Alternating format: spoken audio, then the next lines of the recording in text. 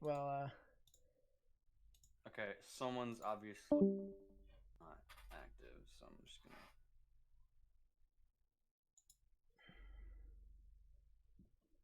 I mean, it is what it is. So, I'm gonna give you a specific date for you to keep in mind for the next potential Swear to God, tornado if you get outbreak. salty about. Okay, no, go ahead. Go ahead. No. I was literally last night. I was talking with a bunch of aspiring meteorologists. That's the reason why we stayed up last night. Was just to look at Right. weather trends and all this such. And You didn't see it, did you?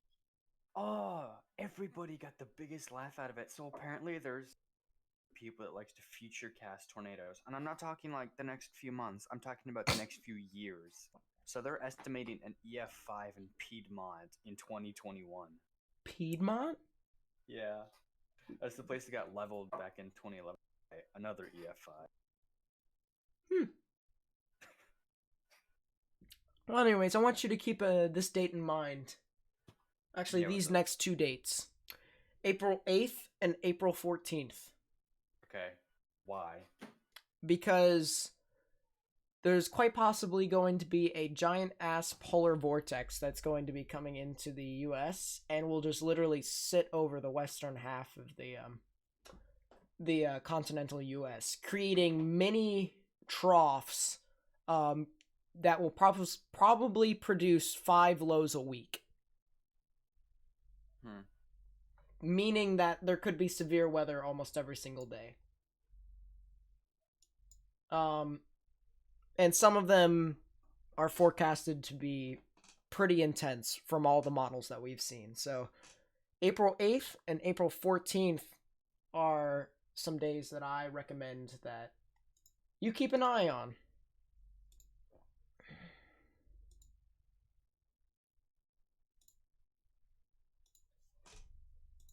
And it is crazy, dude.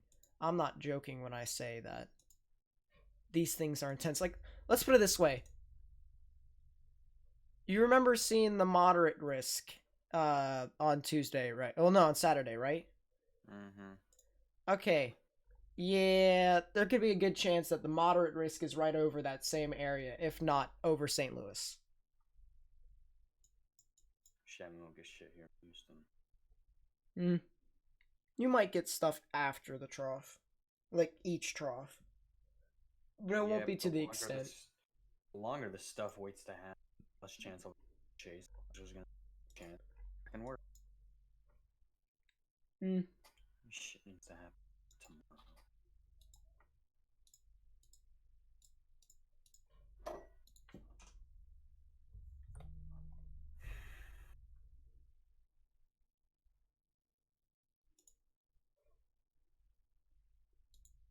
All right. Well, by the way, I'm not sure if the meteorologist dude actually subscribed to me, but I just got the subscription now, so I don't know. But we're up to 269, so that's quite nice.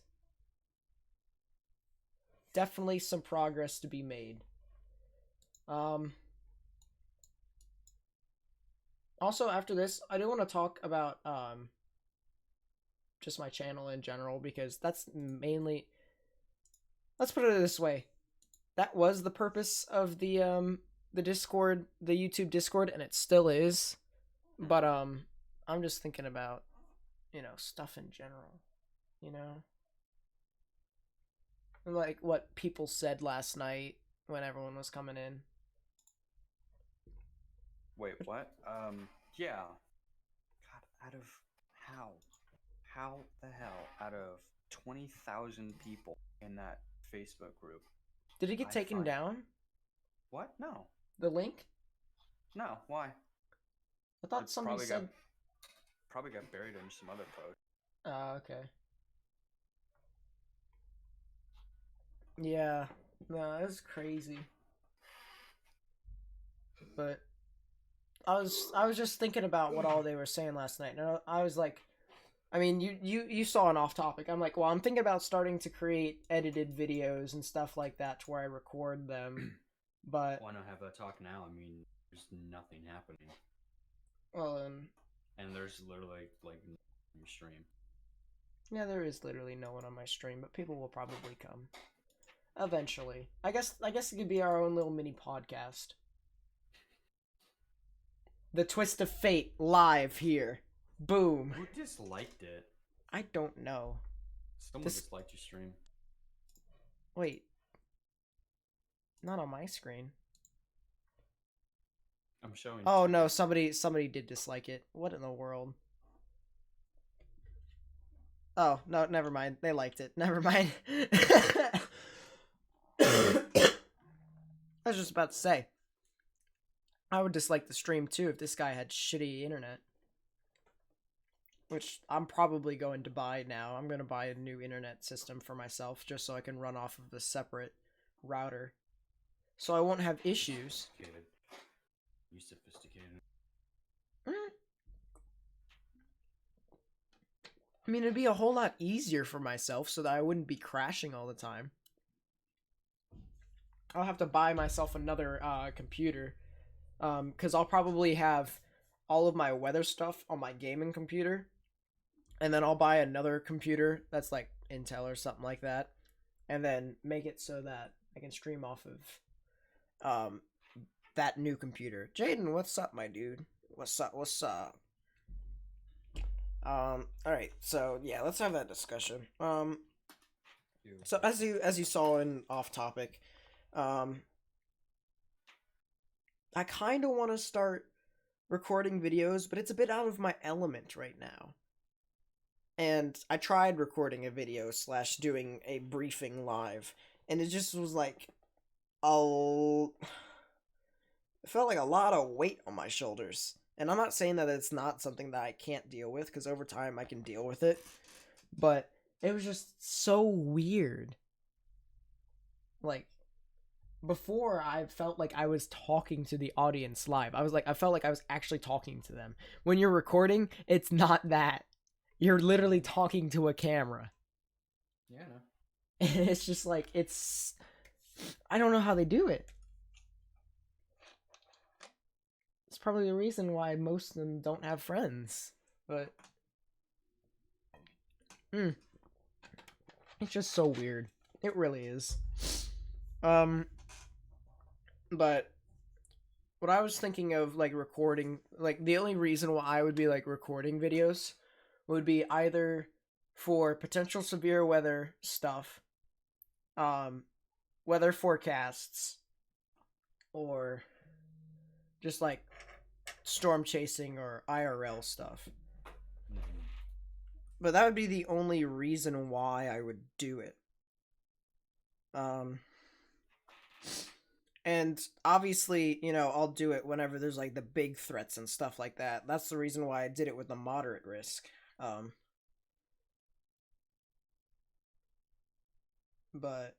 I don't know,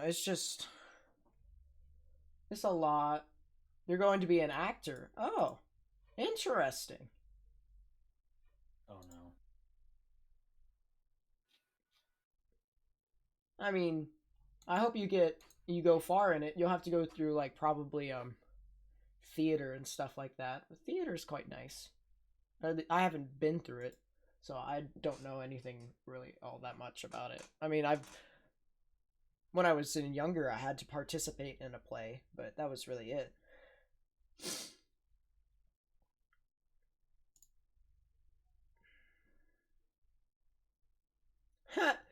Twitter is so stupid. It literally says food trending, and then it says Leafy and iDubbbz. Wait, he's back in the photo? I thought he died.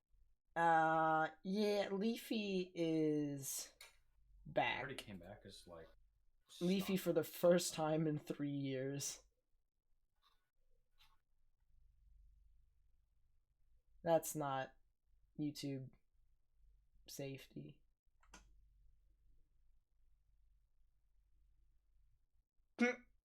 Leafy uploaded a 30-second video just to call after 2 years just to call iDubbbz a a cock.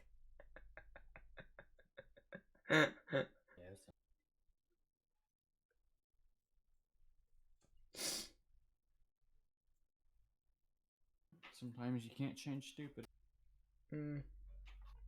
Welcome to drama. Welcome to YouTube drama. This is how it works, chat. How you get more subscribers is you start YouTube drama. That's really it.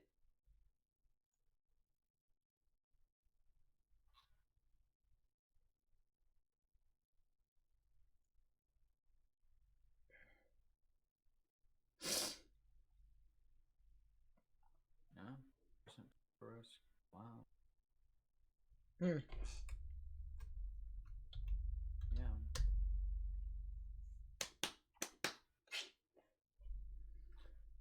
Yeah, there's nothing going on for the next week.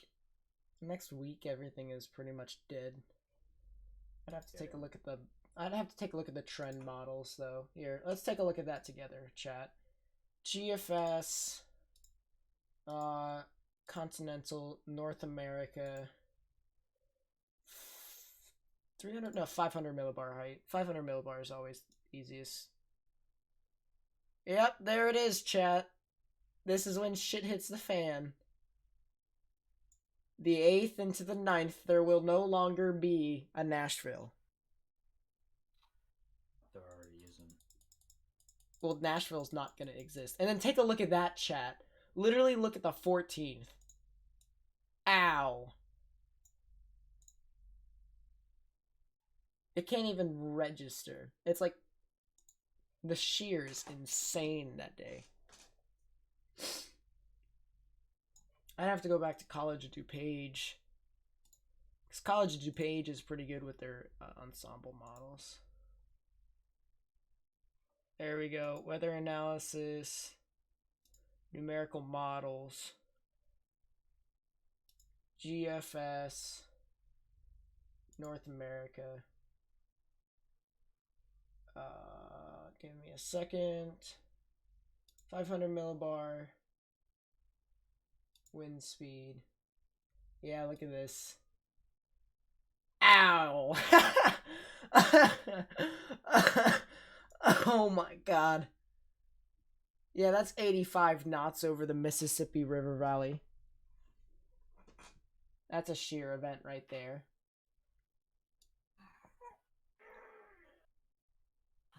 And that's some Greenland blocking, too. Oh my god.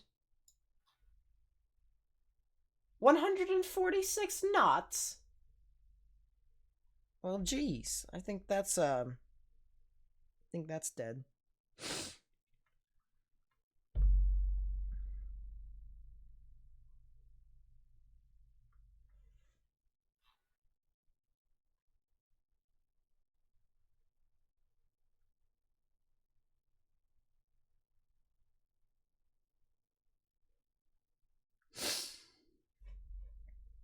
Well, alright, let's take a look. Wait a second, wait a second, wait a second. Wait a second, wait a second, wait a second, wait a second.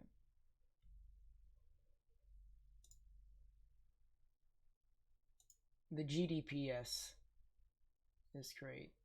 Yeah, I want the North America. And then I want 500 millibars wind speed. Let's see. Does it think that something's gonna be mental? Not relatively soon. What about the 8th? It's not too much in the 8th. Oh my god! On the 9th and 10th, though, jeez, that thing is crazy. Yeah, I highly recommend, Daniel, that one of these days you and I just like screen share and we just go through the models, just like you and me together, just to like understand patterns, because that will just probably be beneficial for both of us. Oh, probably. Get rough on that class. Oh wait, I don't need. Okay, cool. Skip that and go straight to class on models. What are you thinking that you're a pro now just because I taught you some stuff? Yes, sir. No, I'm just kidding. I couldn't. I'm kind of at the. I understand most of the definition. Now need data to seeing it, an active system, or seeing where there'll be a system. Hmm. Yeah, no, I'm just literally looking at weather model trends. The CFS, yeah, we're looking at the North America. Um, Wind speeds. Let's see. Does it say anything on the 8th? It has a little thing on the 8th. Jeez, the 14th is dead. The 13th and 14th, that's deja. Yeah. Something's definitely happening on the 13th and 14th. Remember that date, Daniel. April 13th and 14th. You sound like you're gonna shoot up a school. No, that's when, let's put it this way. Tomorrow is when the tutorial is over. For 2020. I've sent you the meme. The meme. Yeah, no, this thing is crazy. What's the Nam Nest? Now I gotta take a look. Yo, College DuPage actually is pretty nice. I'm not gonna lie. Daniel, I'll probably have to teach you how to use this thing. I've been looking over the radar page. I just don't know how to read it. So yeah, you're gonna have to teach me. Check the meme I just sent you. Ooh. Wait, can I get soundings from College DuPage? Well, I could have told you that. Oh. Wait, what is EFF? Oh, wait. They probably sent... Didn't you send me, like, a little thing of that? There's absolutely no way. Yeah. Alright, let's take a look. What does EFF stand for? Enhanced fucking Fujita. It seems legit. It doesn't say on here! Daniel, be the one to ask for me, because I'm too modest and people will think that I'm not smart. Go into hashtag questions and ask what does EFF stand for on a model. Where is the question channel? Oh, okay, there it is. I'm too much of a wimp.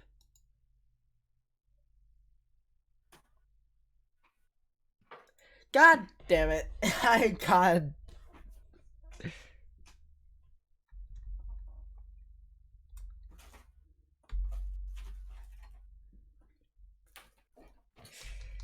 Alright, well, yeah.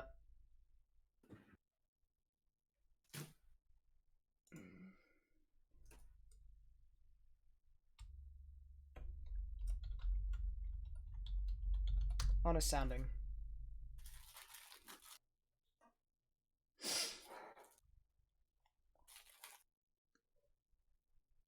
If you don't know, then don't say. Oh, okay, good. We need to ask an intellectual then. An intellectual, like Ruff. Get his ass back online right now.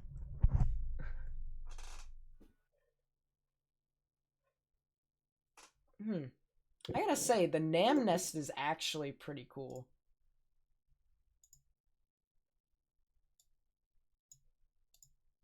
Oh, wait, hang on.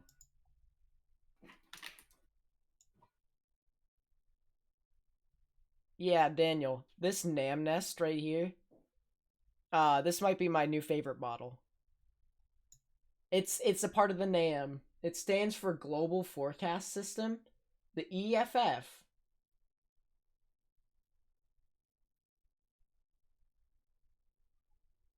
What? You sure that's what it's... Alright, let's take a look.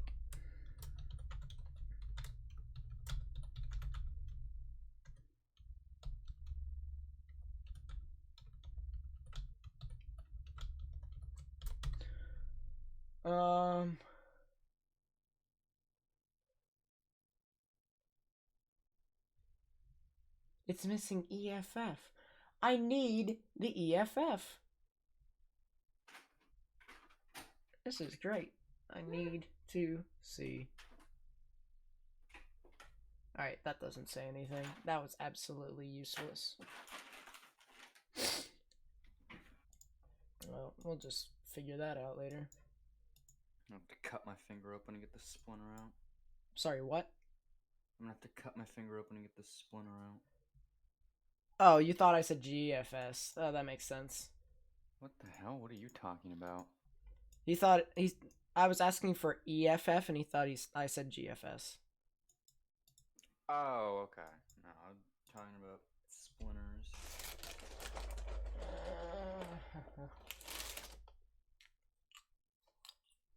Hmm.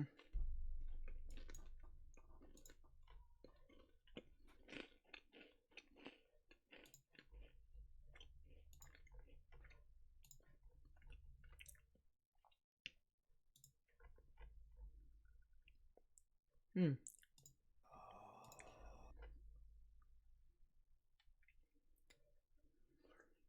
All right, let's take a look and see. You know that glorious feeling when you finally get a hand? Finally go to what? Splinter. Oh, yeah.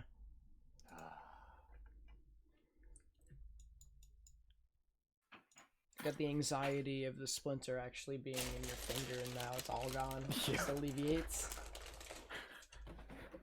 That's it. It's gonna hit the blood vessel. This is it. I must write up my will.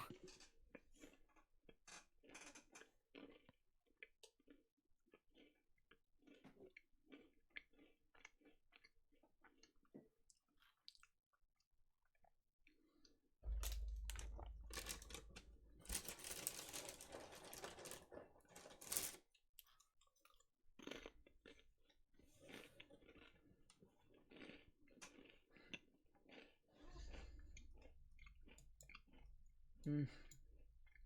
Absolutely nothing is happening right now. Yeah, the lines merging. Looks like a giant X chat. I'm not gonna lie. Yoink. Yoink. I just want it noted that there are no background checks for medieval artillery. What? There are no background checks for medieval artillery.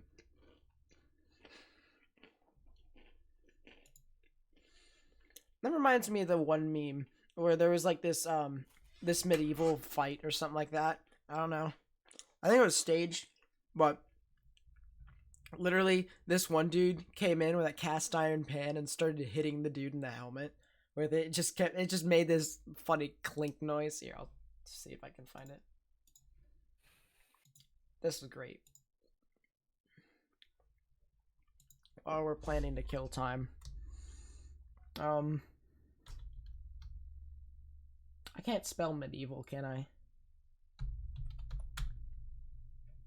I knew there was an I and an E. Jesus. Medieval fight pan. There it is. Pan night. Here it is. Ah, here you go, Daniel. I'm gonna send this to you. There you go.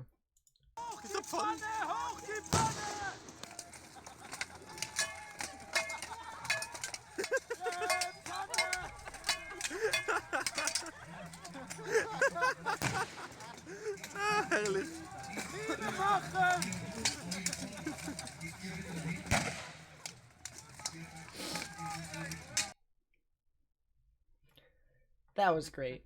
I'm not gonna lie. The pan fight? So I guess it's safe to say pansexual. Did you actually watch the damn video? No, I haven't. It's loading up now. My computer's a turd today. Yeah. Today has been a bitch. I'm not gonna lie. What the hell? Why? Was that a gunshot?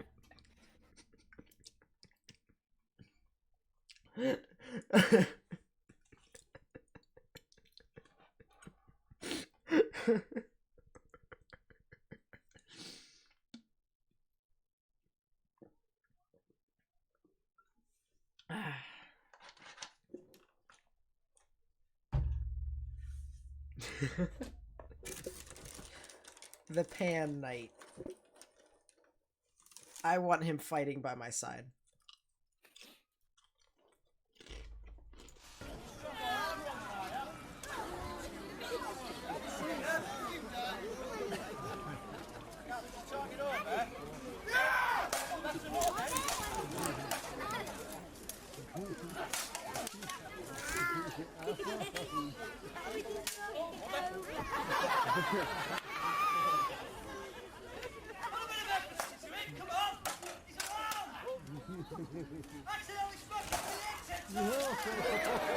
Wait, are those extra toasty Cheez-Its?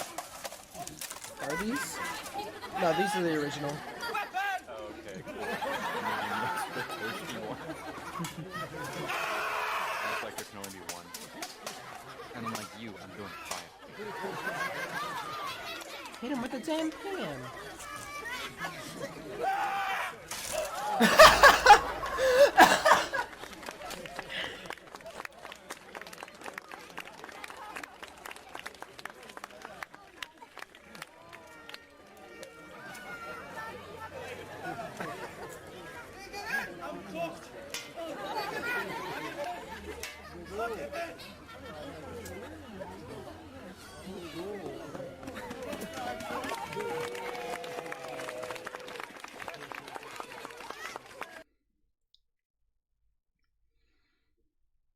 God, that was the greatest battle ever I've ever seen in my entire life.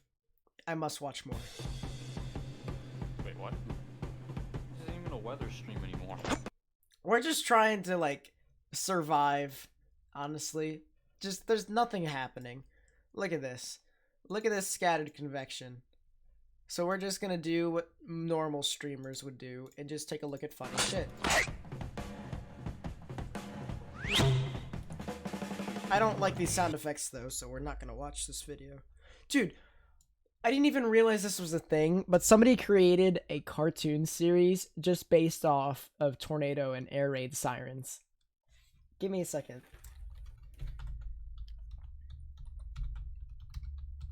I gotta hear it.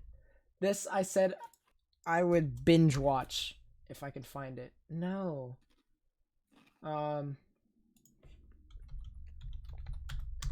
Tornado siren. Here it is. Tornado siren madness. The tornado warning. Here it is, chat. This is Broken Solar Paneling. I am about to make a Tornado Siren Madness episode based on a suggestion by Uranium Force 9000. He said I should include a P10 in my next episode. I replied and said I haven't drawn one yet, but soon after that, I drew one. It looks like this. Okay, let's start the episode. What is this? Why?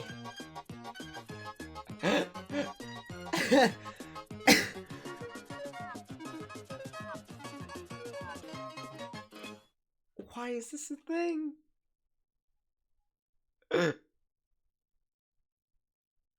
Imagine being so turned on by tornado sirens. It looks like we're in for a storm.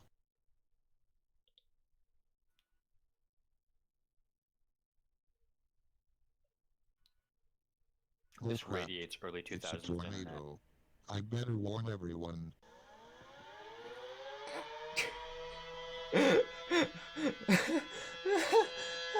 Why is this a thing?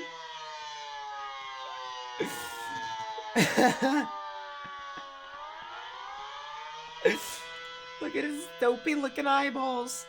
Look at it.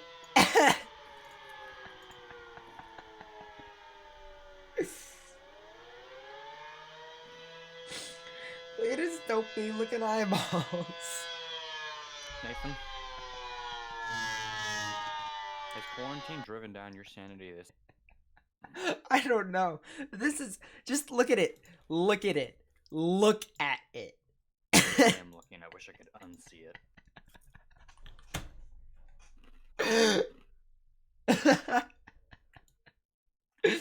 It's little eyeballs. They look like little golf balls. I don't know why this thing exists, but it's definitely, you know, definitely top 10 things I've ever seen in my entire life. Tornado Siren Madness 2001 time travels. What? That's a thing?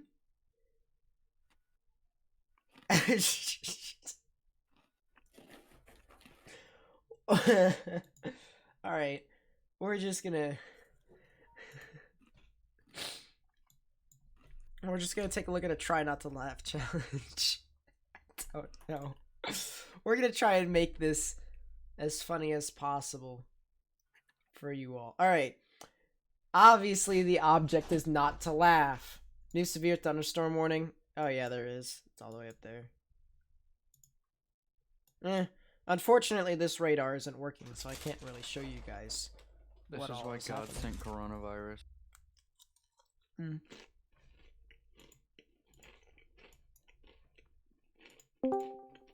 Can confirm. What's up, guys? Hey, what's up, man? Welcome back. How you doing? Reesh, doing pretty good. Just got done walking the dog. You never answered me. What breed? Hello? You talking to me or him? Yeah, no, I'm talking to you. What breed is your dog? Oh, she's a quote Staffordshire Terrier, unquote. You know, pit mix. Golden Retriever.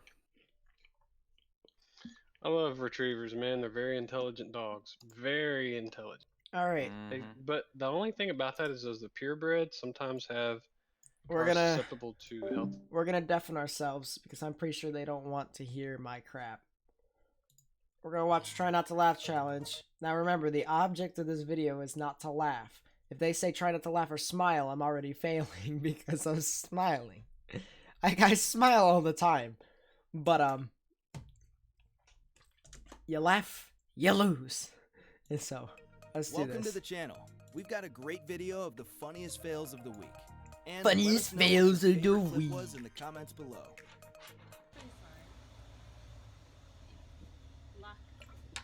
Not funny. Not funny. Oh my! Don't move! What are you doing? What are you doing? Sophia! What are you doing? Oh my god! What are you doing? That's not how you do it. I disagree. So does my max.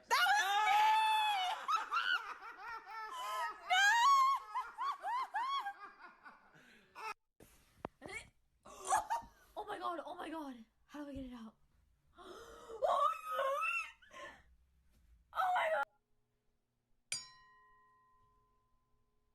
Breaks the glass.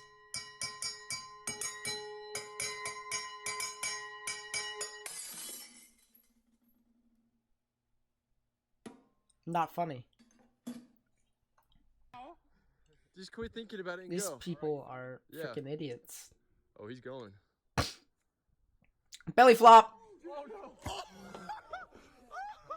Oh my god, dead.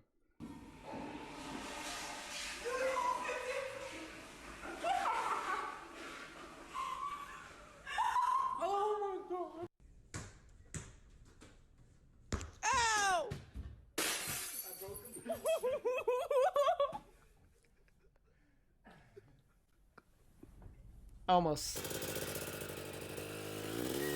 Almost life. Not funny. Would have been funnier if it hit him in the head.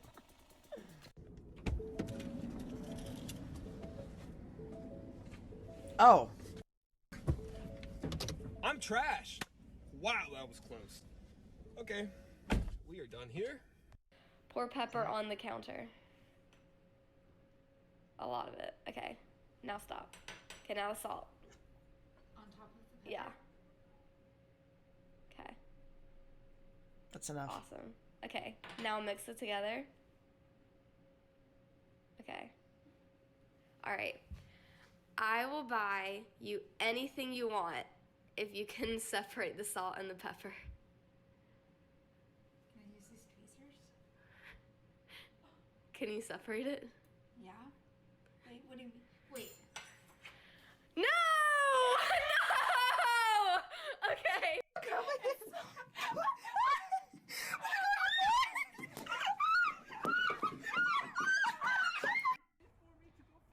What the hell is happening, chat?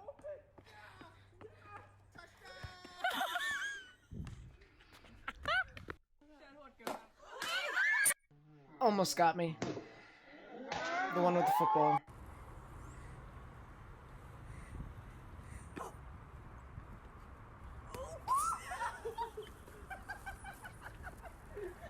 She tried to do a tornado DDT on him.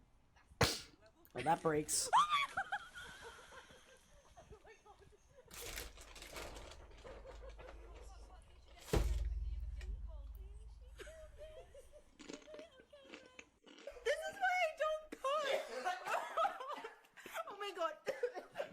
You got 5 lines to make 10.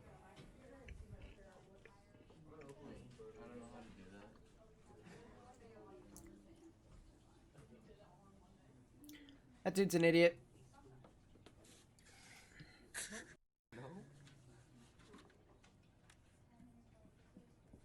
Man. Do news bloopers after this is all done.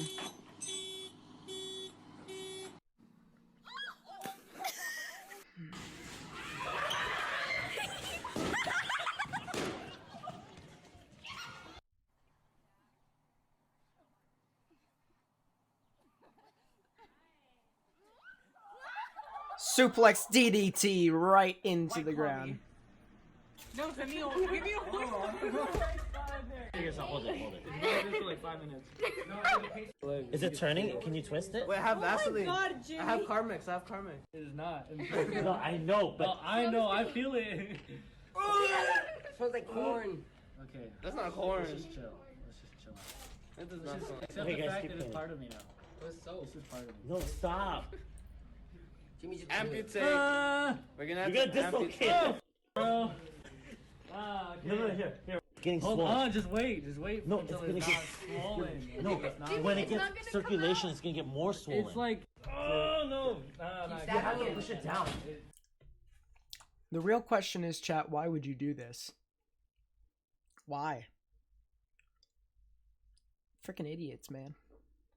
Stick their fingers in anything. That's not how it works. Like it just bends that Yeah, top how did part it get in stuck? half. That's what I'm That's an saying. You angle. have to pull it. Do it at an angle. 2, 3. No! It's right there! Hey, look. That was right there. It was. Whenever you get this, when you get this out. Anyone seen Lewis? My man asleep. My man's asleep. She's a stick, man. I'm just kidding.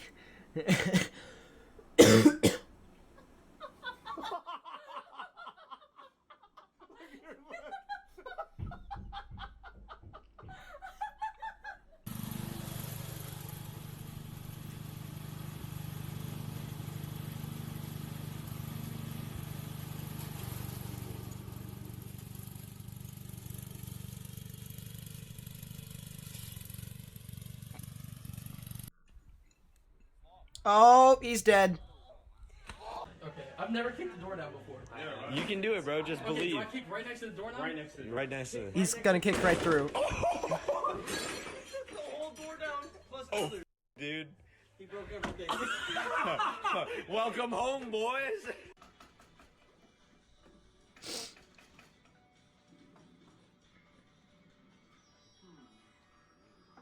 What's he doing?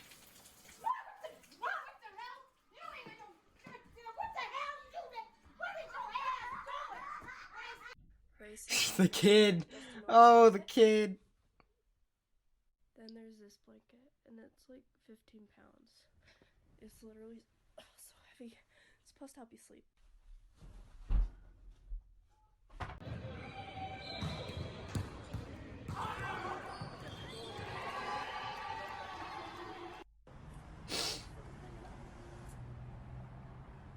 What?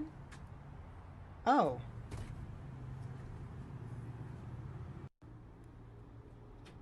It seems to be broken, chat.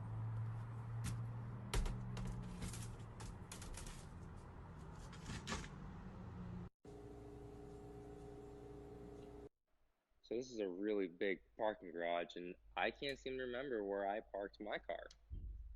Well, I know it's not on the second floor because I already checked that entire floor. Let's go check the other 8. Okay, so I was clicking my car's alarm, but you know, it didn't get a good signal, but I heard it once. I heard my car alarm once, so I did it again, I heard it twice, so I know it's my car, it's nearby. Come on, how did I lose it? I was so close, come on, where are you? I feel like I'm playing a game of hot and cold with my car. God, come on, I have 1 hour to go to the store and get This dude has AirPods in. You already know he's unfunny. the stuff I need. I've made it to the top. Still haven't found my car. You're good. You're good. I'm filming right now. That dude's dead, chat. You ready? I'm thinking of it. What am I thinking of? Tea. No, green beans. Do you mind? Thinking. Did you get it? Teeth. It was adult braces. Are you think? What is it? Cake. Ronald Reagan. It's Bill Nye the Science Guy. Touch your third eye to my third eye. What am I thinking of? What am I thinking of? Nose. No! Oh. Ready? Cheese. No, it's platypus. Okay. Oh, you okay? Welcome to another episode of Wipeout, everyone. Oh my god. My dude died.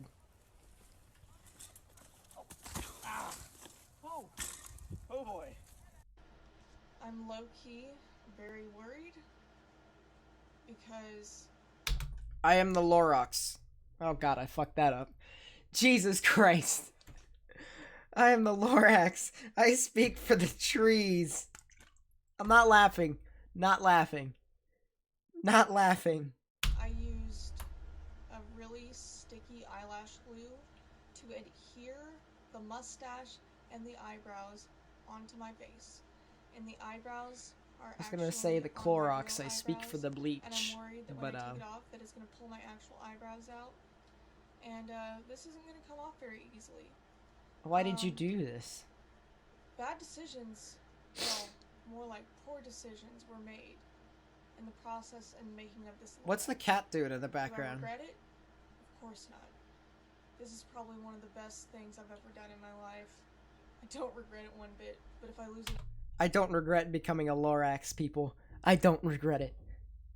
an eyebrow, I'ma die mad.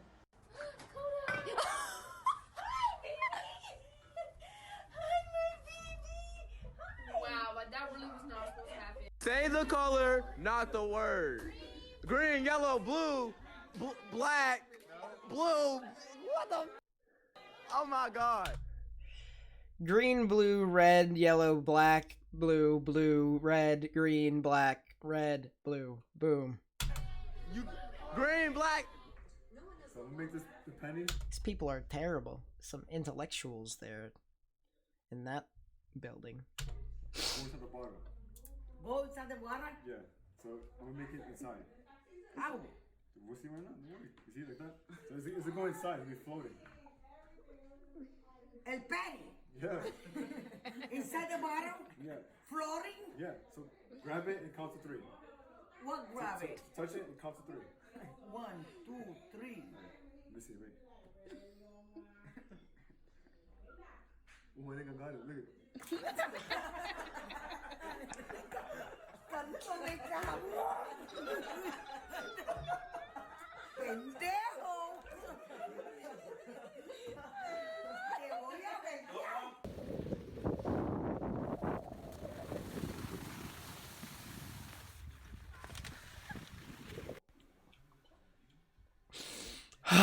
This is hard now. This dude has the same style house as I used to have. Yo, I'm more impressed that. Oh, no. Go back. Yeah. This is the exact same style house as I had. I had the stairs right here.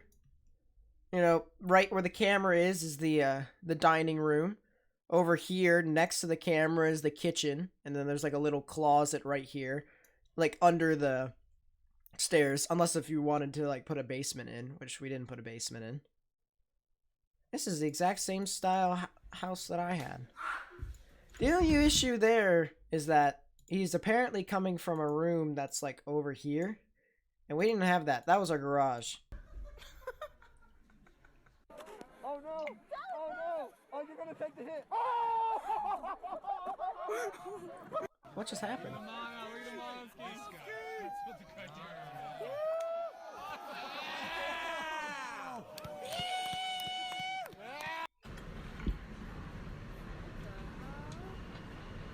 But the demons coming out of him.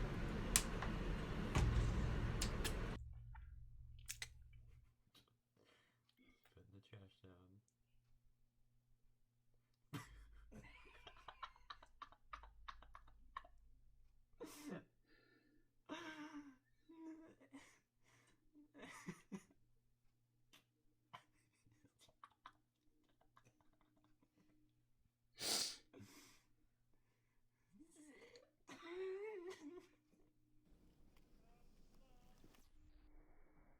Oh.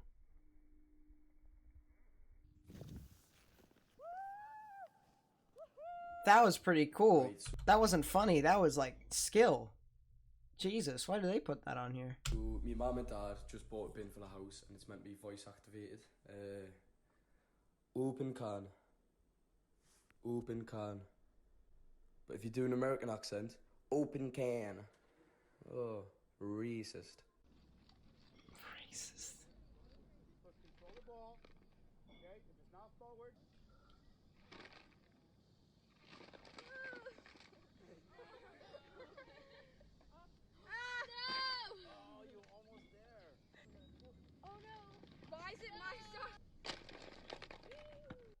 Bro, if you put your face near the snow, it melts your face shape into the snow. Not. Yeah, just like get it like this far away. That was predictable. I've been seeing a lot of people do this wrong for so long. Lots of people don't know how to drink. You know, I'm just using apple juice. Once I turn this valve, I'm going to be able to drink all this liquid in a split second.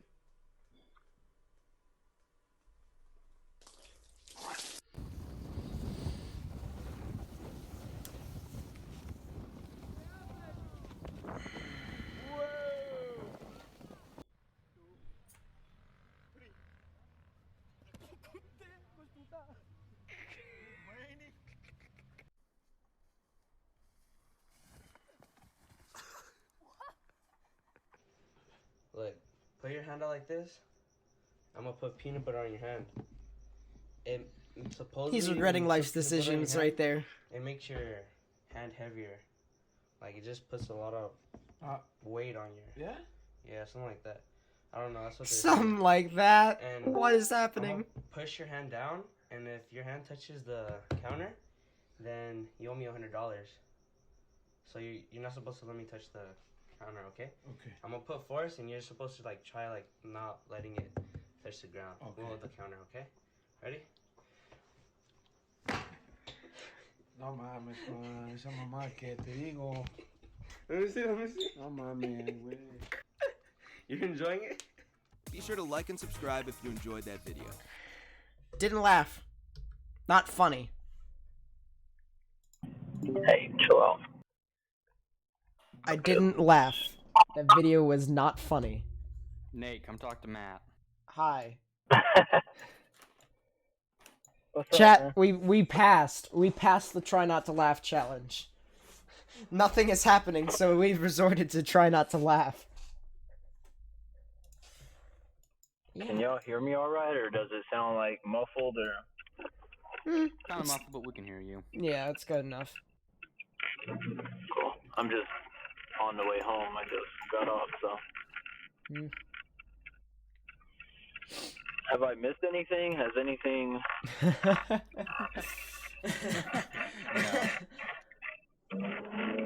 sitting here. Yeah, there's nothing. All the warnings expired. Oof.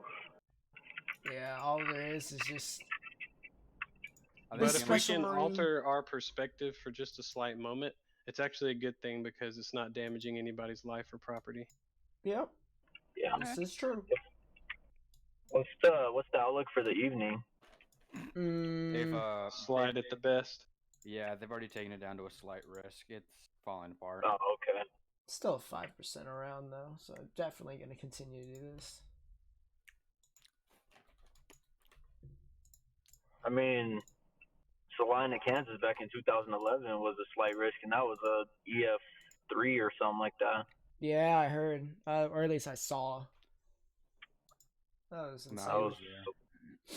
There is a tornado watch that they put out 20 minutes ago. Yeah, almost for 30 minutes. The eastern areas, I saw that up to the coast. Yep.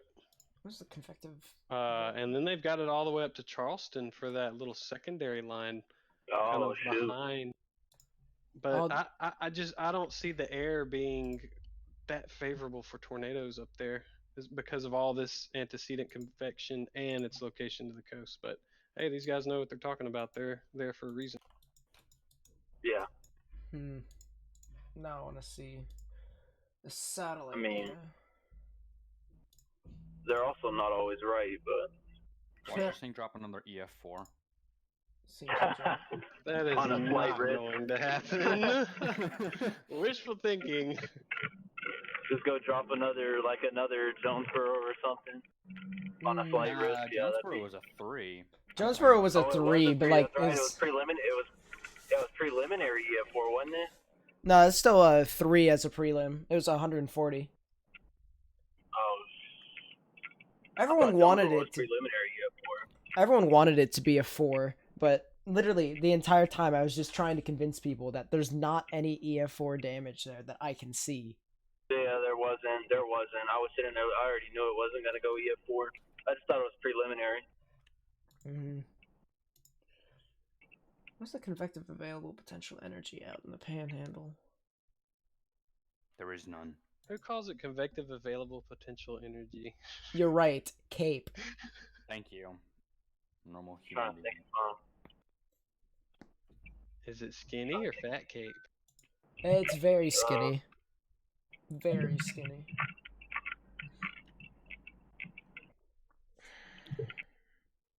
I'm gonna mute myself for a couple minutes. I'm about to order food. Hey, give me something. I'm going to McDonald's. What do you want, man?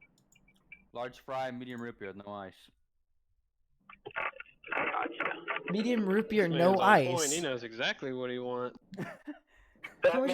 Can we just talk about how he wanted a medium root beer with no ice?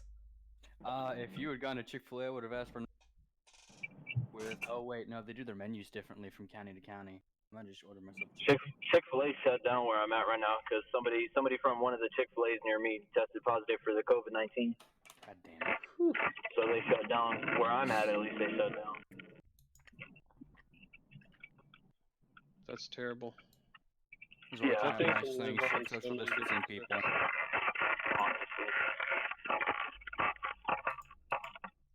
I need to. Well, I guess I need to do this. Hey, I almost said something, but I forgot Nate was streaming. I almost said something really bad. So I can share something with you guys, an experience that I had while on an aircraft. So we were flying and we were landing in Atlanta, and there were several thunderstorms around the airport from which we had to navigate. And in flying around one of these things, we were close to the airport, so we were kind of descending. I saw a rainbow. We actually flew through a rainbow, and what I realized is that, have you ever seen the edge of a rainbow? A rainbow is a holographic projection that no matter which way, you can do a 360-degree circle around the entire storm, and you will see the exact same face of the rainbow. You will never see the edge of a rainbow.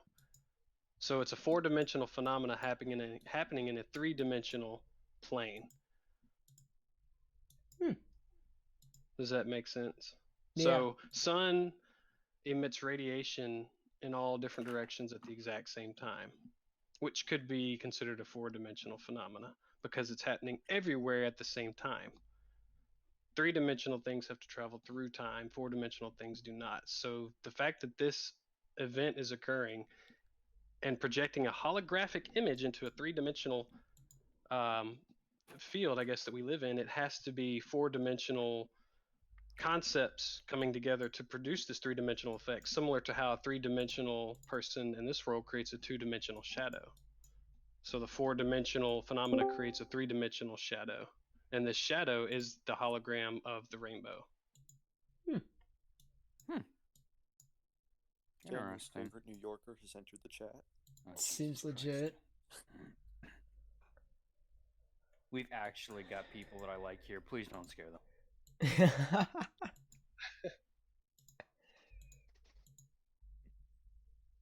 Matt, I'd like to say I'm sorry in advance. Which Matt? Both. Now Both we've of got you. that issue. Both. I wasn't even listening, to be honest with you. I was. You can I'm call me lunch. Taz. Taz. Such is my because then I'm avatar gonna think you're. in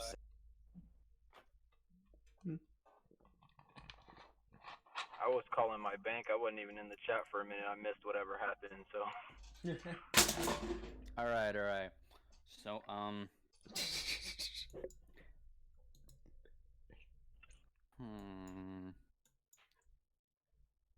All right, you two are gonna have to fight and decide which one of you is the superior, Matt. Honestly, it doesn't matter to me, man. There doesn't have to be a superior. Yeah. I just never liked my Matt isn't my real name. Matt is just a nickname. I never liked Matthew. I never liked being called that. I don't know why, but I just never was for it. That's so funny because you and I had the exact same feeling about that. Except All for right, my Matt, family. your Everybody in my nickname is family says Matthew. I just feel like whenever somebody calls me like the full Matthew, I feel like they're mad or something like that, and I don't know. So I whenever think it's people call too me, intimate for me. I think it's something like don't call me Matthew unless you like really know who Matthew is. Like you know. yeah, that's fair. Do you know the I don't, real Matthew? I don't know. I just never, cause like, and I'll sit there sometimes, and this is kind of corny or cringy or whatever, but like sometimes I'll sit there, and I'll be like pretending, and I'll just kind of think of me saying like this is meteorologist, and I'll say my full name, and I'm like that doesn't sound right, like as if I was on the Weather Channel or something. It just doesn't sound right, so I don't know. All right, I've got it. Matthew, you're gonna be, or no, Matt, you're gonna be Matthew, and Matt, you're gonna. Cool. Everything works out. Awesome.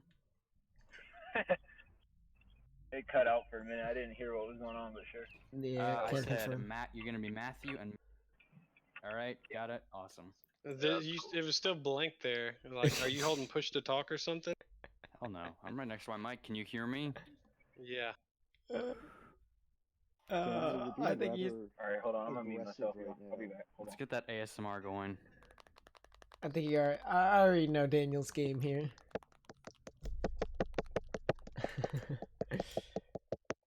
This is Mine's quite better enjoyable.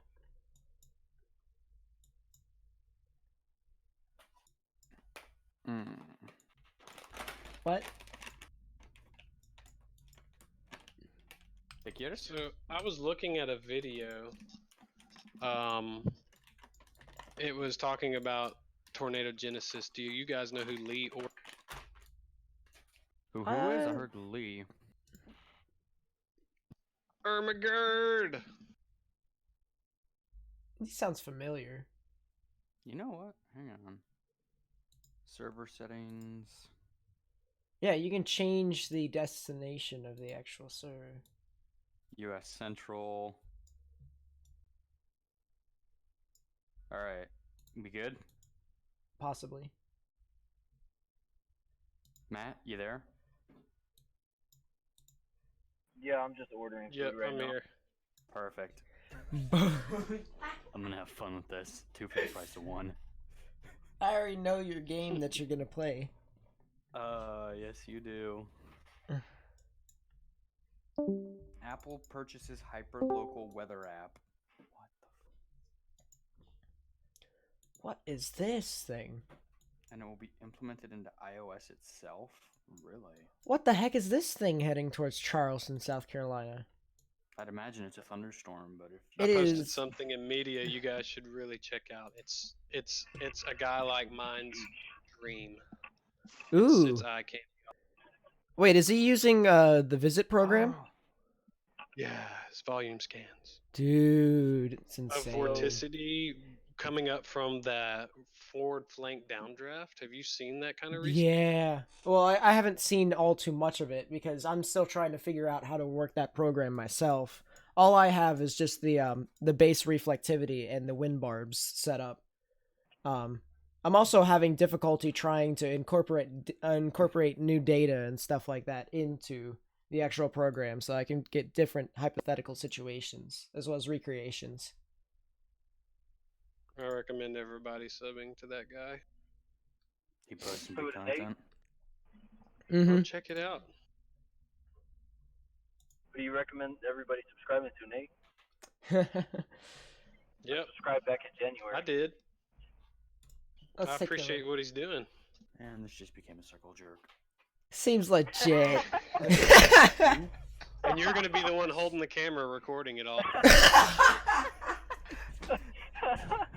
Oh my god.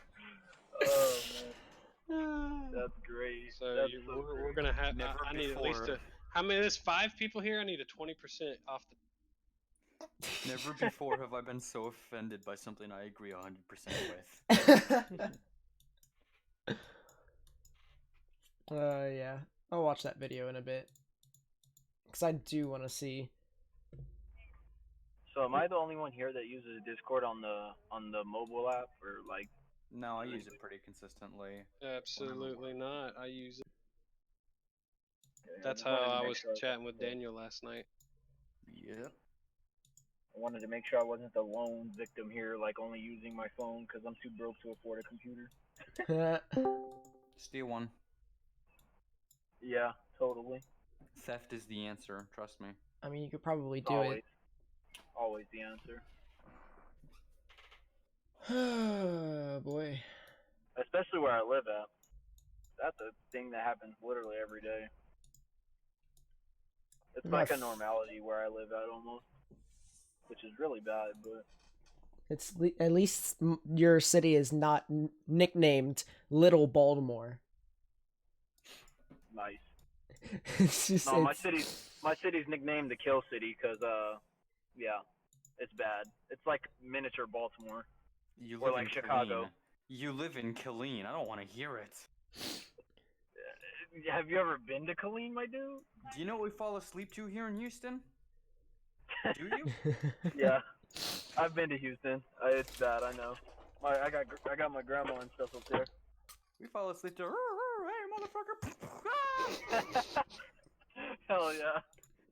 That's basically what I fall asleep to also, just a bunch of gunshots.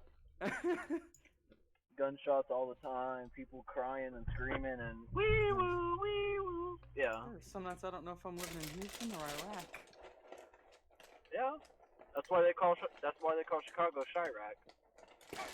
Cause that's Chicago. That's exactly how Chicago is. Okay, well Chicago's on its own playing field. Have you ever been to O'Hare International? I think I went through. No, not O'Hare. Yeah, O'Hare International is another story. I was in Detroit just a few weeks ago, actually. Thank you. These people at McDonald's my food. Rudest people ever, I swear. You know, honestly, man, when I was ordering, I honestly was I almost started ordering your food. I started to, and then I was like, wait, hilarious. I don't actually need that. I was like, wait, I don't actually need that. Just because I'm just sleep deprived, man. I haven't slept for a full night in like a week and a half. Maps.google.com. Alright, how far is it from my location to Killeen, Texas? It's like 3.5 from Houston. It's like 3.5, depending on which part of Houston. Because I can make it from my house to Deer Park, which is just on the outside of Houston. I can make it there in like 2.5, 2:45 ish. Give or take. Not bad. Bastrop has some good sites. Bastrop. Llano, Marble Falls, Georgetown. Lampasas. There's Lampasas. I hate Lampasas. Dude, I cannot stand Lampasas. I literally just, oh my. Every time I go to Lampasas, man, I get pulled over for something new every time. And, Matt like, Massey, what's up? Nice to it's see just you the back. most annoying thing ever, man. Like, they always pull me over for something else. Step out of the vehicle, sir. Why? We've got reports of a suspected terrorist matching a vehicle. Yeah, like, Osama bin Laden. nah. Is there anything in Lockhart? In Lockhart? Yeah, because I keep seeing signs everywhere I go every time I head up that way. Lockhart, Texas. Lockhart, Texas. Not that I know of. It's I don't think just there's outside anything. of San Antonio. I don't think there's anything like of importance there. Yeah, there's nothing worthwhile here. Why? I heard you mention Georgetown. I work in Georgetown. If that does anything. Really? I pass through there all the time on the way up to San Angelo. Yeah, I work in Georgetown. Just off of I-35. No offense, but Giddings is better. I don't doubt it. But I mean, I just try not to go any further south than I do because my commute is like a 40-minute commute every day, and that gas eventually kills me because like I spend, I want to say close to like $150 a month in gas, if not more. Look at that inflow right there, chat. And if my eating like is distracting or anything, let me know and I'll just mute myself. That's not no. So I think we take Manor to Pflugerville up to Georgetown. Yeah, Yep, that sounds then Georgetown shoots you to Liberty Hill, shoots you to Bertram, which should take you to the Buchanan Dam, and that tosses you into Llano, which just shoots you out to San Angelo from there. Okay, cool. Yeah, so that sounds what right. I did wrong. That's what I did wrong. I went through Austin. I was supposed to go and scale the side of Austin. You never want to go through Austin, man. Austin's traffic is literally the worst. Oh yeah, I know. I went to the Capitol at the beginning of the year, and it's just a nightmare. I mean, as of right now, it's not as bad. It's not nearly as bad with the COVID-19 lockdown. Everybody's at home dying. They don't have time to go out. Yeah, and about. yeah. You know, like Nate. Sorry, what? Everybody's. Oh. You're dying because you have Corona, Nate. Oh, that makes sense. You're in Corona denial. You want to say that it's just the flu? Well, it's not. It is the flu, though. Now your entire family's infected. I've been tested positive for flu, though, so it's... Which type? What's the type A or what? I believe... Oh, not to interrupt, but tornado warning in Florida, but I believe it's B. I believe it's B. Oh, there's a tornado warning in Florida? Where? This is for Franklin and Gulf counties, so this is just to the south and west of Tallahassee. That's kind of alarming. Wait a minute. I need to look at this. This is near Creels, the city of Creels, just north of Apalachicola, actually. Oh. He's there right now. Wait a minute, because my sister's in Panama City just to the west of that. Okay, we're good. City, not up the coast. This is down on the Everglades. Oh my god. That might actually be on the ground. Take a look at that. Oh, Panama City, it's far away. It's more towards the east, so you're fine. That rotation is actually really nice, chat. Almost coastal in nature. It looks like it might be moving off coast. It's most certainly going to be, Think but... it might touch down as a water spout? Oh Quite no, possibly. this is definitely over land. This is well, I know it's over land. Mesocyclone and well. Not yet, no, not yet. Starting to head out over the beach. But anyways, chat, you can definitely see the blues heading towards the radar. Let me get my black pen. Blues heading towards the kind of grays and reds heading away, and right in the middle, right where that triangle is where the rotation would be on that storm. And actually, you can take a look on reflectivity that there is a really nice little kink in the line right there. Yeah, that's definitely mesocyclone. It extends up through tilt 4. Yeah, 100%. Oh yeah. I would not doubt that's on the ground. Daniel, which color is winning right now? Blue, surprisingly. Blue made a surprise entry and is winning right now. Yeah, the Echo Tops are actually above 40,000 feet. This is quite interesting. Ooh. Okay. Love how he just ignored us like that. The inflow is almost unimpeded. Yeah, for sure. But it looks like, is it outrunning? No? Oh no, that thing looks nice. That thing could keep going if it wasn't about to drop over water. You said it doesn't have a CC drop yet, right? Yeah. Correct. Okay. It looks like there It might take a couple scans. It looks like there might be one starting to develop, but I can't exactly tell. So. Yeah, it is looking 3,800 feet up in the sky.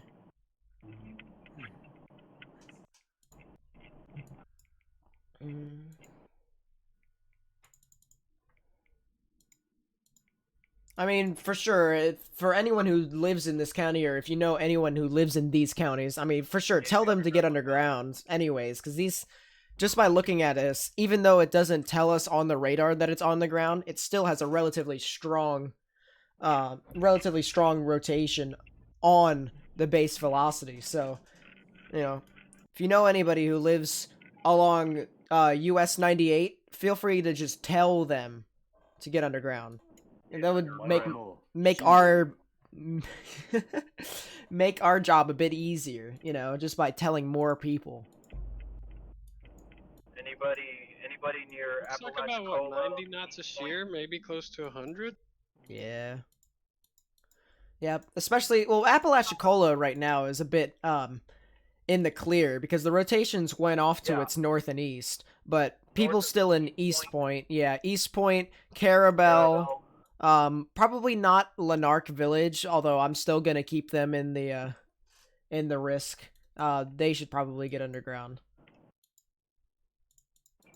If you don't have access to an underground shelter, the innermost room of your house, away from windows, near the middle. Yep. Like a closet, bathtub, something like that. Yep. Yeah, usually the would idea be. is to put as many walls between you and the outside as possible. Yep, for sure. Oh, look, it's got a beware. Yeah, it's got a really nice donut hole, as most people would say. Oh, it does? Ooh. Yeah, a really nice That donut donut. hole on the latest scan? Yeah. Oh, shoot, yeah. It looks really nice. Yeah. It's getting pretty close to State Route 65, so I should have said this too. People on State Route 65, if you know anyone along that too, just from Creels and down south, tell them to get underground or in the innermost part of your building at the same time. Also, if you guys know anybody that's out driving right now, tell them to pull over, take the next exit that they can find, and go into a business of some sort. That would also Make sure you got your gloves and masks on as well. Yeah. Wow, imagine having businesses open right now. Yes, stand on the roof of your car. Don't forget that. Yeah, Panama City is in the clear, chat. Panama City is to the north and west of this storm. As a matter of fact, Panama City, the QLCS has already passed Panama City, so they probably won't see a lot of convective activity later. It's starting to get to the latter parts. Yeah, very much so. That's where my family is, so that's good. They're good. Don't worry about them, man. Yeah, that's somebody else in chat has family in Panama City too. So we got. They should be fine. Should. Keyword should. I mean, it is only 4 o'clock. There's no telling what else may fire away. Whew. The Echo Tops are 48,000 feet. By God. 48,000? Holy. That's insane. That's crazy. That is mental. That's like topping the Anvil Cloud almost, isn't it? Yeah. Now I kind of want to see satellite on that, if they can pull that up. What was the parameters you were quoting? 8,000? 48,000 almost. Oh, that's not. Yeah, that's. Well, see, the further south you go, the tropopause is a little taller. So I'd imagine thunderstorms could get up to 65K if they wanted to. Yeah. Yeah. Sure. Probably easily too. But if you look at a sounding, you can look at the equilibrium level. Yeah. And you can see what the atmosphere's potential is. Yeah, that's what Daniel and I was talking about earlier, actually, just like a couple days ago. Well, yeah, were.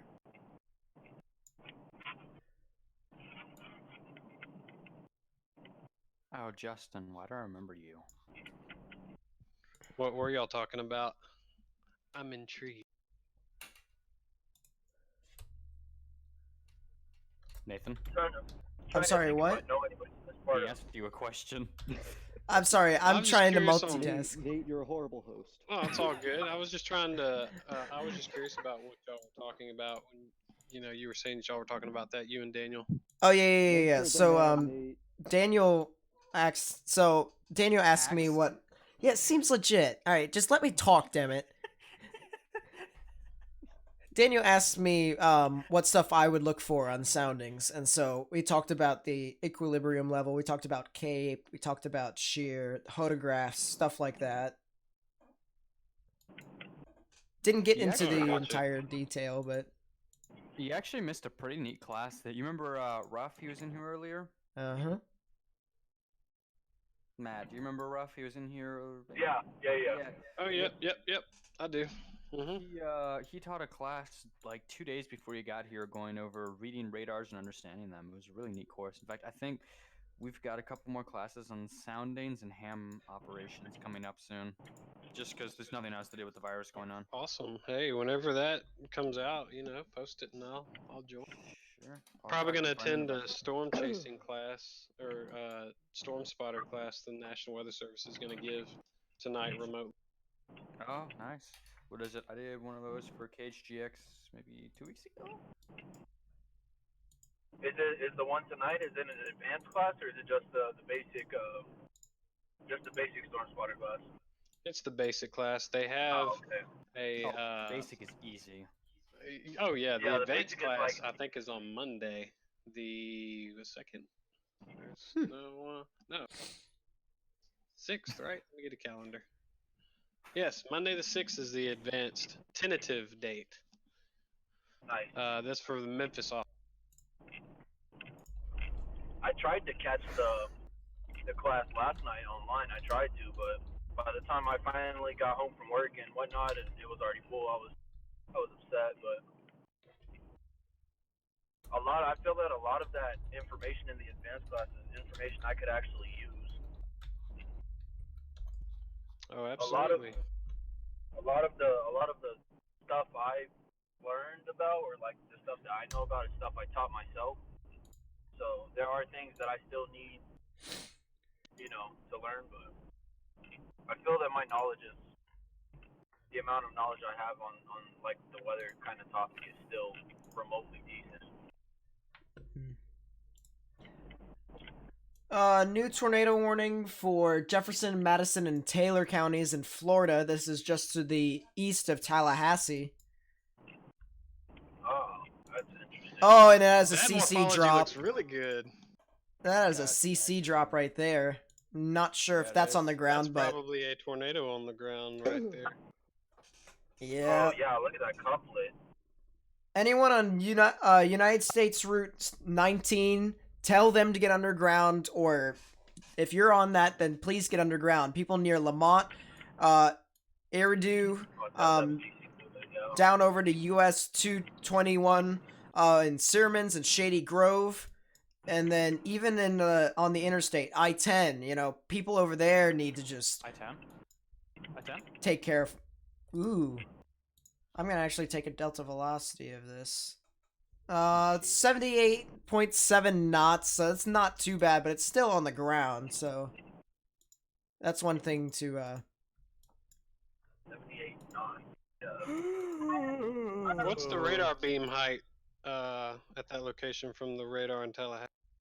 I believe that's 1,678 feet ARL. Yeah, that's that's definitely significant because it's close to the. Mm-hmm. Yeah, so this is off to the almost directly south of Lamont, more towards the south-southwest, but heading in the direction of US 19. So people over there, if you know anyone or if you live along that area, tell them to get in the innermost area or underground. It's just like one of the two. No, I haven't, but the storm Latest CC relative scan, and the it's- velocity. Oh yeah, the latest debris CC ball scan has has it. definitely gotten a bit wider. Yeah. All that couplet looks neat. Yeah. It looks like there's another area of rotation just to the southwest of Greenville. Yeah, I saw that too. If it gets its act together, then that could spell danger for Greenville. Even on people, that's right over I-10, actually. Yeah, that's right on I-10. Yeah. Guys, I would honestly advise anybody in the town of Greenville to get underground now. That rotation is starting to strengthen up, it looks like. Yeah. Especially Right south of right town. over I-10. Oh, this has been radar confirmed, as if we didn't already know, but... Yeah, we already knew that. The thing has turned pink. New delta... New delta velocity scan at 1,862 feet is 90 knots. Oh, it's strengthening. Yeah, it looks like Well, that or it's. Yeah, I think it's definitely strengthening. You know, you also have to consider when it gets further away, the readings are inherently going to be a little stronger because it's sampling higher, a little bit higher up. But the change in elevation, I mean, is it's minimal. Not that much, so. Yeah.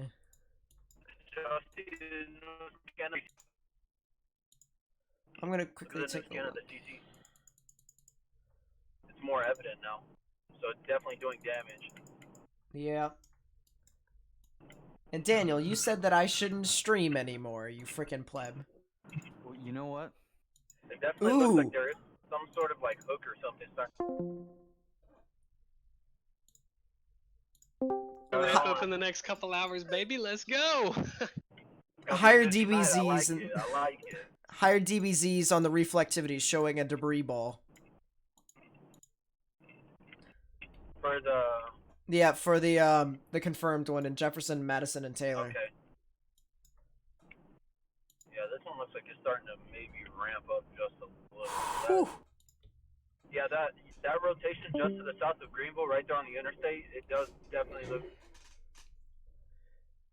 New delta velocity scan on the confirmed tornado is 97 knots at 1,885 feet ARL.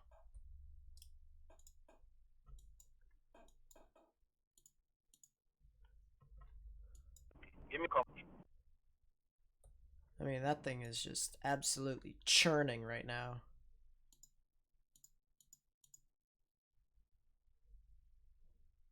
And that's a classic rotation right there, just based off of velocities. That's as classic as you can get. Whew.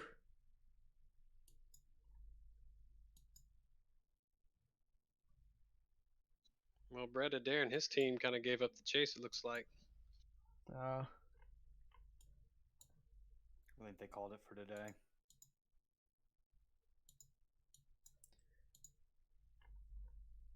It looks like the rotation off near Apalachicola decided to die out. So people, even though there is some decent rotation along US 98, it isn't as much of a threat now as it was.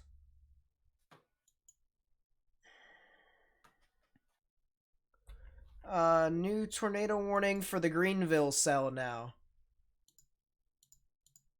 So. I'm not sure. Whoa. Oh, okay. That was a ear rape. Whew.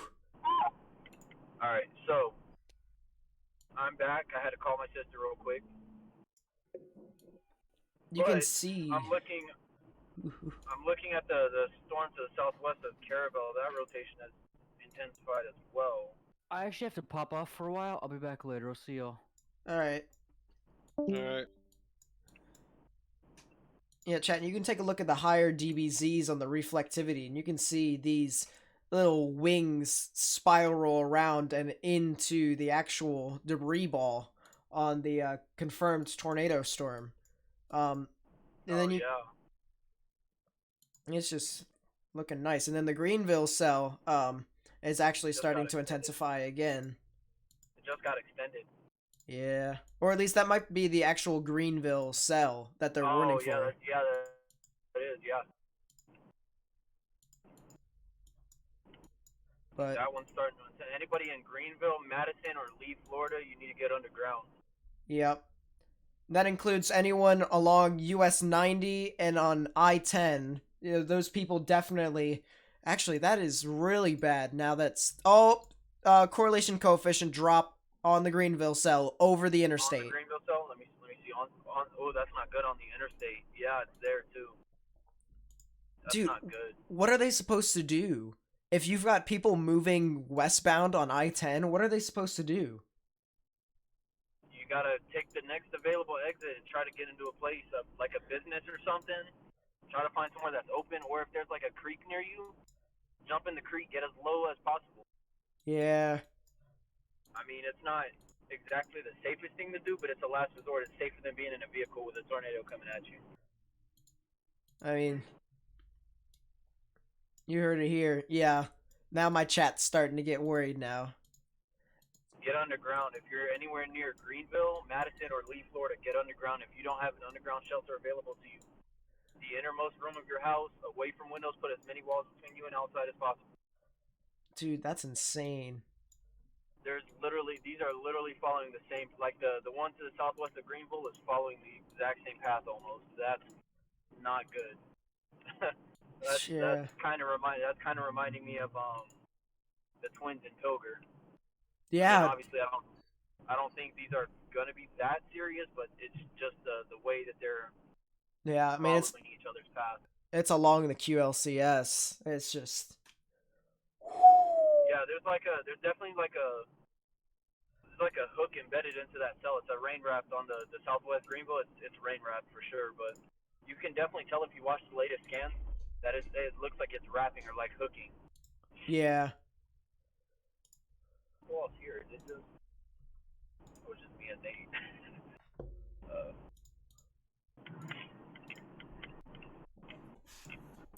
Yeah, this is definitely not necessarily a good situation. Right on the interstate, and then it's 4 o'clock. Those that are getting off of work are just now probably getting off of work, getting ready to go home. That's not. Yeah. There's probably a lot of people on the interstate. That's not good at all.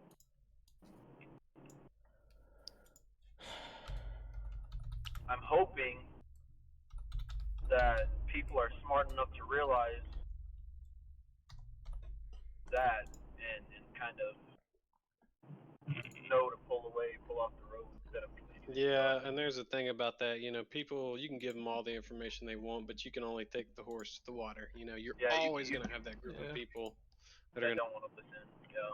Yeah, I mean, this is just... Yeah. Both of them are radar.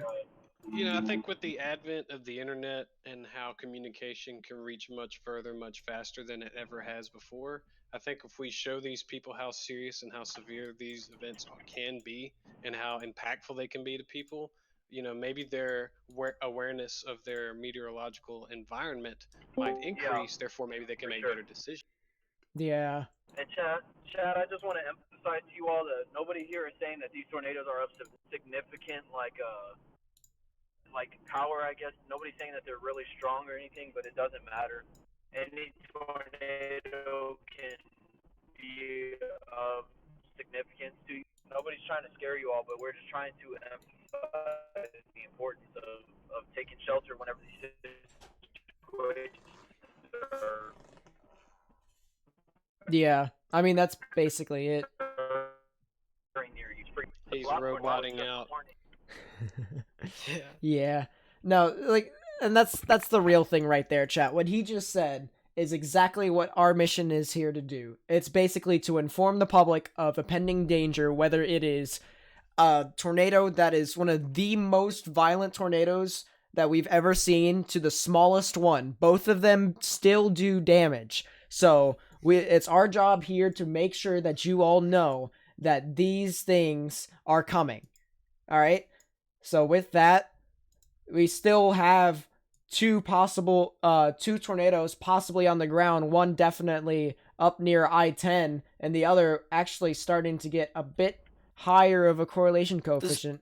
Might actually be turning HP.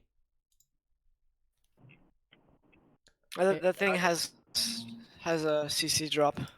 You can Yeah. see it if you go to CC. Yeah, both of them have a CC. I just wanted to point out that the warning to the southwest of Carabel, the circulation there does also look like it might be intensifying, but there is no CC on that one as of right now, so that might not be on the ground, but the rotation definitely is there. Carabel. Oh, yeah. The one that's actually tornado warned as well. Yeah. I believe there was a report of a water spout on that storm. So. Oh, that's... I'm not sure. It looks like it's moved off coast now. Yeah. It's about to go right over one of the islands, though. It's probably why the correlation coefficient isn't there, because if it's sucking anything up, it's just straight hydrometeor. Yeah. Yeah, so both of these, the one to the storm to the southwest of Greenville, right on the interstate, and then the one... Yep. Those are the two main ones right now. Both which I believe they're probably turning HP. So here's the thing. This is another thing for the people out in front of these storms. Now it's gotten to the point where, because they've got so much rain around it, you won't be able to see it.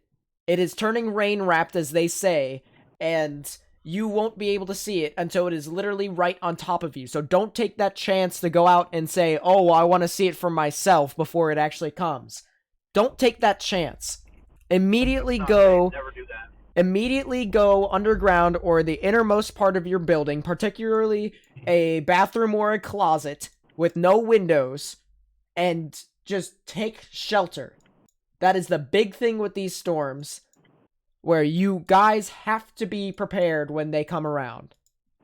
Once they issue the tornado warnings, it's so strange to me how I see people who go outside in a tornado warning, just immediately whenever they hear a tornado warning, just to say, oh, well, I'm going to see it for myself. Don't take that chance.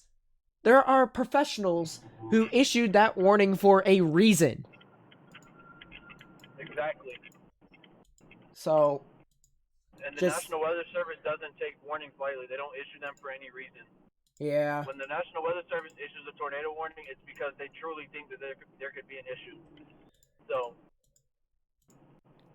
Yep, he's exactly right. They will if they think there's a chance for damage to life or property, they will issue them.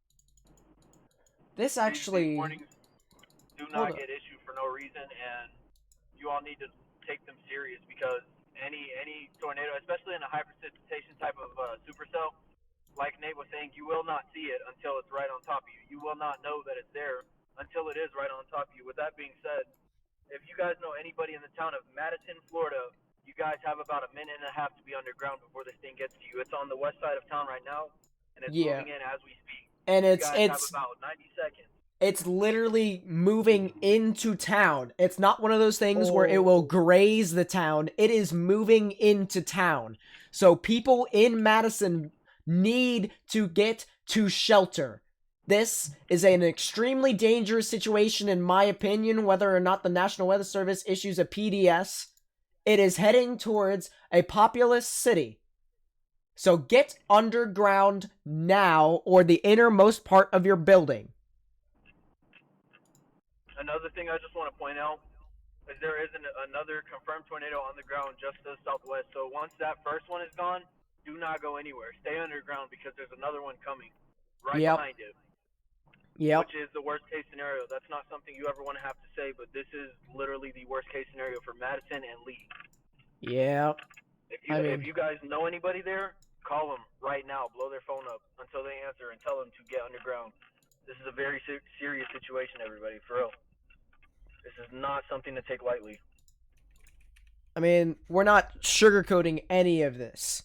I mean, meteorologists may have this kind of image to where, you know, most of them can be incorrect in some stuff like that, but when we say that the bad stuff is going to happen, most likely it is going to happen, and you have to take us seriously. So it's one of those things where you have to get underground and trust us. You have to trust us. There's a Supra right in front of me, and it is the nicest looking car I think I've ever seen. I don't just want to look see. at the. All right, so the tornado to the south of Caribou. Yeah. It does look like it's weakening, but I'm not. It looks like it's weakening, but it could re-strengthen at any time. Yeah, indeed. Actually, as a matter of fact, there could be some situations where it may even produce a sister and fully recycle, because the cape out there is actually still relatively high when it comes to it being that far south. Yeah, that's true.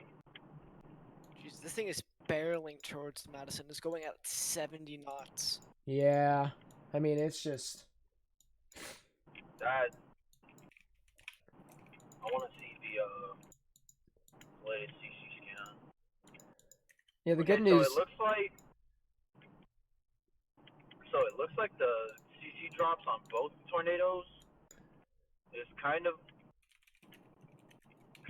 moving away. It's kind of like lightening out, but that doesn't mean by any means that the tornado danger is over. That does not mean that. So Chad, do not take that as the threat is over. By no means am I saying the threat is over. I'm just saying it doesn't look like there's any sort of damage being shown in the radar scans. Yeah, or even then, even though it's a lower correlation coefficient, that could possibly mean that it is fully turning HP and that the rains are going to be blinding enough for it. Blocking the debris. Yeah, so, I mean, it's still one of those things where if I'm in Madison, if I were you guys, or if I know someone in Madison, I would tell them to get underground. The latest CC scan came in, and it's actually a lower correlation coefficient. So, in my opinion, this thing is still on the ground, and Madison should already be underground. Already. The entire town of Madison, you all should already be underground, as well as the town of Lee, Florida, you all should already be underground. There is no more time to wait. Yeah, I mean... The town is on the west side of town as we speak. I can't exactly see the street names as of right now, but Nate will give them to you. But this is on the west side of town, heading straight into Madison, straight into downtown Madison. If you all are there, you all have like 30 seconds to get underground before this thing's on top of you. Yep, at the junction, on the exit of I-10, where it goes onto State Route 14, it is about directly north of that actual exit. So just to give a frame of reference as to the people in Madison, it is right north of that exit on State Route 14. Okay, so I just want to point out that the CC drop to the south of Greenville, southwest of Greenville, that CC scan is gone. There is no more CC drop on the Greenville, south of Greenville. Yep. But the Madison CC drop has intensified, meaning there is more debris showing on the scan, which means this tornado is probably still on the ground doing damage in West Madison as we speak. Guys, this is serious. You all need to be underground. Yep, and you can actually see still, as I mentioned before, on the higher base reflectivity dB scans on the radar, you can see these little wings come into the actual debris ball. So this thing is still having a classic look to it, meaning that it still has the chance of producing and or is producing a tornado right now. So something that you all should duly note as this is heading into Madison, it's still there, and it's probably not going to go away. So you might want to heed our warning and stay underground. This is turning really, really serious. It's heading for Madison. Yes, we're covering Madison that one right now as we speak. And the CC drop is increasing in size. The debris ball is gaining size as we speak, which means that this it seems that the tornado is hitting something on the west side of Madison. What? I'm not sure, but Probably lofting a bunch up. It's now getting closer to the southern side of Madison. It's about to cross over State Route 14. So, as I said before, it is now passing that exit on to State Route 14. So now it's starting to head to the southern side of Madison, and people over there need to take shelter now. This is a very serious situation to where a tornado, it has been rain wrapped and it is now getting into the city. This is now a particularly dangerous situation according to the National Weather Service. So people need to get underground now. If not, get into the innermost part of your building, particularly a closet or a bathroom without any windows. So guys. So I just want to point out, this tornado in Madison and the one southwest are both now declared PDS situations. They are both particularly dangerous situations. Yeah. Which means that this tornado to the south of Greenville, the warning on it may be extended, and this one could be heading directly for Lee. Yeah, I mean, it's That's not good. That's not good. That'd be I've been to Lee. That's worst case scenario. Lee, there are no basements. In Madison, there are. This is not a good situation at all for the people in Lee. You all have I'll give you all 5 to 10 minutes tops. You all need to be in the innermost room of your house, away from windows. Put as many walls between you as possible.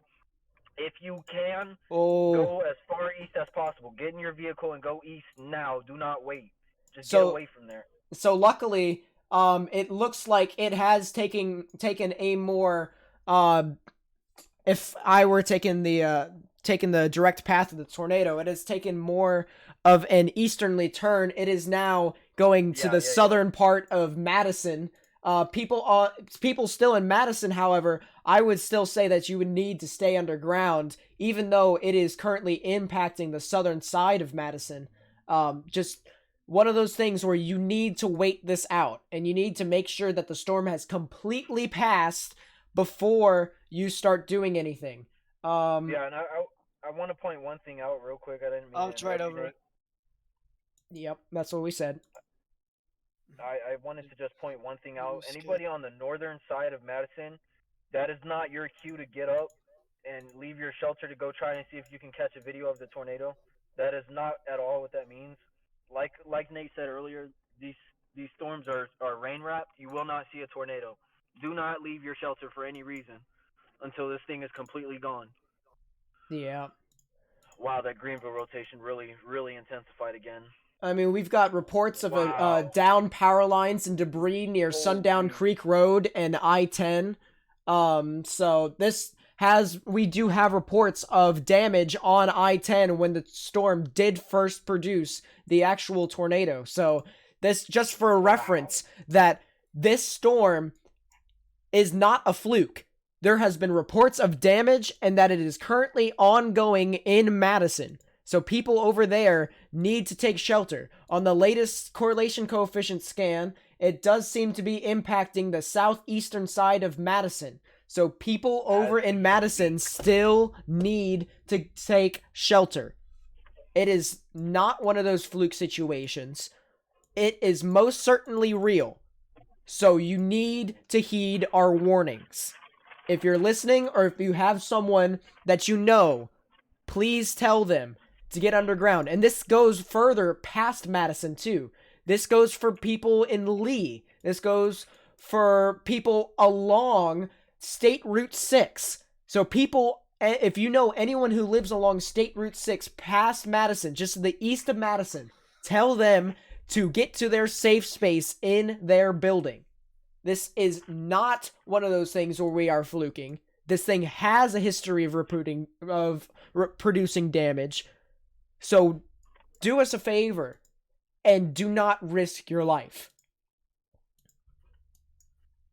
Yeah, just as Matt said before, the rotation just to the south, and actually the south and east of Greenville on the other tornado warning, is starting to intensify again.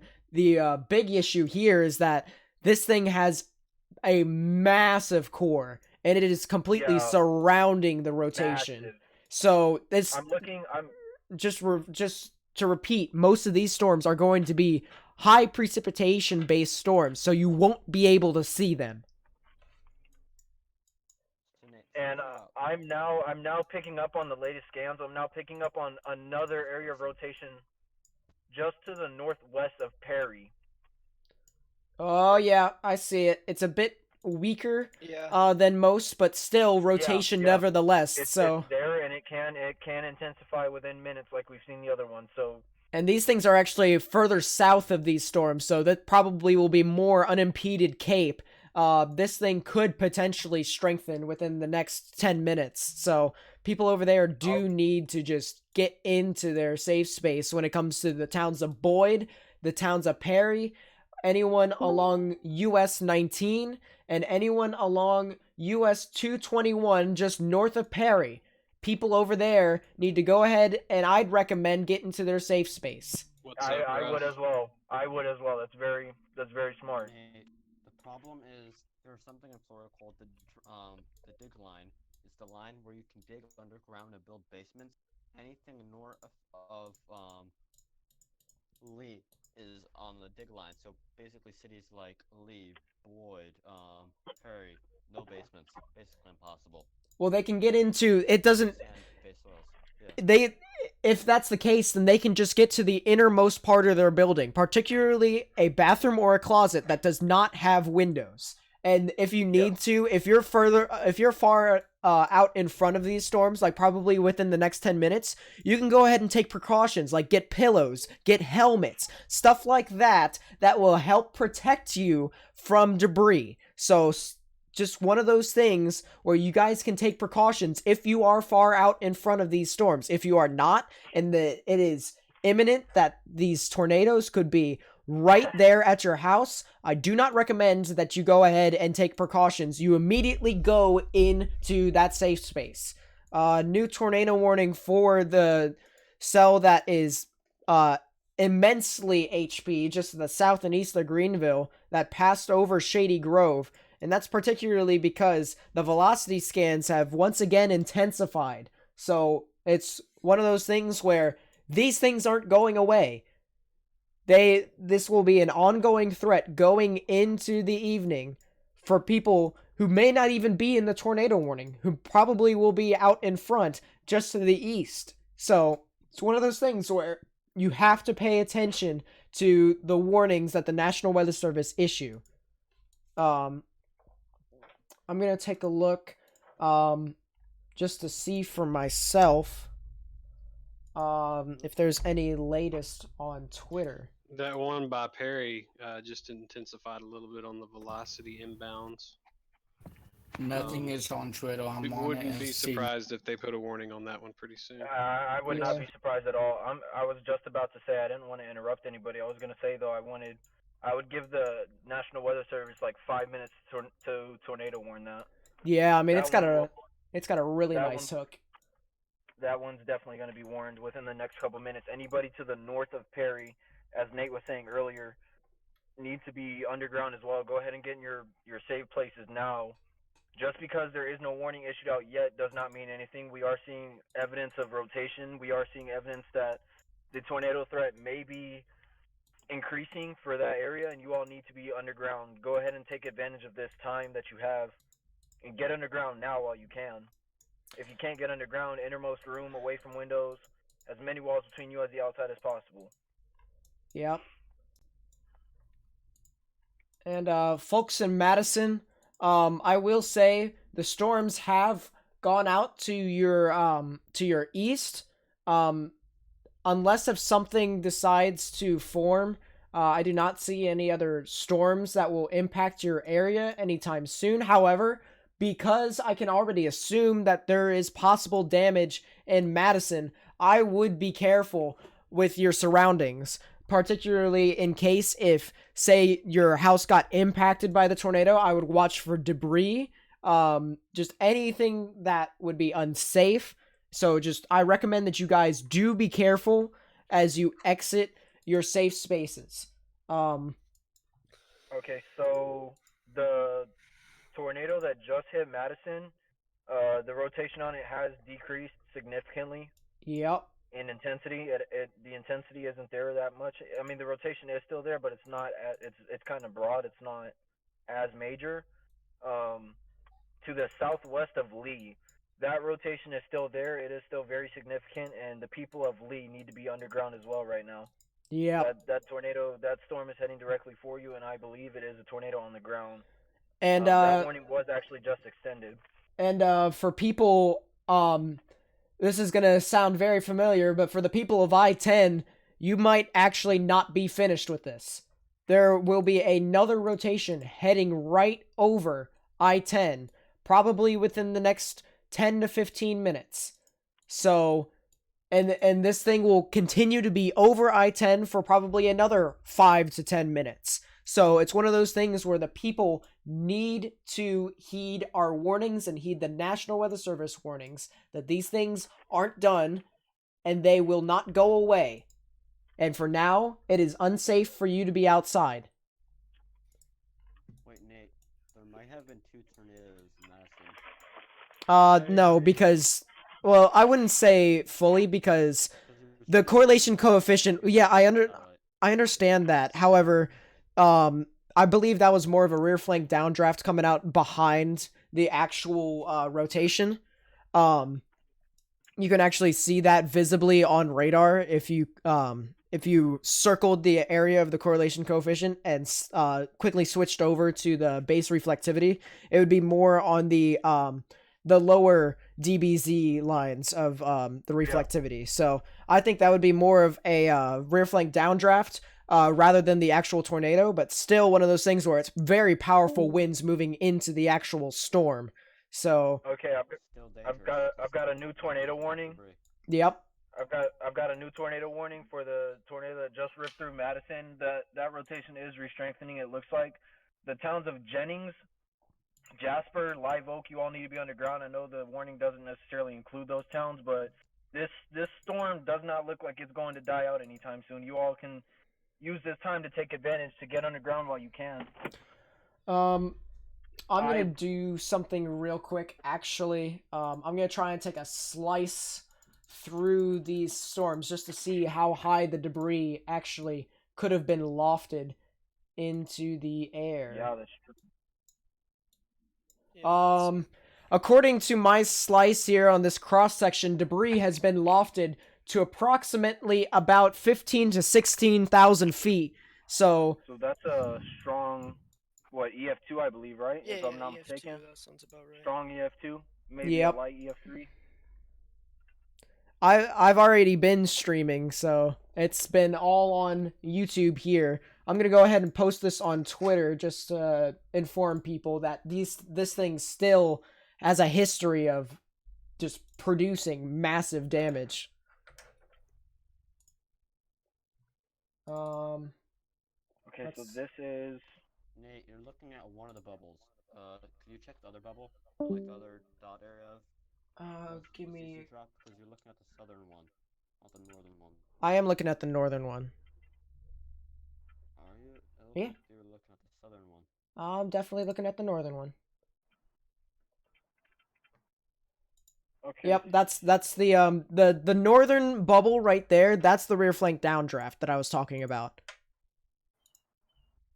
So that's the surging of winds that have produced a lower correlation coefficient. Oh damn! Would have been cool if you did a 3D and you could see the I mean, I could. Flank layer at the lower levels surging in. That would have been cool. All right, so I'm gonna head inside my house, and I have dogs that bark, so I'm gonna mute myself. I'll be back in a couple minutes. 10-4, hard copy.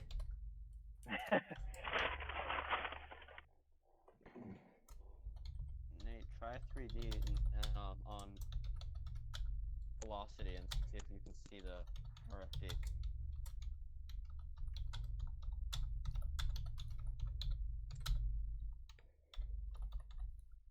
Still nothing on Twitter.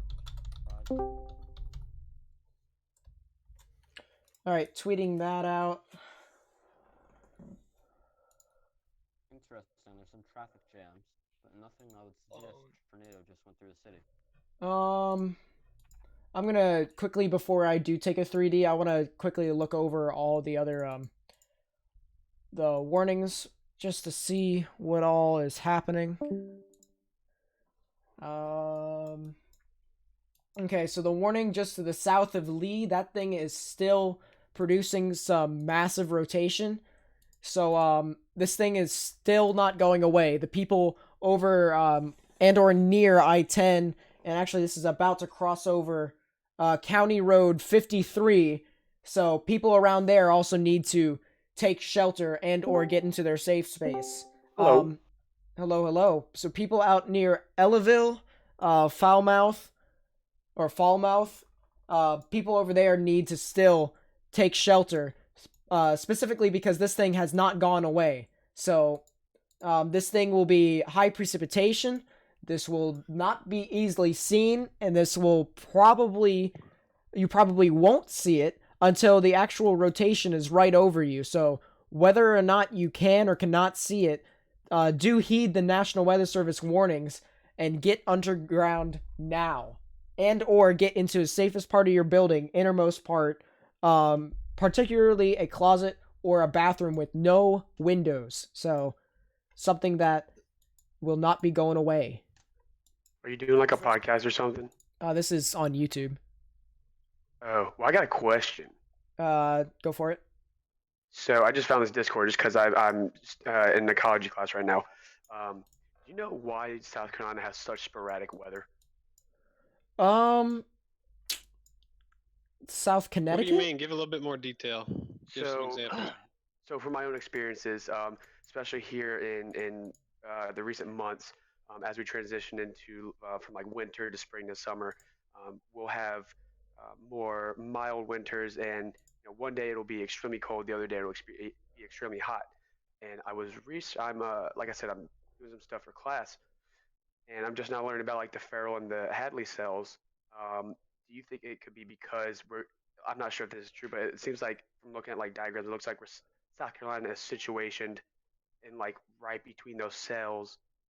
And so could it be because there's like a conflict of those like um, cold and high pressure systems kind of conflicting? So that may be why there's like constant fluctuations in the temperature. Do you want to take this, or do you want me to? I can answer. You can answer it. All right. So the Hadley cells that you're talking about are more generalized, larger scale motions in the atmosphere. So when you're talking about a specific area in South Carolina, it would be hard for me to attribute those Hadley cells to um, any type of we would say weather, because weather short term, climatology is longer term. So that's more of the driving forces of the reason why certain lows develop at certain latitudes, certain highs develop at certain latitudes, and so on and so forth. So I mean, South Carolina, it's a coastal state. So do you live close to the coast, or are you more inland? No, I'm like situated kind of like to the west of coast. So I'm like I'm more inland towards like Georgia, the left of Columbia. All right. So yeah, I mean, really, we've only been collecting meteorological data since the late 1800s, and the history of the Earth is far much greater than that. So there are probably cycles and things like that that occur over a much more grand scale than we can even measure or even have data for. So, meteorology, you're essentially studying a fluid. You'll learn this eventually if you're continuing to take classes, but forecasting is like dropping a pebble in Niagara Falls and saying, where is this pebble going to be in the next 3 minutes? I mean, it's in a river, and it's in a massive river of chaotic motions and whatnot. So this is what the atmosphere is essentially doing. And there might be a situation where, for example, this year our winters in the southeast were extremely mild and wet, as they continue to be. Um, a lot of that just has to do with larger scale patterns. We really didn't have any polar vortexes come through this year. They didn't dig deep down south enough. Why is that? Well, maybe strengthening high pressure in certain areas that is not allowing the low pressure to come into and bring that colder air down south. So the fact that you're somewhat approximate location to the coast, there's kind of a boundary there between, all right, how much of the influence am I receiving from the coast? So there's a lot of factors. I could go on, but I know. So it's not just. So I mean, obviously, it doesn't necessarily pertain just because of that sense. So from what I'm understanding, then, is since I'm closer to the coast, I know there's a lot of winds that kind of affect that area. Because it's closer to the ocean, and that has a lot of different effects on like the wind patterns. So that, and of course, the cells that we were talking about doesn't. They're more so in a much grander scale, so that kind of has an impact from what I'm understanding, but not a specific impact. It's more so like long term sort of patterns, correct? Yeah. So with the major changes that you're finding there in the state, is that you could have winds coming from the east, a sea breeze, which really moderates temperatures. Water really moderates things. If you see coastal areas, if you look at an annual graph of their temperature, its maximum and minimums are not as great as it would be inland, because water heats up and cools down a lot slower than land does. As you can see this in hurricane season, which most of the intense hurricanes come later in the season, September and October, past peak heating in the northern hemisphere. So you could have a wind from the east. It's like, wow, it's very warm, wind coming off the water. We're moderating temperatures in the winter. And then the next day, you could have a wind from the west, from the land, blowing super cold air across your town, city, or whatever. So, those are some of the variables that you need to look for. When you see these extreme weather conditions, think, where's the wind coming from? Which direction is this air mass coming from? And then so it basically just kind of plays into the differentials of like the like hotter and colder areas. So like if there are extreme temperatures one day versus the other, it could just be because there's a lot of winds coming from there's both like differing winds. So like there's a hotter one and then the colder one. They're clashing, and it could impact that. What I'm like kind of on it, or kind of how I'm understanding it. Yeah. Hey, let's jump into the off-topic voice channel and let these guys do their streaming. Oh yeah, sorry about that, guys. You're fine. You're fine. Have a good one. Yep.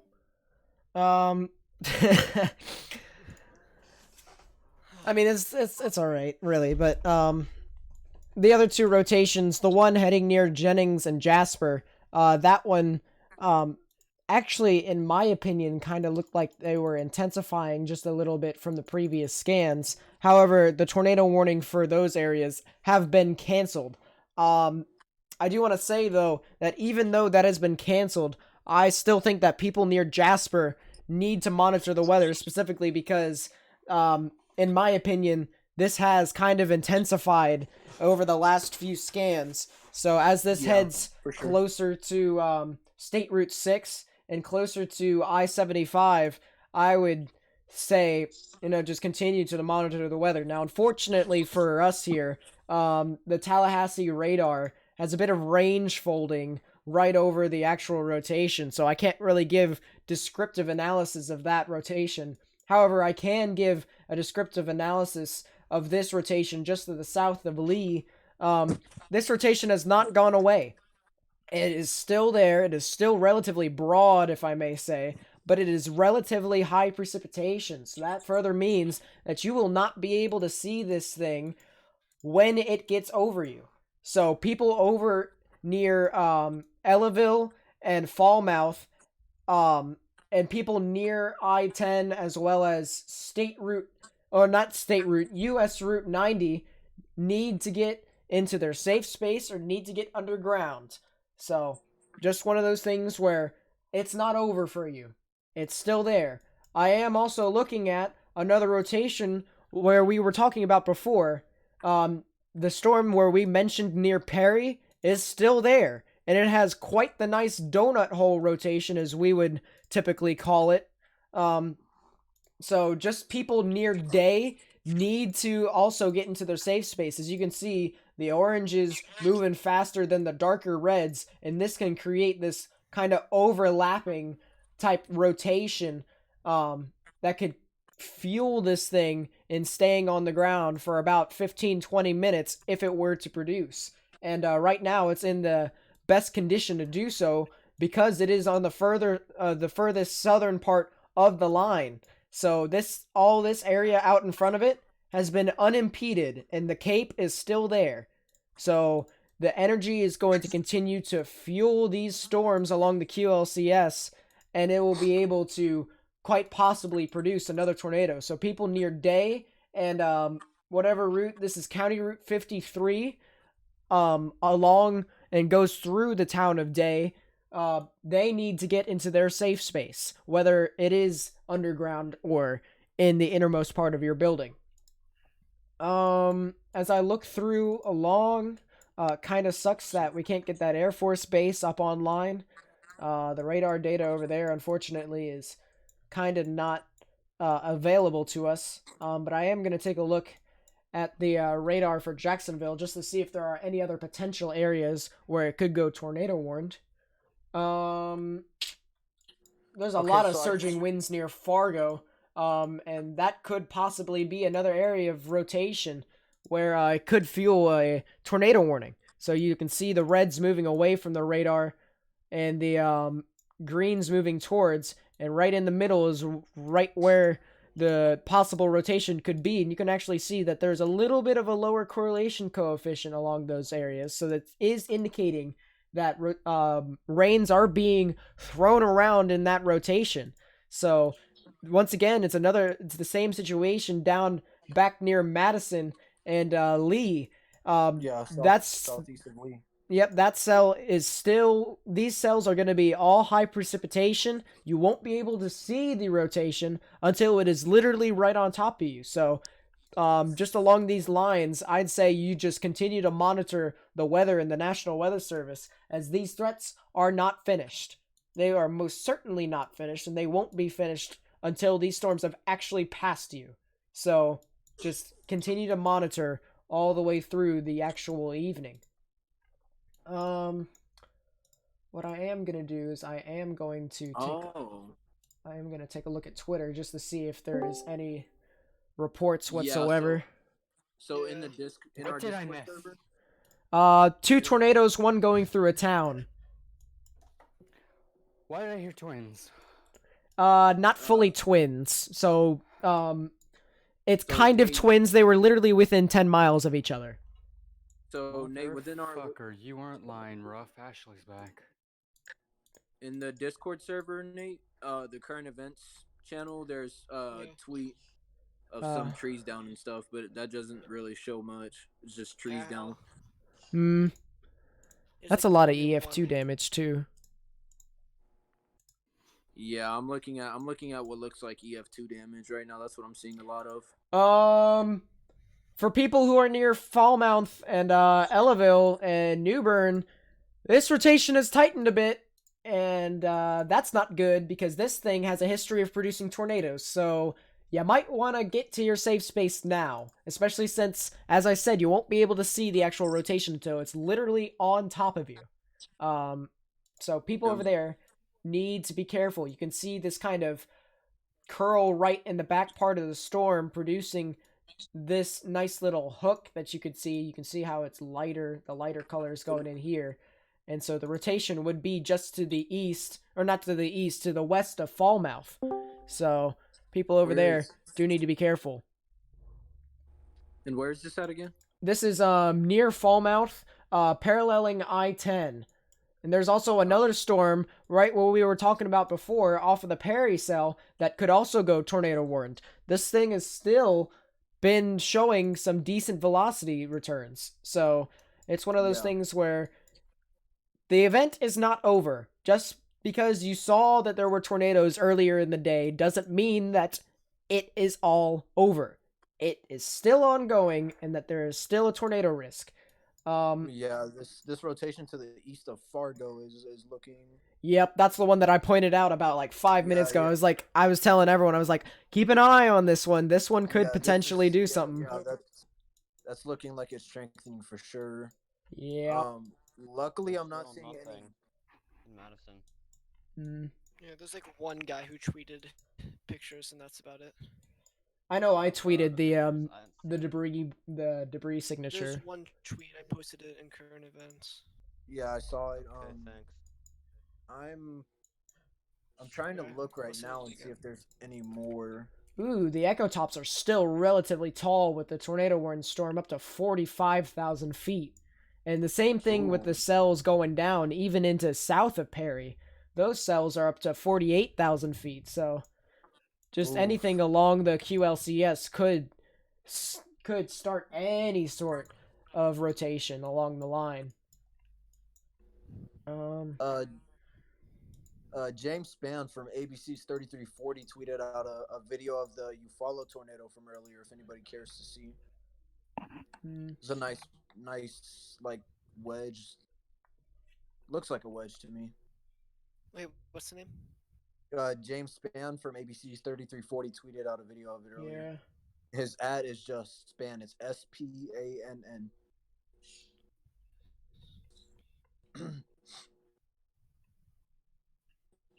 If you can't find him, read Tim or retweeted it. So yeah, I have it. Oh, wow. Whew. South of Eufollow, that looks like it's actually a pretty. It's a pretty nice one. It's a pretty nice tornado, yeah. I'm just not sure if I would call that a wedge or like a. It looks like a wedge to me though. Yeah, I'd say about a quarter of a mile. I'd say about a quarter. Yeah, that's what I was gonna. About a quarter or so. Ooh, the day storm started to form a little hook. Before it had a donut hole rotation, now it's trying to recycle all the way through.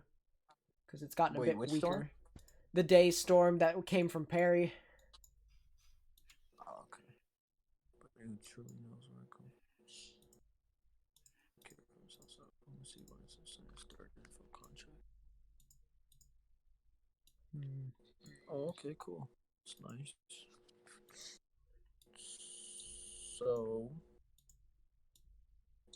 there's a nice picture of a water spout from Choctaw Beach.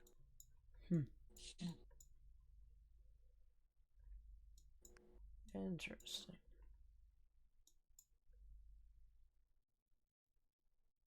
This video from where was this tornado at? This one from Alabama earlier. I can't remember where it was. Troy. Is it Troy? Yeah. There you go, Troy. That's it. Yeah. This video from Troy, I'm watching it. It was heading straight to the airport. God, it sucks that the Air Force Base radar is down right now. The one at KVAX. I know, it's like the best one, like right next to it. Another water spout. Alright, I'm gonna take a look at Jacksonville. Jacksonville's radar. Yeah, so it looks like to me so the tornado, there is one tornado warning live still just to the west of Live Oak. There is one polygon still active, but I'm sure it'll be canceled within the next couple of minutes. But the other two have been canceled for the one to the south of Lee. Yeah. Both of those, actually, they were both canceled. There's only one active left. Yep. That one's for Suwannee County. So, and that actually is, this general area might head into Suwannee, the actual town, but. All right, so let me see. I'm actually more concerned about the one near Fargo now. That thing is starting to look a bit more impressive. Yeah, I was just about to say that. I was just about to bring that up. The rotation on this is definitely starting to look. I'm surprised this isn't warned yet. That's what I'm really surprised about. Yeah. I did hear about the National Weather Service saying stuff about how their statistics and like 78% of their tornado warnings failed to produce a tornado and stuff like that. I mean, I guess that's fair, but at the same time, when the potential's there, you can't undermine the danger. Yeah. You can't undermine the risk of it just because a large percentage doesn't happen. I would rather, personally for me, I would rather be safe than sorry. You know what I mean? I would rather put out the warning and not need it than need the warning and not have it out and not giving people enough time to prepare. Like, that's just, I don't know, that's just me. Well, yeah, but that's like, it's also the credibility too, because a lot of people don't really heed the National Weather Service warnings after a while, especially with that stat. Say. Yeah. That's a fair point. I mean, most people don't see it the way we do, but it's also just a matter of like I would me like coming from me, I would just rather the warning be out there and not need it necessarily than need it and not have it in time. Yeah. Right. I completely agree. Because like when you sit there and you think about it and you look at I don't know, you look at for example El Reno or you look at Moore or like Joplin or anything like that. A lot of those significant tornadoes had they had a decent amount of time of warning before it got there. I know El Reno had I want to say a little over 20 minutes or something like that. I Something don't like remember that, yeah. exactly. Right. I don't remember exactly, but it had something along the lines of 20 minutes of warning, and it saved a lot of people's lives. People did die, yes, but had the warning not been out sooner, then and that was just from rotation. So it's like a lot of people don't understand, but they put out the warnings to try to help people save themselves. Like I don't know, that's just. I think the other issue is also like personal thresholds based off of like statistical events, depending on like what region or what specific forecast office is reporting on that or like is experiencing that weather. Where like there's some that are extremely low risk for say tornadoes, whereas like for example OUN, Yeah. they're like it's the heart of Tornado Alley. It's tried and true. They have like 13 radars that could see 40 different types of the storm, and they Yeah, have yeah, kind of yeah. a severe weather capital. But then you have something like Florida in this instance where, yes, they do get tornadoes, but rare, like not very often. It's not You very have often. these Yeah, that's fair. That's a fair very point. yeah, like these very convective based tornadoes. Like sure, absolutely in the outer bands of tropical systems where Florida clearly reigns in tropical research and forecast offices and like county warning areas that are susceptible to them. But like say for example up here in Vermont, we get one tornado every 2 years if we're lucky. And so like I can bet you it'll probably be a pretty different methodology. And we also have a lot of topographical issues too, a lot of mountains and Yeah. lakes and cold wells and stuff. It's pretty bizarre. Canyons and passes. Yeah, that's fair. That's fair. That's a fair point. It's very interesting though. It's a very interesting like thing when you look at it and you kind of go into that deeper aspect of like how it goes just from region to region. Like I could bet you if you talk to a forecaster in Caribou, Maine, and then one at like Dodge City, Kansas, like you just hear like 7 different answers from 2 different people. It's fascinating. It's honestly Yeah, really that's where I'm at too. That's what's gotten me so interested because there's all sorts of different possibilities when it comes to meteorology. That's what makes this so interesting. You never a lot of things can just change, and that's just what's got me so interested into this whole thing, anyways. Mm-hmm. I want to say Fargo's going to do something, but I really don't think it will. No, it's gotten a bit better characteristically, especially since on reflectivity it has a hook now. Yeah. Oh, does it? Wait, let me see. So it's. I'm looking just east of Fargo. Oh, it does have a hook now. Florida's the hurricane capital. We have very few tornadoes. Also, this is my first PDS in some time. Our last PDS over here was in February 2016, which was the EF3, 155 mile per hour, quarter mile wide. Interesting. Yeah, what is that on Twitter? No, this is on chat. This is on my YouTube chat. Oh, okay. Where is that coming from? Is that coming from Madison or? No clue.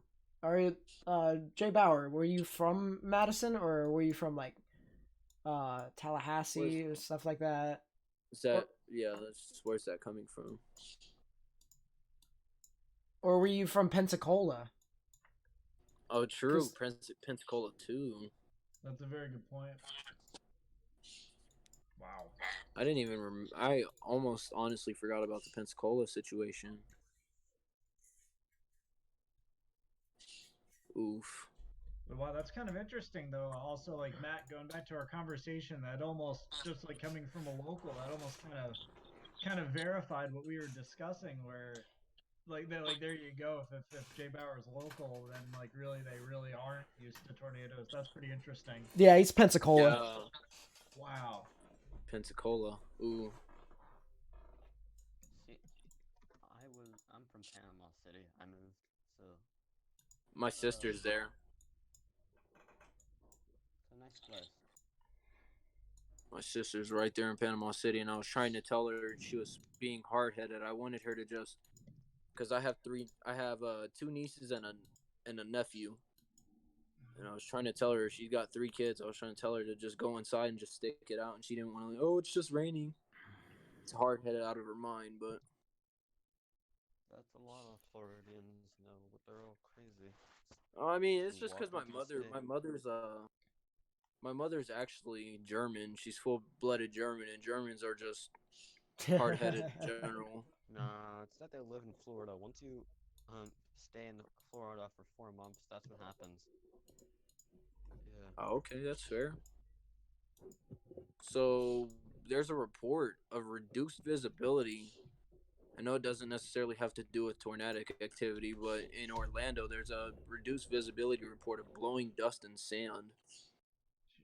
It's kind of interesting, I guess.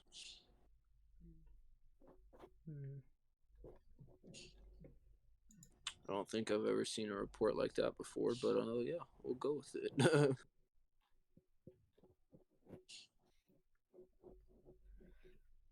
I gotta do work. I'm gonna go definitely.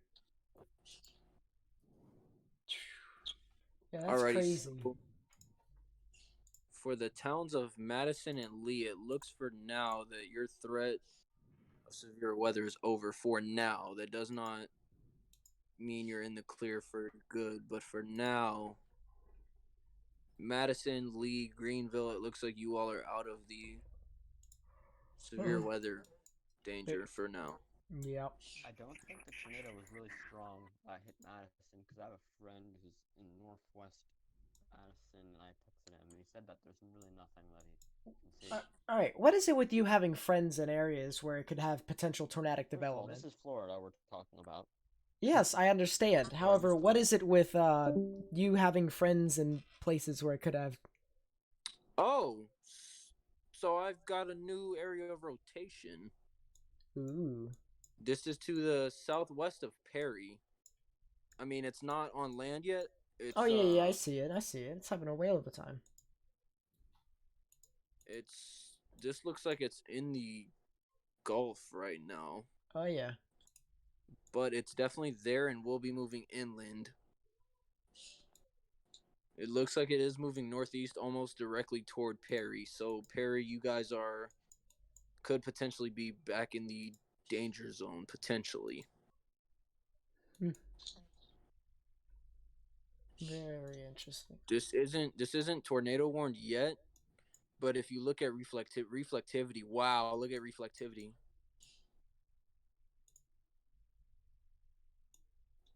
Yeah, what I notice on the reflectivity is that little punching in of mid-level air right there. You see where it bows out, and the reflectivity is a little less, like a spike back away from the bow. That to me means these are winds from the mid-level sinking down and pushing down into the surface, which if you're translating winds to the mid-levels down to the surface, you're looking at in excess of 50, 60 knots. That's impressive. Yeah, that's so they're and if you can see on the velocity, the reds, the outbounds, that's kind of indicative of what's going on. And it could be forcing some of that inflow up, which is why you see some of the greens there and why that thing's developed. Yeah, so there definitely is this area of interest right here. It's not inland yet, but it's making its way there and should be inland in the next couple of minutes. It looks like it's taking more of a southern turn though, which would be the town of Mayo, Branford. You guys, maybe if you guys know anybody there, let them know. This isn't tornado warned, like I said, yet, but there is no There is no telling if it will be, but just because there is rotation, I would take it serious. This line of storms has shown tornadic activity.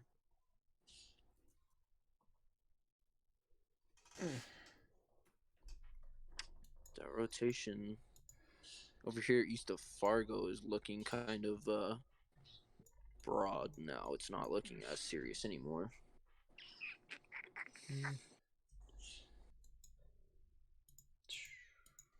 We do have 2 severe thunderstorm warnings. Yeah, that's mainly for just a giant line. Yeah. Keyword giant.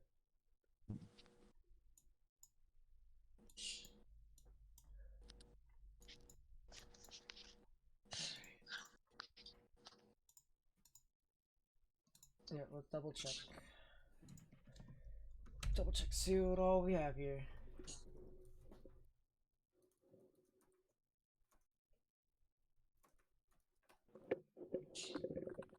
Ooh.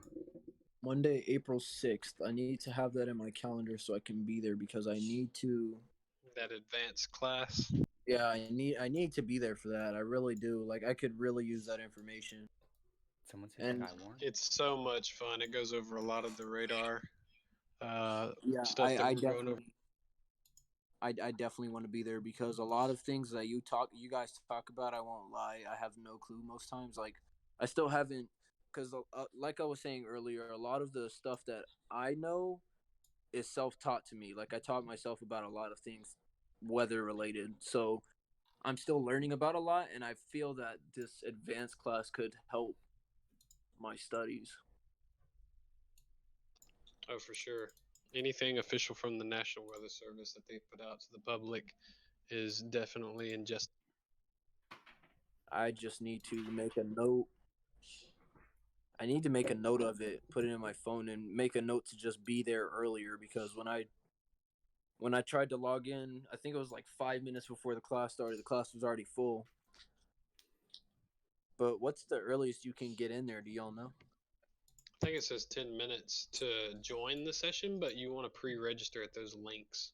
But the length and for Monday it says to be determined. So whenever I get that information, I'll put it in the chat. Look at these dudes reporting rain. Look at these dudes. Okay, let's just talk about the fact that my state wants high schoolers to come back on May 5th. Why? They sent their students home because they thought they had corona. Now they're coming back with corona and Modelo and Dos Equis. Let's talk about this. GR level 2 or level 3? Level and 2. Why? Level 2. Oh, Brennan's going to inevitably side with 3. Honestly, okay, I have my justifications as to why. Personally, I want to hear it. All right. Here. Ready? So operationally and like just on day-to-day basis running radar, I will probably open up GR level 3. This is because more products to use, such as like the TDWRs. So say there's a radar gap and there is access to one, you have that for low-level scans and close to the ground. You have quicker refresh time and less space and bandwidth being taken up by it. Although, and also what I do also have is with Allison House, you can get their integrations with their super res, like their super res products. So I have GR level 3 with Allison House tied to it, which basically makes it a lower powered GR2. But GR2 is fundamentally like much better in resolution anyways. But that's my final thing is where GR level 3 with Allison House is my favorite. Is that your final answer for the $1 million answer? That is my final answer, GR level 3 with Allison House, but only under that circumstance with Allison House. Because otherwise it's not the best, but I still very enjoy it and I appreciate both softwares immensely. Awesome. Great input, man. I appreciate that. Yeah, like GR2 though is pretty wicked good, Yeah, definitely. especially if you want to dish out the money for it, because of being able to do, of course, like the 2D, the 3D, and like being able to kind of customize your storm relative velocity to a specific target cell or warning, rather than like I think it's like the mean relative velocity of like the entire like system. Yeah, you can customize your color palettes and all that. Yep, you can do that. You can do that in 3 as well. You can do all of that. Make a whole fun of that. Actually almost I think every single one of my color palettes are either customized or downloaded online, of course, or created. Now, see, when I got straight out of college, I still had my Mississippi State email, so I made a big mistake and went ahead and purchased GR Level 2, and I used that email. That email is now decommissioned, so I now don't have access to log in to prove or get the key that I purchased for that platform. So, Dude, so you yeah. can't get the code. No, because it was to an email that is now decommissioned. Oh my gosh. So it's ultimately my fault for using a school email, for stuff. But that was my main email back in the day, So right.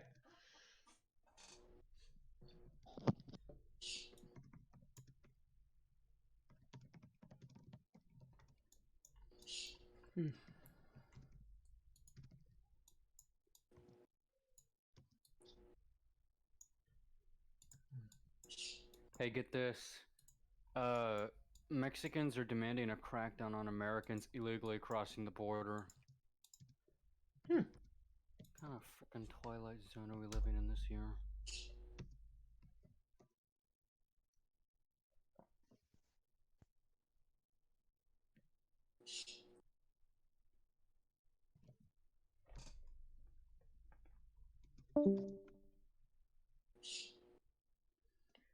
Crazy, dude.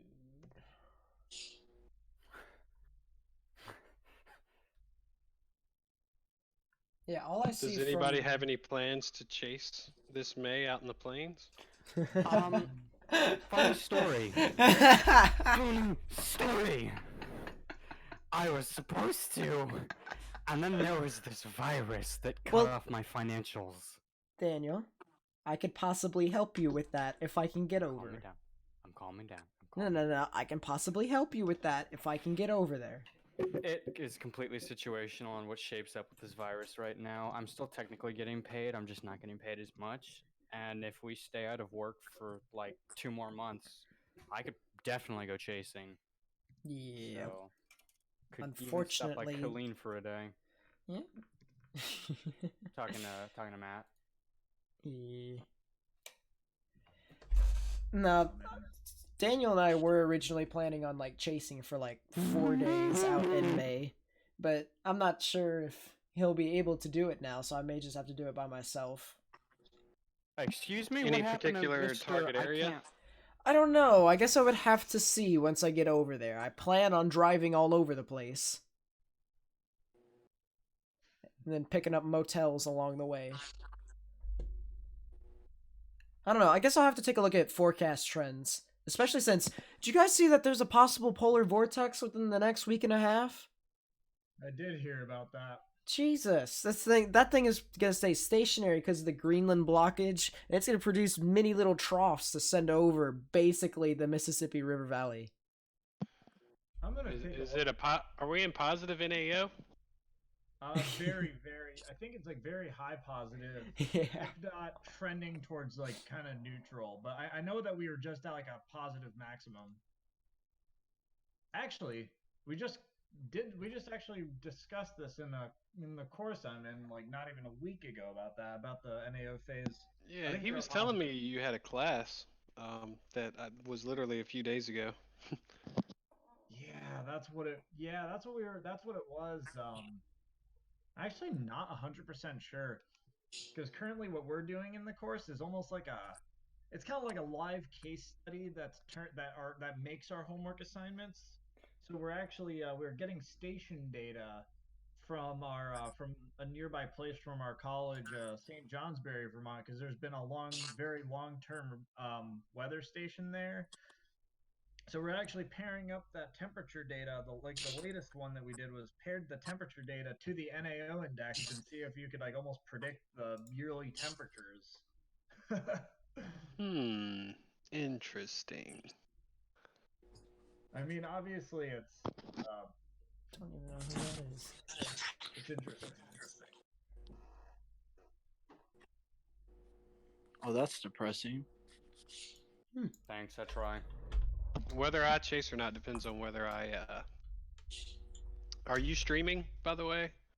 Indeed. Okay. It just depends on my career path options and how that unfolds in the future for me, whether I'll be able to chase. Fair enough. Yeah, so that rotation that was like in the coast died out. So there are only 2 severe thunderstorm warnings. And that's it right now. I'm just trying to see if there's any pictures or footage of damage, something like that, over Madisonville. Yeah, Madison, yeah. I think after the next hour, maybe hour and a half, things are going to really die. For sure. Oh, God. I expected a ramp up here this afternoon because of what the HRRR was showing. But it really died down after the line started to go into the peninsula.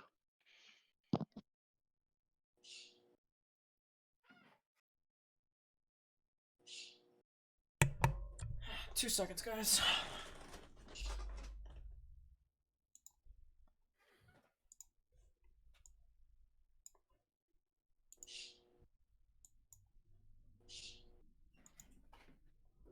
One thing I will say is before I take off for just like a minute, take a look at that Fargo cell now heading over towards Hillard.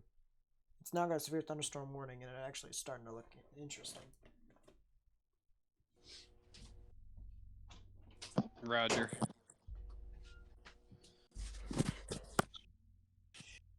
All right. Yeah, I think I'm going to be signing off as well, actually. But Heading off for the day. Yeah, and then one more quick thing. I'll drop it over into climate. I'll not only post the 3-month outlook, but the for the let's see here. I think they have I think there is a teleconnections forecast that you could look into actually. GFS. Wow. That's like 2 weeks. A means above normal. Okay, I'm sorry. I'm trying to teach myself this real quick. You're fine. Just catch a general understanding. So. Oh, interesting. Interesting. Brendan? Yes? Did you get this from a particular pocket AWIPS? Nope. Really? I'm on the CPC website right now. Oh, okay. Because that's where I've seen these, is on WX. Also, free app, very good. I know we've got both of our new members in here, and I remember one of you was asking about radars. The WX app is amazing. Mm-hmm. Customizable locations, outlooks, climate models, hurricane center, convectives. It has everything. Oh, nice. Yeah, it does literally everything. And on top of that, it's 100% free. Shoot, even radar scope costs some money. That's okay. Yeah, if I could compare it to anything, if you're familiar with the software, it's pretty much what I call it is pocket AWIPS, which is like AWIPS is like the software used widely by National Weather Service, Storm Prediction Center, and whatnot. And it's literally like a pocket version of AWIPS. Brendan, you want to know the funny thing? What was it called? WX. On iOS, it's called like WXL23 or something like that. Yeah, it's called like WXL23 specifically for iPhones. Yeah, I see it. Yep. That's pretty darn intuitive. Wow, just these screenshots right here that are showing the 500 millibar jet Oh, and yeah. some other things. When we say it is the most professional free app you can get, it's more professional than even some of the apps you pay for. Oh yes, I definitely trust the group of people here. Yeah. Quick question: does anyone know why we use ISO surfaces instead of ISO heights? I'm sorry. Why are on constant pressure maps do we use, or why do we use constant pressure maps? You know, with That is ISO a heights. Brendan question. Because you can't really measure density. That's true. Long story short, you can't really measure density, so we use constant pressure instead of constant density or constant height, right? Because if you're at a height, you have to measure a certain pressure.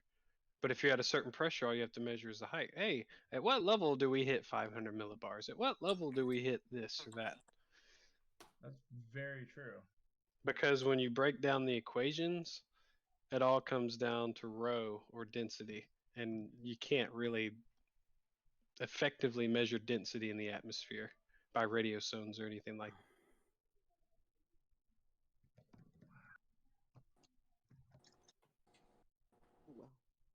That's awesome. Weather fact of the day. Yep. I think one of my professors told me a cloud has to be at least 6,000 feet tall to produce precipitation.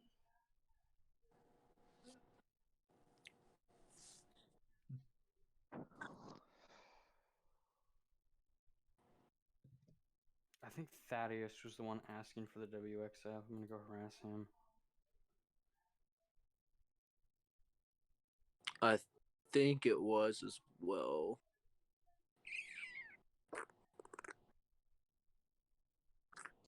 I think Thaddeus was talking about the Skywarn cloud. Yeah, he was talking about that as well. But I do believe he was asking about the weather app. Yeah, he loved my post about the Skywarn training, and then he said, "Is it free?" So it would just be my assumption that he would, in general, that. You cut out there. Unless it was me that cut out. No, it was me. This push to talk button. I've got mine on push to talk. I've got like 5 buttons on my mouse since I'm a gamer. Oh, fair enough. Oh, man. Yeah, guys. Unfortunately, I'm gonna have to hit the road, but I'll definitely. I might be on later, but if not, I'll definitely see you guys around. But good chatting, good coverage of the storms, and we'll definitely chat later. Awesome. It was good seeing you, man. Yeah, for sure. Good See you hearing guys. from Have a you. good one. You too, man. All right, have a good evening. Have a good one, Brendan. Take it easy. Have a good one. Later. I'm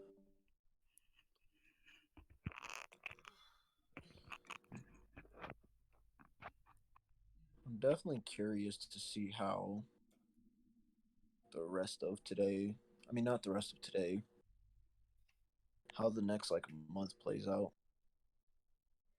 Yeah. The long range forecasts, like the GFS and other stuff, are saying that there's going to be another dry line event around the same place as the moderates. So, like the Iowa, Missouri, Illinois. The Iowa, Missouri area. When is Yeah. that? When is that supposed to?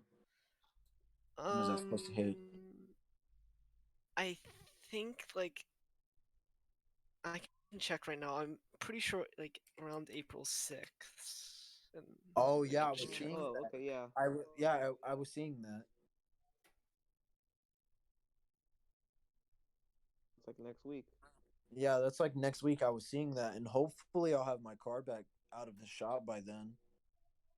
Because if I do, I'm going chasing. I promise you, I'm going. Especially if it causes the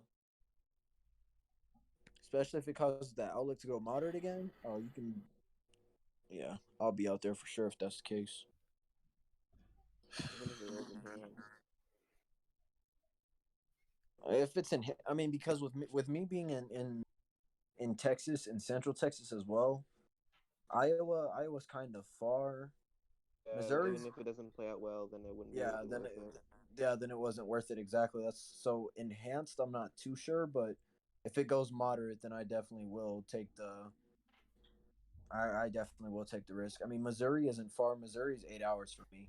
I can make it to. I can make it from here to Kansas City, Missouri in like 8 hours, which isn't far. But Iowa, on the other hand, is. We can go look at that sound for next week. So April 6th. Yeah, that's what it was showing. It was showing, I think, April 6th, if I'm not mistaken. It's either that or April 8th. Yeah, I think it's April 8th because I'm on the 7th and I see it. Yeah, Reed Timmer tweeted about it. I think yesterday, if I'm not mistaken. I know somebody tweeted about it, and I saw it on Twitter. You talking about Dixie Alley? Yeah. Yeah, that's me right there, baby. I'm about 3 hours or what?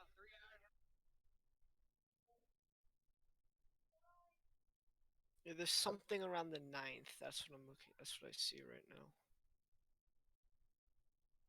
Apparently, there was a brief tornado touchdown in the panhandle of Texas yesterday.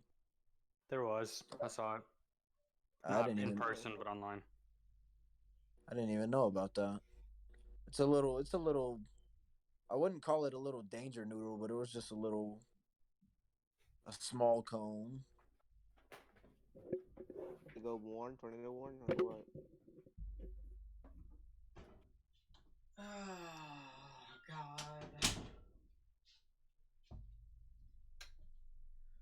This guy who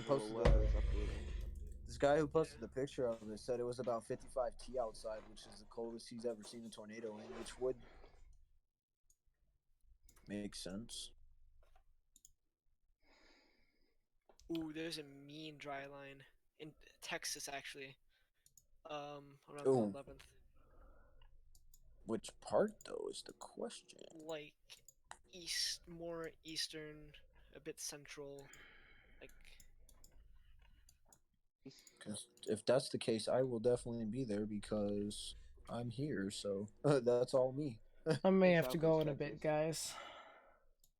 Specifically because I don't know, my dad's been pretty sick for the past like week and a half, and he may or may not be actually showing symptoms of the coronavirus. So Oh no. We're gonna try and admit him to the hospital, see if we can get him tested. Mom showing symptoms of the coronavirus lately.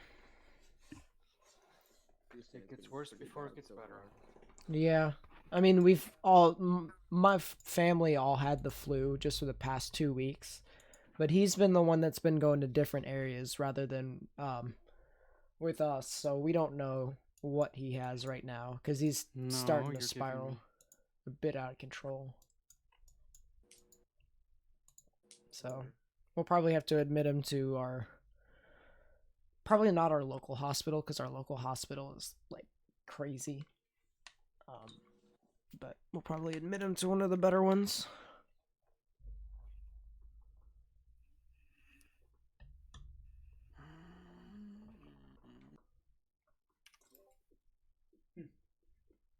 Hot soup. Hot soup. Hot soup. Hot soup. Ow. Chug. Chug. Chug. I just did, and now my insides feel like it's lava. Chug. Oh my god. Never again.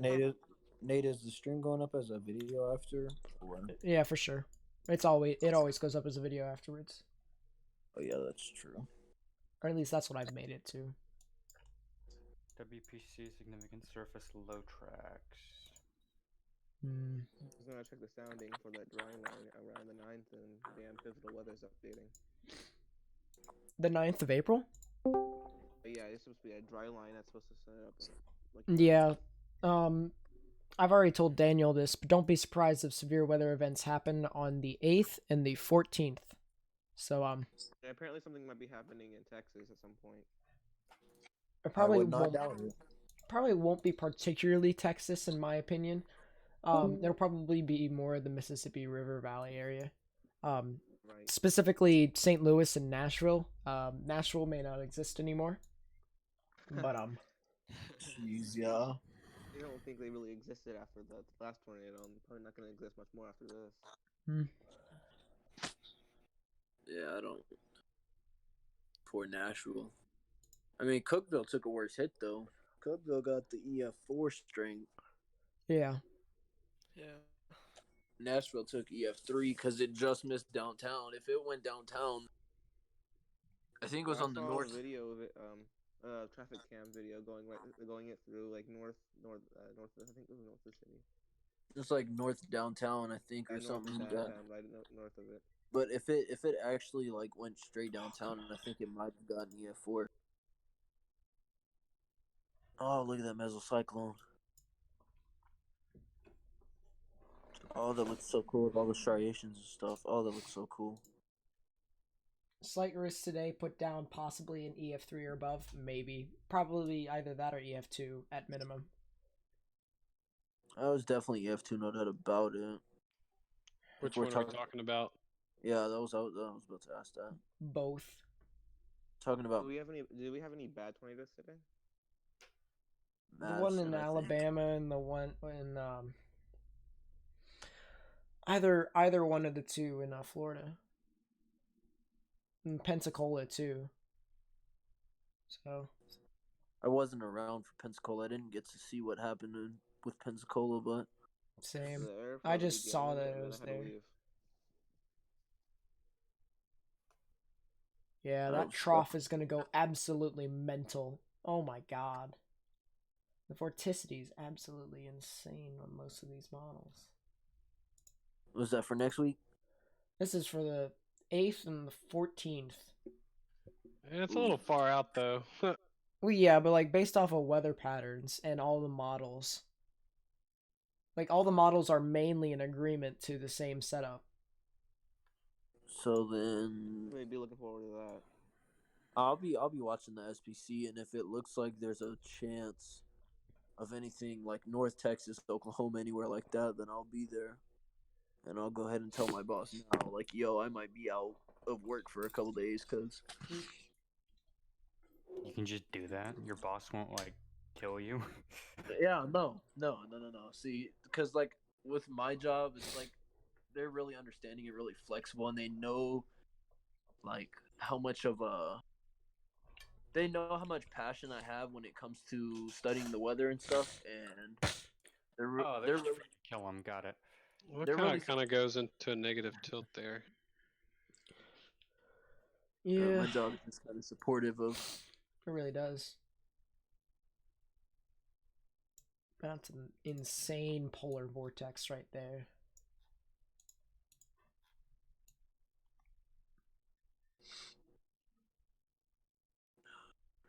I mean, if that happens, then yeah, there could be even some deep shit happening on the 13th as well. That could be a multi-severe weather day. I think it'd be mostly probably an enhanced and maybe a moderate. I wouldn't be surprised if there wasn't high risk at all. Oh, sheer values are over 100 knots, so yeah, I'd say. I saw, if I remember correctly, dew points Holy too. crap. Dew points were pretty insane too. Wait, you said shear points were over 100 knots? Shear at 500 millibars. Oh my god. Yeah, I wouldn't be surprised at all if that happens. What, moderate or high? Well, both. Either or. Yeah. Depends upon the dew points, because I remember we went over it last night, myself and a couple other people in another server, and like the dew points, they were forecasted for most of the models to be like in the low to mid 60s. So with a dry line establishing in both of them, I believe.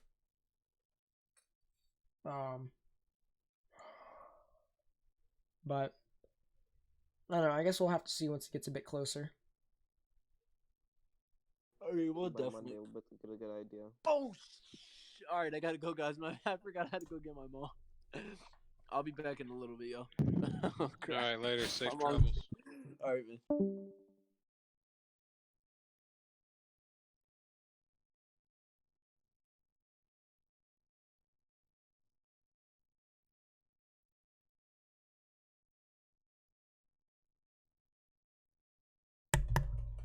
All right, I gotta pack my father some clothes because he's gonna go to the hospital tonight.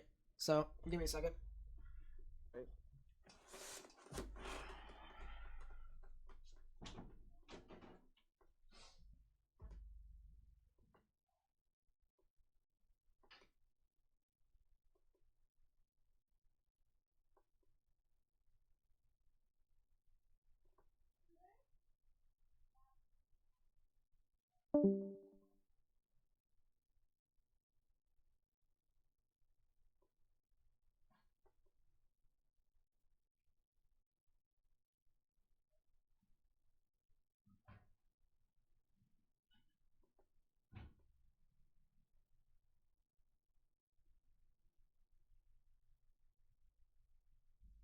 Where's his thing?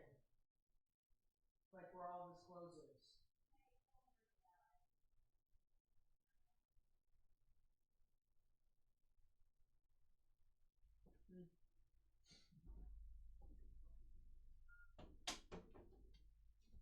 Close enough. Got some sort of stuff for him. Alrighty.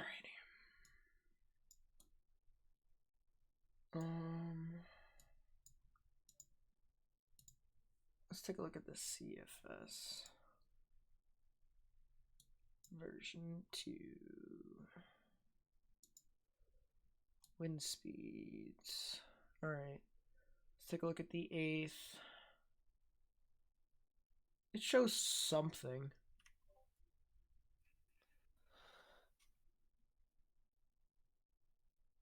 Oh, it for sure shows something over the 13th and 14th. My god. Wait, let's see.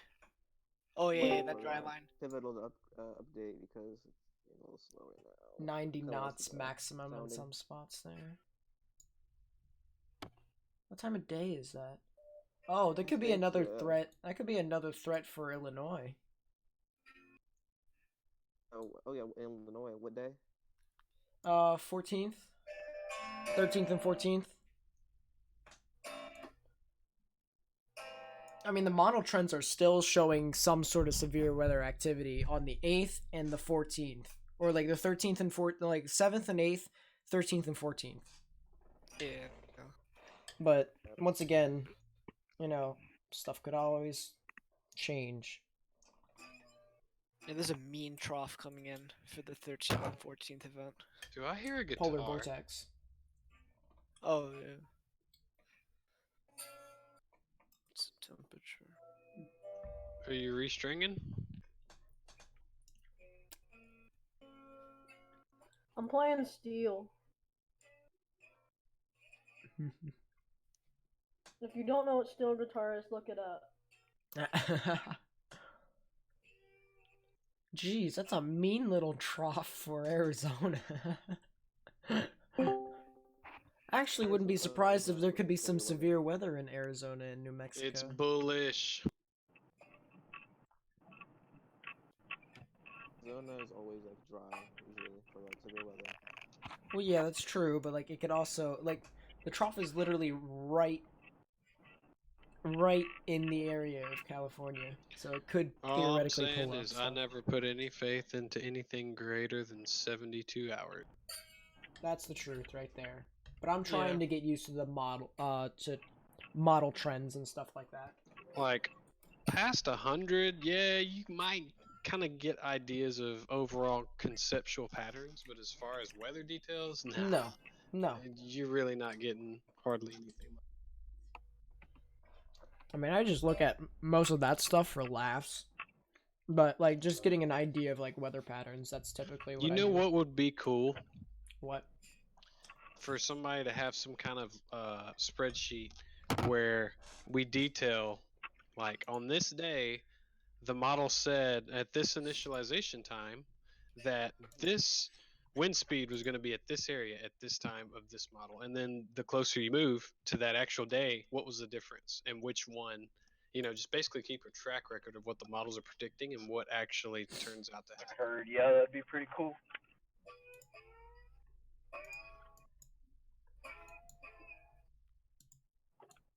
Lake City? What? Why is this thing existing? I can play guitar too.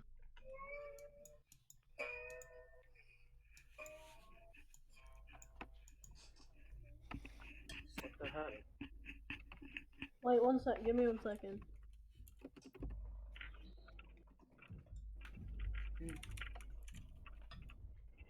Okay, I guess my Discord is just bugged or something right now. I don't know. Why do you say that? It keeps showing that one of the channels has unread messages that I've already read over 100 times. Or maybe try closing and reopening. I already did earlier.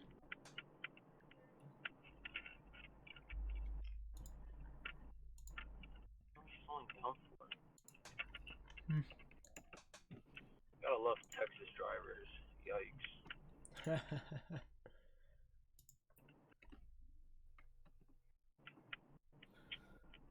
I mean, I can tell you one thing, Nate.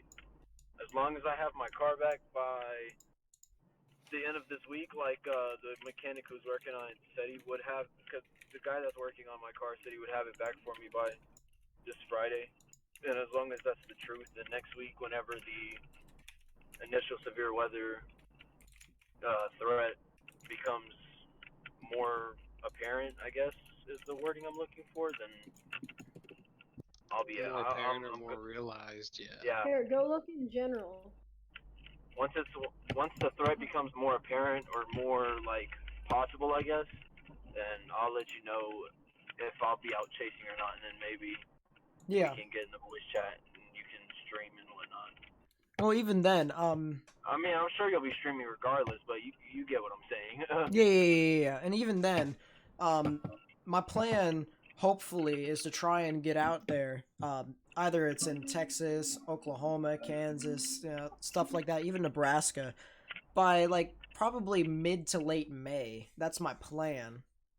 I've got the funding right now. It's just whether or not I can follow through, because I need to kind of gather more people to join me. Right now, Daniel is kind of in it, but it's a bit difficult for him right now. Isn't Daniel out in Houston?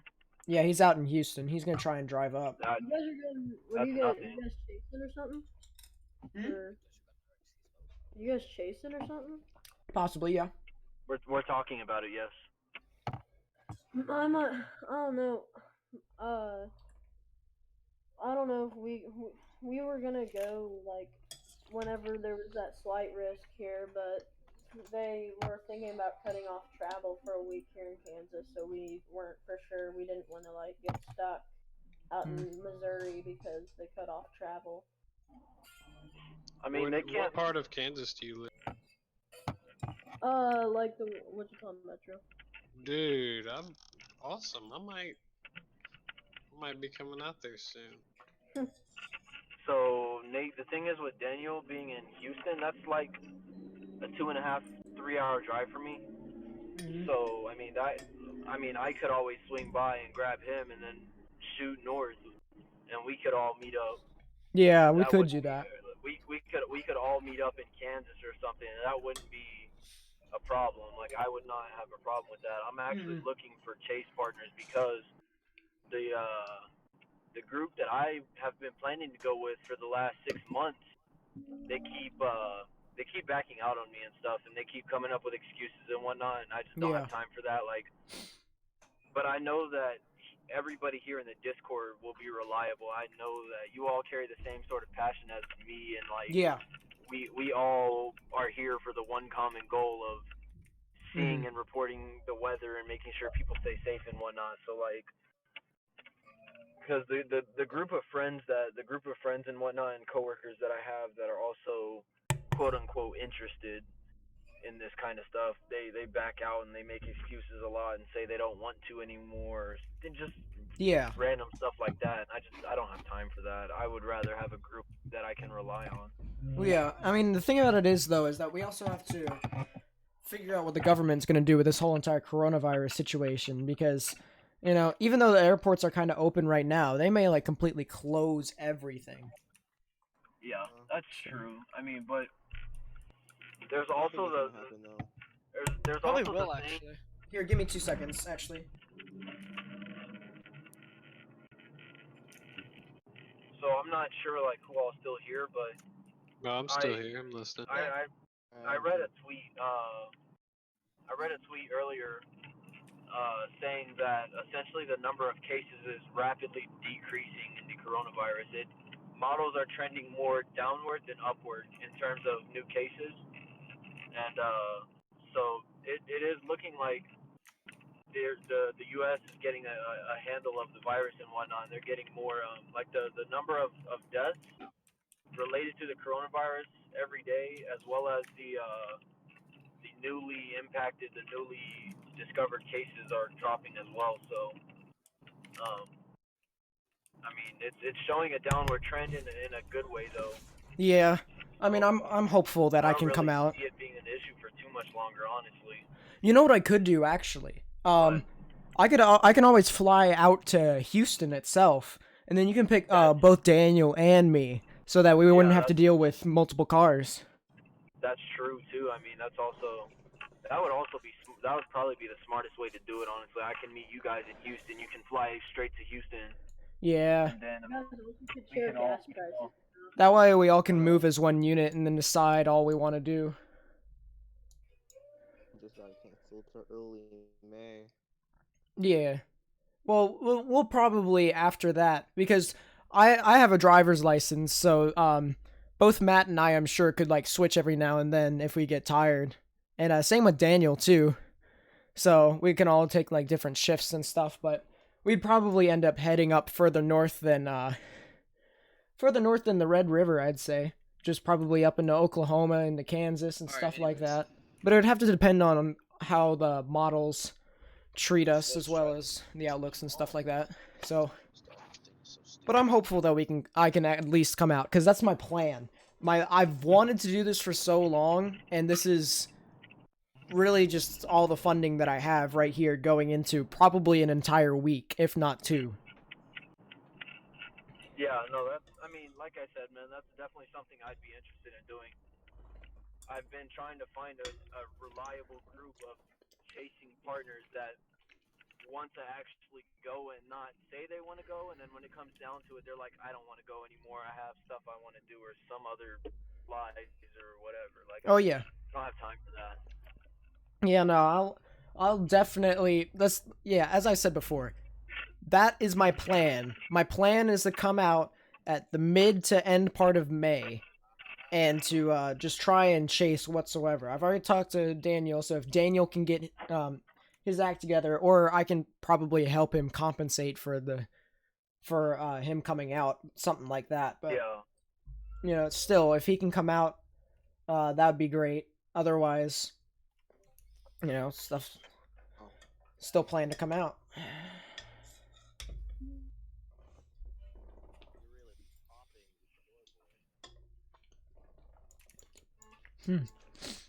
I would definitely be up for that, man.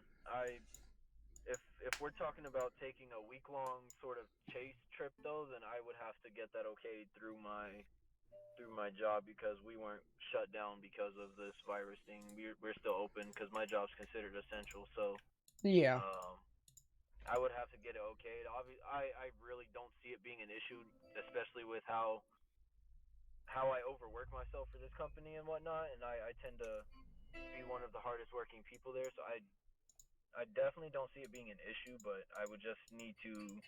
Yeah. Essentially, we would need to determine a time frame as soon as possible, and then I would have to go from there and get the time requested now. You know what I mean?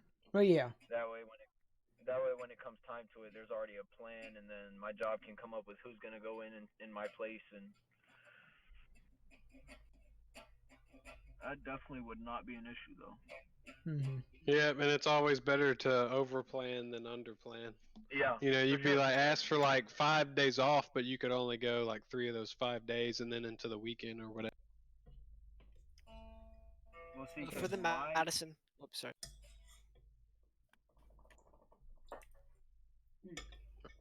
Go ahead, man. What's up with Madison? So for the Madison tornado, ABC 27 reported that there have been no injuries, and then the damage looks fine. I don't think it actually hit anything. Like, it just went through the woods. Mm. Oh, that's good. That's good to know that there was no injuries though. Yeah. With the Jonesboro tornado a few days ago, there was 22 with that reported. Yeah. What's up? Only 2 admitted to the hospital though. Only Yeah, 2? it's amazing that there were no deaths with that. Well, for the coronavirus quarantine was. Mm-hmm. That whole Madison storm looks like. Yo, there was an actual tornado that dropped in Peoria. In Yeah, EF1. I heard about that. Because I was tracking that, and there was like absolutely no, like there was barely a correlation coefficient drop there. But apparently there was one just wide enough for 50 yards. You said 50 knots? 50 yards. 50 yards in white. Oh, 50 width. yards. Oh, okay, 50 yards. Okay. A little small little thing, but it's still. There's also a tornado just south of Rockford that literally was within a mile of a nuclear power plant. Ooh. Fucking postal if it happened. That would have been yikes.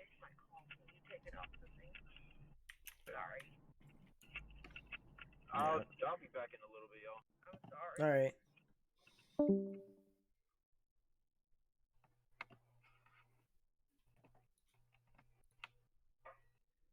Would have been the end of that area. Well, that squall line is actually about to affect cousins in Florida, but it doesn't look severe, so yeah.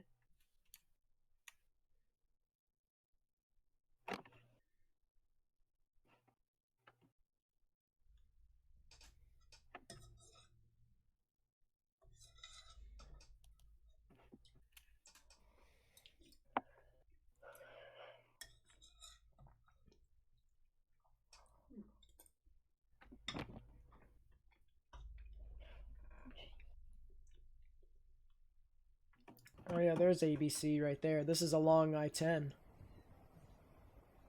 What?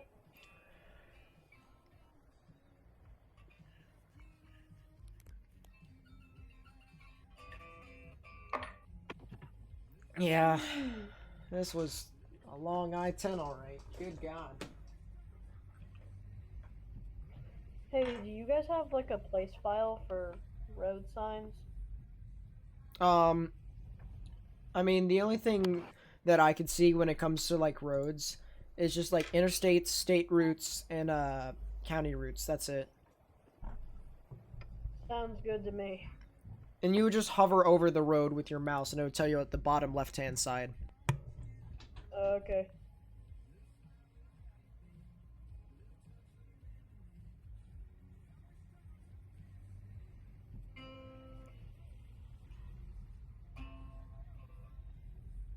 I need to download GR Level 2 Analyst right fucking now. Oh. Or to download it. I need to save up. Is it worth it, the $250? Yeah. Well, it depends on how infatuated you are.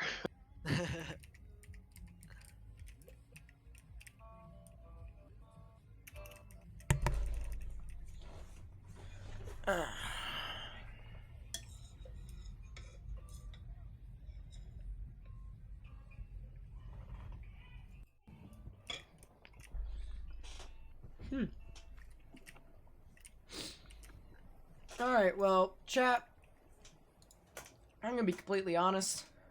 There's only one area that I think could potentially be scary, but even then, that area is kind of like relatively weak, so stream is kind of dying out. And I don't know. Let's you know what? Let's go ahead and take a look and see. Let's take a look at the future and see what the next potential weather event could be. So let's do wind speed. Today's the 31st, right? Today is 31st. Okay, so the 3rd of April. All right, let's take a look and see.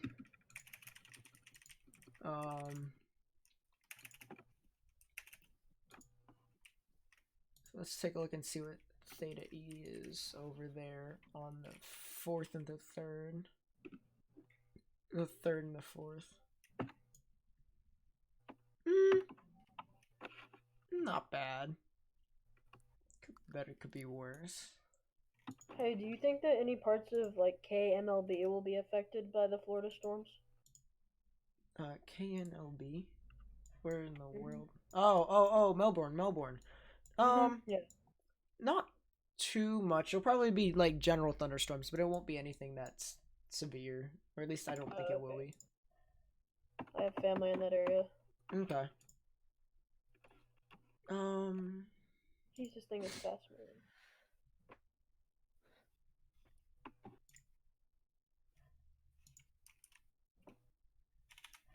Here, let's use HRRR for that. Pivotal, the freaking update.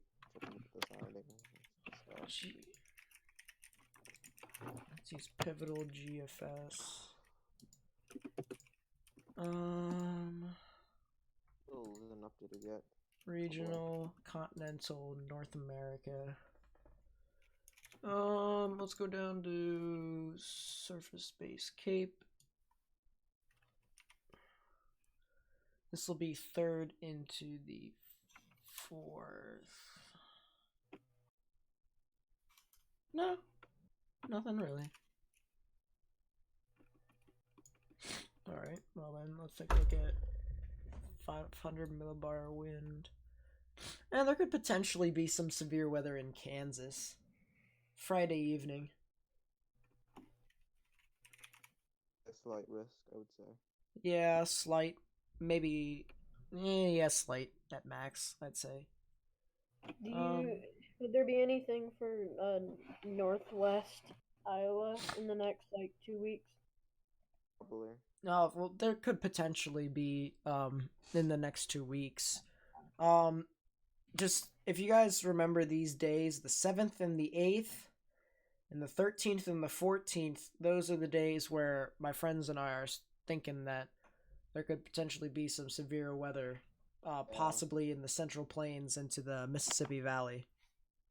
Mississippi River Valley, I should say. Yeah, the 8th. The 8th into the 9th actually looks a whole lot better. So 7th, 8th, and 9th.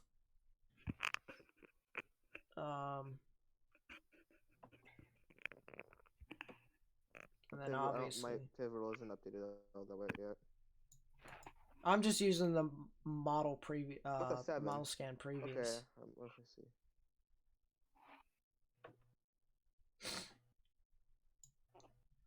An 8th is marginal to work. Okay, Cape is okay. That's nice. Did you say the 8th was This is the way I'm 7th, and like Alabama. Oh yeah. Central Alabama. I have to take a look to see for myself. Let's see. No, I can't see that far.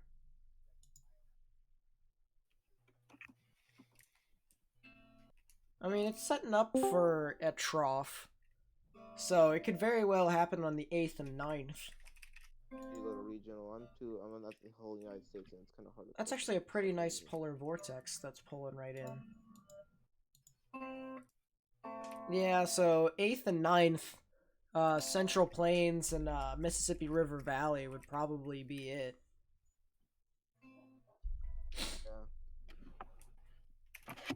Missouri will probably be in it again. Don't call the NAM trash. I saw that. In the NAM I trust. It gave a better description of what all happened on the moderate risk than any other model did. So I don't want to hear it. Last year on I don't remember when last year, but it was in spring, early spring, in southwest Missouri. It was NAM. Yep. In southwest Missouri, I don't remember what was it.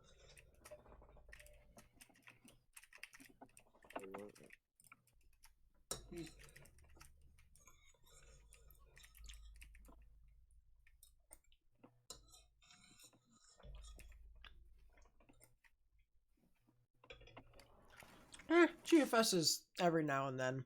They're kind of a bit more of a general description. It's more general. Yep, that's basically what it is. Basically. And quite I honestly, don't I'd know rather what you have. Quite honestly, I'd rather have a model that gives me a general idea of what's happening rather than a hit or miss model. HRR. Right. It's not too good there.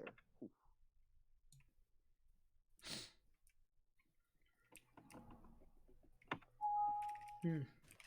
So cold in my house right now. Alright, let's see. So that's 12Z. Ooh, okay, yeah.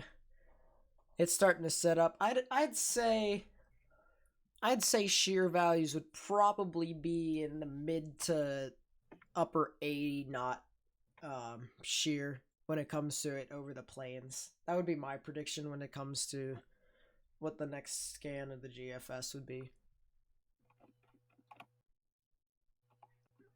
Based off of just the catapult effect. Hey, do you think on that storm that was just near Lake City in Florida, do you think it has some rotate? To me, it has some rotation on it still. Yeah, I saw it, but it's relatively weak, and it also is relatively HP, so it would either kill itself, or actually, it's got a little bit of a spectrum width. It could possibly do something, but I kind of doubt it at this point. Low. Yeah, there isn't really a lot of let's put it this way: daytime heating is not a thing anymore. The latent heat is not. Look at. Huh? Non-existent at the moment. I heard something about spectrum width, and then I got interested. What does it measure? Oh, it measures I believe it measures winds moving down towards the surface from the storm. So, like just the water particles, stuff like that. Same thing with the ZDR. It's ZDR, I believe, moves up. It's so cold in here. It does have a really nice little rotation, though, I will say. I'll wait for it to die out a bit more until I end the stream. Does ZDR measure updraft or downdraft? Updrafts. Okay.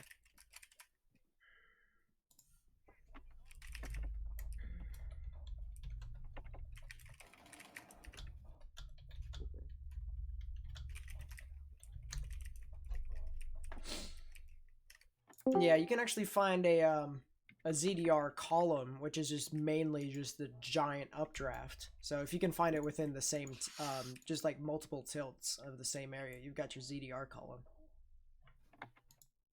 Which actually looks pretty cool on Slice. On the 7th, it might be like for Missouri, it might be a slight or an enhanced.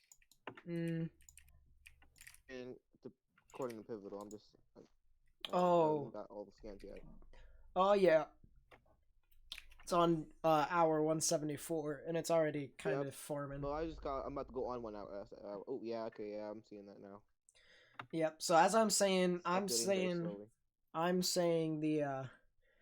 8th into the 9th. Yeah, it's gonna be moderate to enhanced. Yeah. Actually, it's Missouri, yeah, 7th to 8th and 9th. Just that general area. Morning in Florida. Even, Yeah. Parts of Oklahoma, I'm seeing that. Wow. Okay. Yeah. Tor, and there's no even marginal. I mean, anything with shear values above 70 is where you should put it above a slight. That's my opinion. My general opinion on shear-based events should be 5% at minimum with 10% across the board, specifically because it's one of those things where it produces a lot of tornadoes. And I mean the vertical tilt of the actual profiles. You know, the shear being so intense it literally tilts it on its side. It makes it a bit more rapid. I believe it's negative tilt, something like that. I can't remember. But so yeah, there's one thing about wind shear. You have to have cape to realize that wind shear, because if it's too much wind shear, you could blow the storms apart. Yeah. The storms aren't able. The cape can't punch through high enough vertically before the westerly winds are able to tilt it over and separate the updraft. Creating that cap inversion makes sense. Yeah, the capping inversion could be found from the previous day's temperature. You know, that's usually what happens if you watch a sounding over time. It goes right and then left at night, and then right and then left as the temperature increases and decreases. But that increase in temperature, if you look, it continues up through. That doesn't just go anywhere; it just gets risen up. So if you look at soundings, and for example, you will see the cap in the morning start closer to the surface and go higher up, higher up, higher up, because it goes higher up because the storm or the surface is starting to heat up throughout the day. You know, so that line moves to the right on the sounding. Interesting. So, also capping inversion sin, you know, convective inhibition. Ooh, 186 is oof. Warm temperatures, warm air advection Not can really, cause actually. that. I suppose he just wait. I don't know.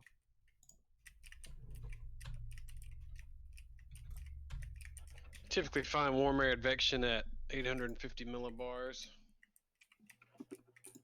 And 700 millibars, you look for upward vertical velocities, UVVs. 500 is the level of non-divergence, essentially, and that's obviously where we look at vorticity.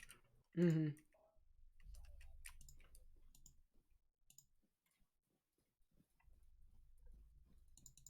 Okay, wow, okay, that's why.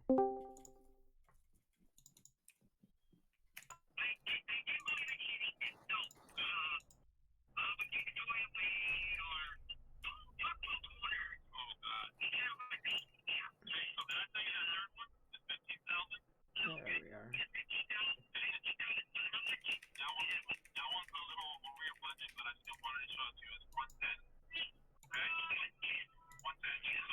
I'm so cold right now. What in the world? There's 2 areas of rotation right around the severe thunderstorm warning. Like a slight or marginal severe day. It's pretty interesting, those 2 areas. Yeah, I'm probably not going to turn off the stream until those 2 areas decide to die out.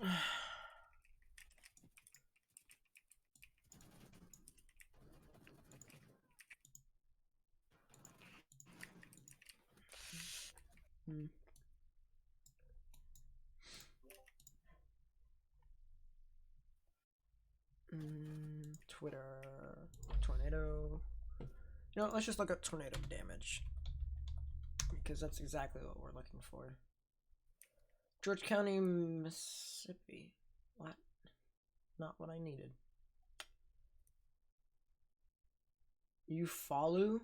Wait, where is Eufaulu? Is that in Alabama? Oh, Eufaulu's? Yeah, I think so. It's looking pretty decent. I mean, that could be EF2 question mark. Probably not. Maybe EF1. Barely tore apart the house.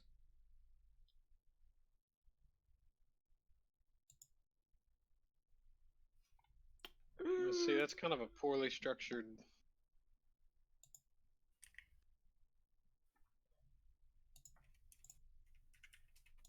Yeah. I wonder when they started building those. Jeez, that's a large tornado. Yeah, I did miss a lot, didn't I? Ooh. Okay, the 9th. Yeah, 7th, 8th, and 9th, and then 13th and 14th is right around where I'm saying there could be some severe weather in the plains / Mississippi Valley, but it's still a little far out. Obviously, the polar vortex actually has to happen. That doesn't happen. We don't get this. Yep. Dude, I remember when the Jonesboro tornado went on stream because I was literally streaming the beginning parts of it. I knew it wasn't gonna start like happening until like later in the evening, but I just decided to stream it anyways, and like just to get the observed soundings and stuff like that, and the observed observations, and then I just saw like this supercell embedded in the QLCS just continued to like live for almost 5.5 hours, maybe even 6. And it just kept producing tornado after tornado after tornado. It produced 5 along the line, actually, and within that same cell. It was crazy, dude. And it was just like, this was the cell that produced the Jonesboro tornado. Oh, okay. Yeah, Yep. that one did produce a number of tornadoes.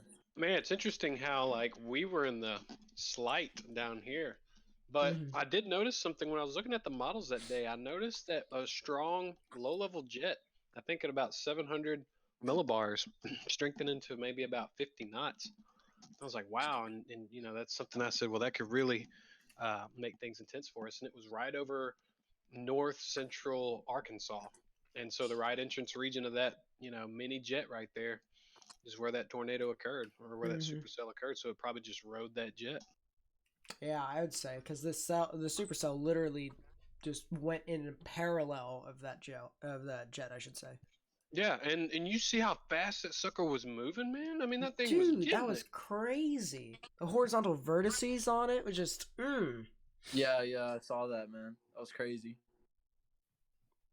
I remember looking over the radar and seeing how it quickly intensified as it was getting closer to the city. I'm like, please, for the love of God, don't drop on the city. It did. It just did. Yeah.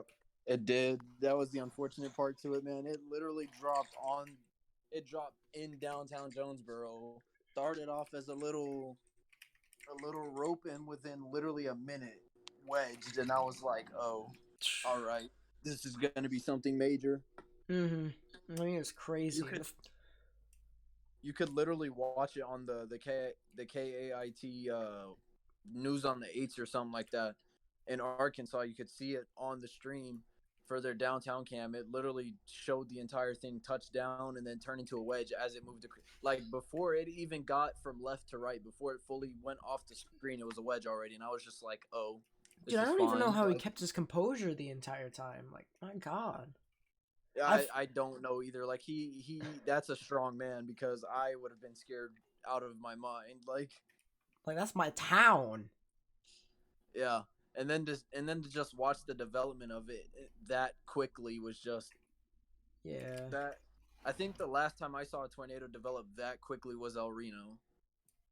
Yeah. Like turn from a small, like a cone type to a wedge that quickly was El Reno. Or Joplin. Reminded me of Joplin, like just how it went from 0 to 100 real quick. I mean, literally within less than a minute, it was like a wedge or like a large cone, however you want to put it. But that was insane. That was crazy.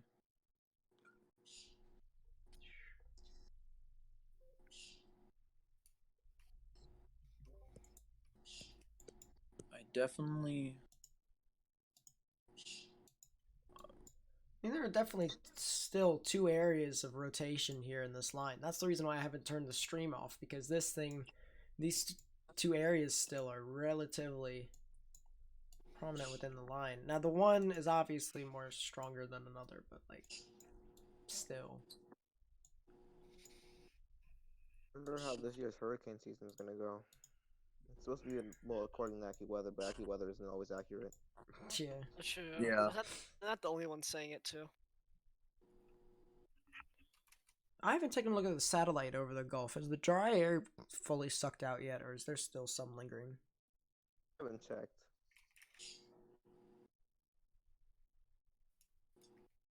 There's been moments on GFS where I've seen something pop up, and then as it closer happens, it just kind of doesn't happen.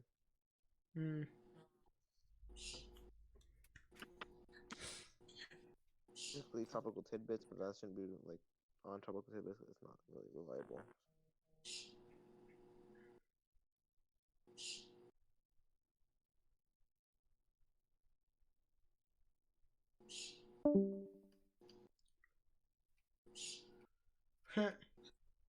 I want to know if I'm the only one here that like hasn't seen a tornado in person yet. No, I haven't seen one either.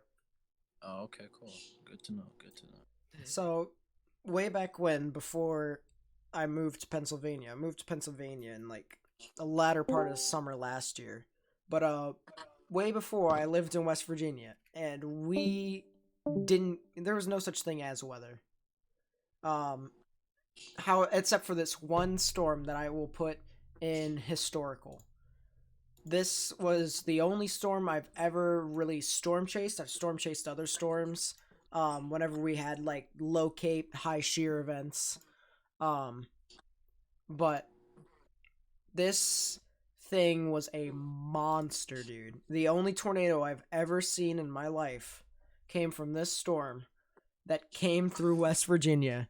It's a 48,000 foot just monster. And it ended up actually going up to 78.5 dBZs on the reflectivity. But, oh, look at that anvil, dude! That thing's a freaking monster. Yeah, the only time we got something in West Virginia was that thing. Was there the overshooting top out of the anvil, or? Oh yeah, it. Oh man. The anvil topped out at 48,000 feet, but it actually went up to 50 at one point. Oh shit! That thing's a beast, dude. Yeah, it ended up producing an EF1. But that's the only tornado I saw in my life, and that was when I was in West Virginia. But now I'm in Pennsylvania, where still similar aspects. We have mountains, but there isn't as many trees, and so in between the mountains, it's all flat and it's all visible and it's all farmland. So I can basically chase if there's any sort of event here now, which should be interesting. That's one thing that I definitely want to witness. I want to watch just a tornado just move across an open flat land where there's no no animal life, no human life, no farms. Yeah. Where it just coasts across the farmlands, and it's just mesmerizing to watch. It's crazy. That's one thing I definitely want to see. Like I've seen a couple videos on like YouTube where a chaser is just out in a farmland in the middle of Kansas, in the middle of nowhere, looking at what could be an EF4, EF3 type tornado, and it's just sitting in a farmland doing no damage, and it's just mesmerizing to watch. Mm-hmm. And that's something that I want to witness for sure this season, or really just in general. I guess not necessarily this season, but in general, that's something I want to see.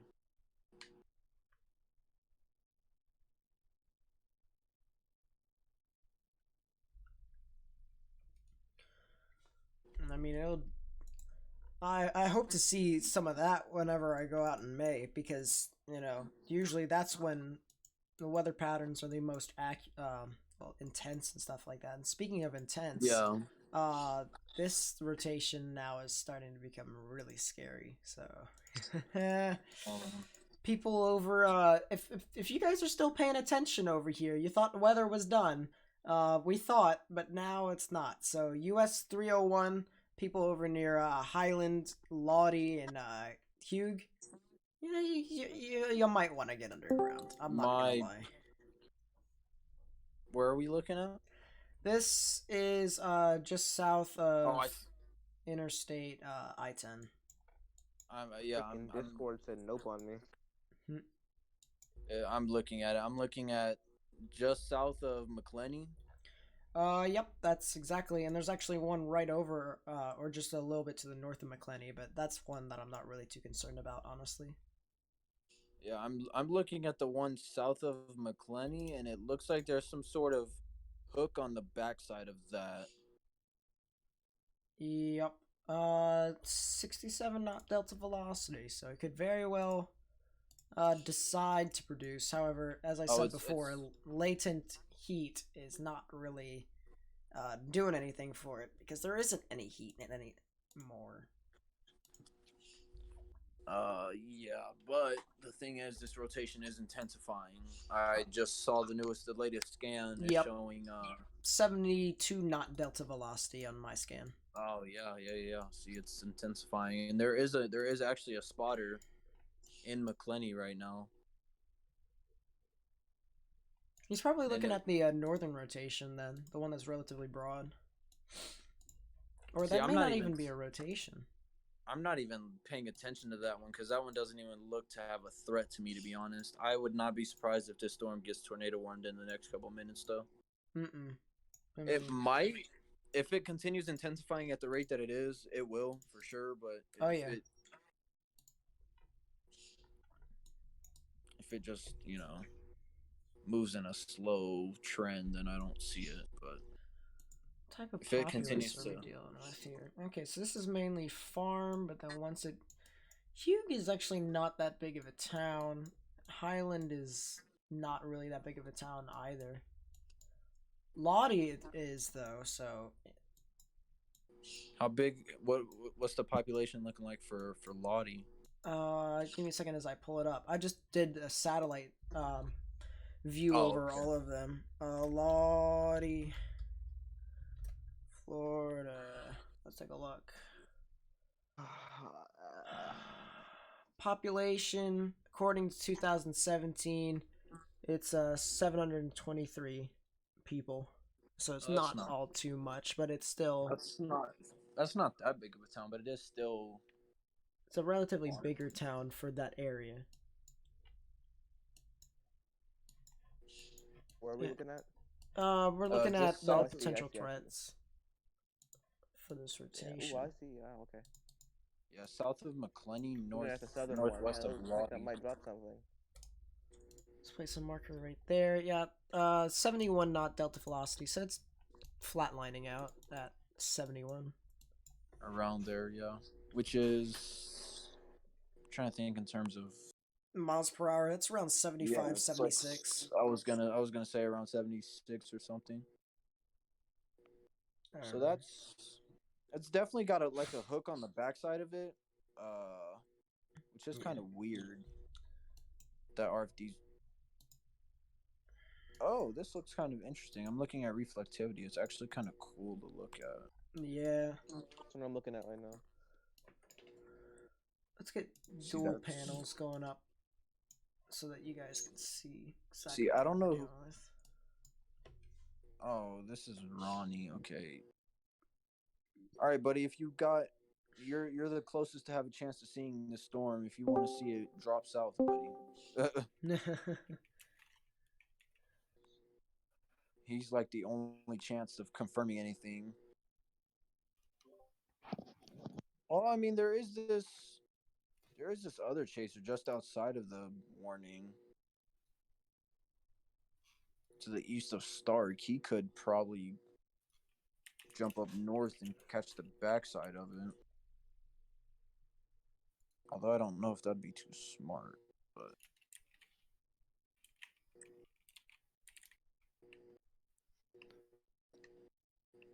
But truly, though, if you're chasing tornadoes and death, you can't be that smart to begin with.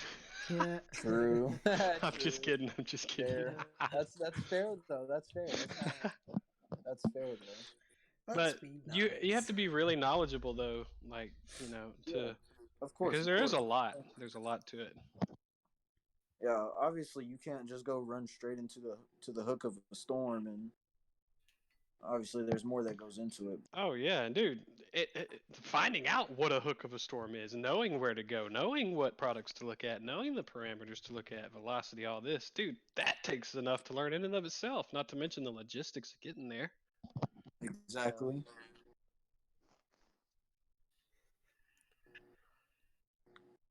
For me personally, I feel like meteorology and storm chasing in of itself is like complex, but at the same time it's kind of simplistic if you really look at it. Like, I feel like a lot of people make it out to be more challenging than it is, if that makes sense. Like, you can like, not having any sort of knowledge, you can look at like a velocity reading and kind of understand where something looks wrong. Like, for example, the rotation of a storm, you can kind of look at a velocity reading and anybody should be able to tell, like, hey, that doesn't look right. Like, Oh man, you'd be surprised, brother. I mean, I don't doubt that. I don't doubt I'd be surprised by the amount of people that don't. But like, just coming from like the perspective of, you know, guys like us who do understand it, it's. I just kind of look at it and I'm like, when you're looking at the readings of like a velocity scan or something, you should like be able to. It should be pretty obvious when something looks wrong. For example, I'm gonna use this reading of the rotation north of Lottie, but like you see a whole bunch of green and then you see some like bright blues and a red and like that should just be It that should jumps be a out at you. Yeah. that should jump out at you. Like that should be alarming enough as in itself. Like that's I don't know. Yeah. I feel like things like that should be easy to understand. Yeah, the concepts are simple. You know, concepts are simple, right? Storm. People are reporting High rain. reflectivity values mean heavy rain, and that's just the darker the color, the heavier the rain, right? I mean, Yeah, that should be simplistic. that's Yeah, you easy would think so. conceptually. It's like you were saying, it's very complex, but at the same time, it's relatively simple. Yes, the concepts are very simple, but you know, you're absolutely right. The details There it's is insanity. there is more complex. You know, there is more. I can't even think of the right word I'm looking for. Jeez, I'm having a brain fart. Complexity? Is that a word? Complexity, yeah. Okay, I was like, I didn't want to say that and stuff. Oh, for sure, man. Look, no judgment zone over here. At least for me. I wanted to say that, but I didn't want to sound completely uneducated. But yeah, there is like there's simplicity and then there's also the complexity as well. So I don't know. I'm not really sure how to word it without it sounding confusing. But yeah, I feel like But there's simplicity is kind of a relative word, though, if you think about it. True. It's simple to us because we know it. Yeah, But I feel like a kid could look at a map and you'd be like, all right, red means it's going away from a certain point, and the point is right here. Like you can show them how to find a radar. It's like anywhere around here, anything that's red means away. Yeah. And then so they could say, okay, well, if the radar's to the left and this is red, this must be going right. You know, that kind of stuff.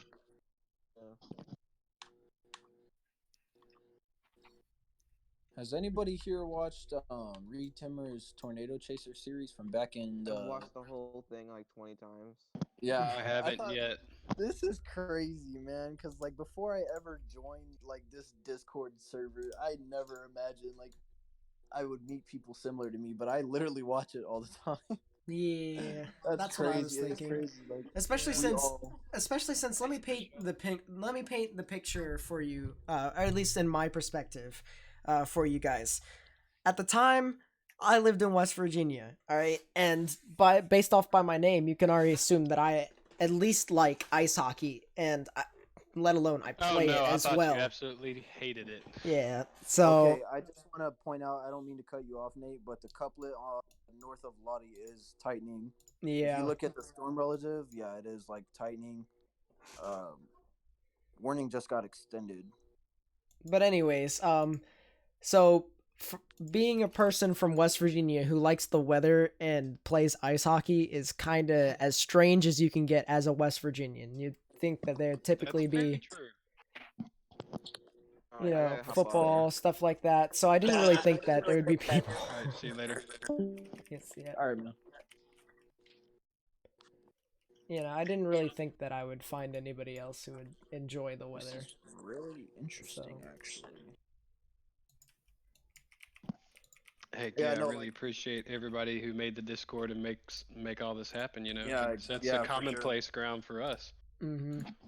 For sure, because like for the longest time, I mean, I really hid my passion for like the weather and whatnot, studying the weather. I really hid it and I locked it away in myself for the longest. I mean, the only person that really knew was like my girlfriend, but like other than that, I like hid it because I always thought people would look at me weird and think I was just weird. So like, wow, man, dang.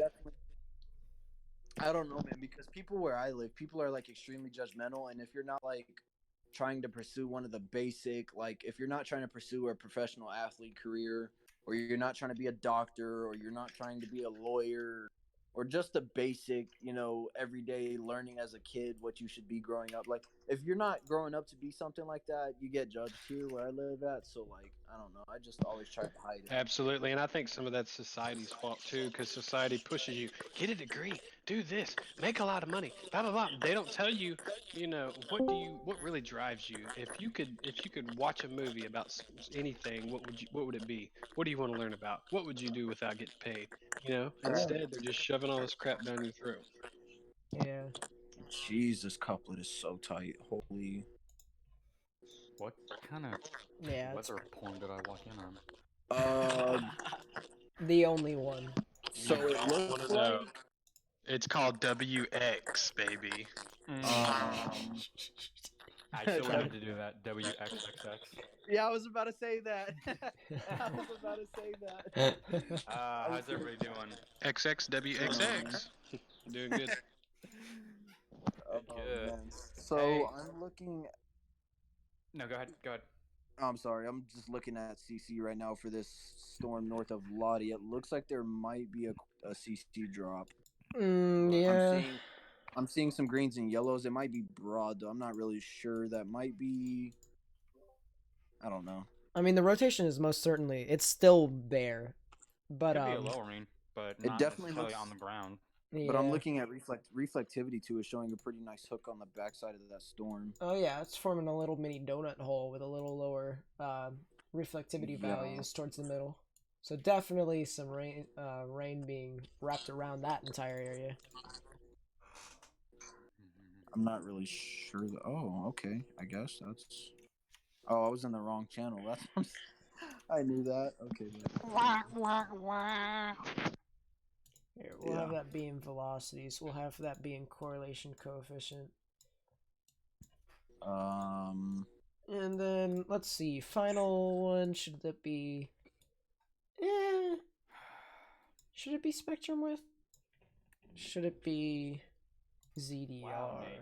Are you actually using the 4-panel display like I've been telling you to do for the last 3 weeks? 4 panels display takes up so much space. Literally, it's like useful. It is useful, but it's something that takes up a lot of space. That donut hole is more present now.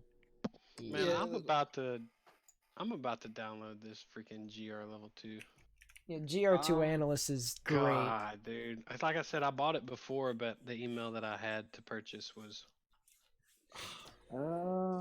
If I recommend it fully. The only thing is that if you were to download it on a laptop and say you were chasing, I would definitely not use that. I would use GR3. Or if not, Radar Scope or WX or something like that. Yeah. I've got Radar Scope on my phone. I used that when I went chasing back May 20th of last year. Ooh. I was on that Mangum tornado. Oh yeah, the Mangum. I remember that one. Didn't I? Hey Daniel, I showed you a picture of that, didn't I? Yes, you did actually. You did. It had just lifted, like it was starting to become outflow dominant at that point, and it was starting to become more elevated because of the rain, cooled air from the antecedent convection earlier in the day. It started moving north. I just didn't commit. I was waiting, man. I thought it was going to happen closer in more towards Oklahoma, like central Oklahoma, Norman, around that area. And so I kind of stayed around, waited for the stuff in front of that main line to fire, but nope, they were all firing back there in Texas, and here they come up in Oklahoma. I said, screw it, man, I got to go. And I came across the turn, and I saw that lowering of the cloud. I kept going, and then I got to a point to where there were no more cars on the side of the road. I'm like, oh shit, I probably gone too far. So because these people had just got done chasing this big ass rope tornado, or the freaking rope, I guess that's the term, whatever. Anyway, so I got out, I turned the car around in the escape position, got out, looked, and it was just blowing my mind what was going on. I didn't even have time to get my phone out. I was just enjoying it. And then I was like, I saw something on the ground. I was like, oh shit, that doesn't look good. And I hauled ass out of there. Amen. All right, so I've got a report of wind damage to the southwest of Lake City and 5 Points. 40-mile-an-hour winds. That was from the same cell. Yeah, this is showing 60, estimated 60. 911 reports a thunderstorm possible damage to a resident, a chicken coop, and 3. Trees uprooted or snapped and a roof was blown off. So that I'm doesn't. not seeing that wind damage. I'm seeing a 40-mile-an-hour north of Atlantic Beach, and then 2 thunderstorm wind damages. I'm seeing a wind damage southwest of Lake City and 5 points in Florida. Oh, thunderstorm wind damage, is... large tree down about 1.5 miles north of the intersection of highways 247 and 242. That's what I'm seeing. And I've got a roof blown off as well on that same report. There's been a roof blown off, so that may be EF. I want to say light EF2, I believe. Well, if I'm not. Wasn't reported as tornado damage. Well, it was reported as wind damage, so we can't really rule that it was a tornado. Slap a 1 on it. Fair. That's what the National Weather Service does. Slap a 1 on it, yeah. A straight line winds or something then. Slap a 1 on it. Oh god, the spectrum width. Absolutely mental that thing is. You see, the thing is, the rotation was outflow dominant, so it couldn't have been a tornado. Just mocking the NWS, Nate. But that couplet does seem to be tightening up near Highland. Yep, it's doing its own little thing. Spectrum width here. Let me get some values for you. Is southwest of this? Oh no, never mind. That's just a gap. 26 knots on the spectrum width. That's actually pretty nice. You're pretty nice. Are we talking about the? Are we still talking about the same rotation? Yeah, we're talking about the same one. I'm looking at the storm relative velocity, and it looks actually weakened a bit. It was a lot stronger a couple moments ago. It looks weakened a bit. Yeah. Let's see if I can get a delta. It was definitely stronger about 2 scans ago. Yeah, 73 knots. It's 74 knots. So it's right around that area. Okay, that's a donut hole. That is a really nice donut hole. You see? Let's see what it's looking like. Oh yeah. Well then. That's a really nice donut hole. Wow. Yeah. Good thing no CC drop yet. There is some lightning in the correlation coefficient. Huh? Can y'all stop playing? Excuse me. Can y'all stop playing with donut holes? It's like the 3rd time today. Why not? So I actually call them bears. Call them bears. That's true. We could call them bears. Look at that big bear right there. There's actually a light CC drop on it that I'm seeing. Yeah, just a little bit. It's just the lightning, probably saying that the rains are being whipped around the actual rotation. That's fair.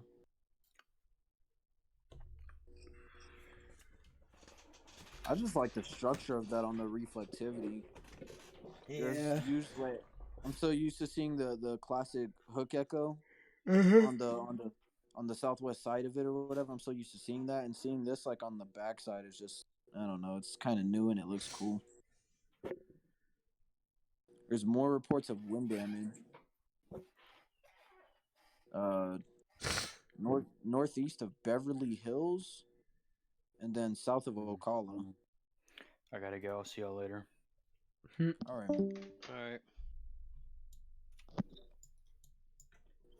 I'm seeing lawn furniture or trash cans displaced, small twigs broken. Nice. And then the same thing with Beverly Hills. Lawn furniture displaced, small twigs broken.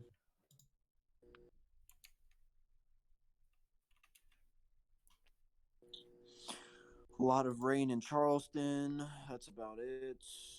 A lot of rain and snow up north. That's pretty much it. What is this? Hello. Half-inch hail. Oh. Oh, okay. Well, that escalated quickly. Seems legit. This is up in Seattle. I'm scrolling through all the reports, and there's like snow and rain and wind. And there's just the casual half. Where is this? South of Portland. It looks like south of Portland. Yeah, in Portland. Nice.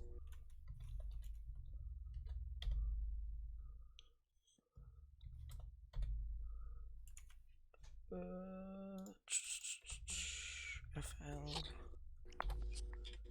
What other tags could I put in for this? For what? YouTube. I'm trying to like put in a bunch of like tags so that if somebody searches up a specific thing, my video would show up, or like my stream in general. Because I forgot to do it earlier at the beginning of the stream. What tags do you already have, so I know not to? Weather, tornado, wind, hail, Florida, FL. Severe weather. You could do severe thunderstorms. Severe thunderstorms. You could do severe WX, like the initials like we use even. I'm sure there's people that do that. You can use the wording alert. Alerts. Yeah, that's true. Live weather alerts. Analysis. Yeah, live weather Scary analysis. weather. Live weather briefing. Well, not briefing. I don't think I would call it a briefing, but it's like what. And then you can put analysis, breakdown. Yeah. Like those kind of keywords. Professional. Just dude, you just keep going, bro.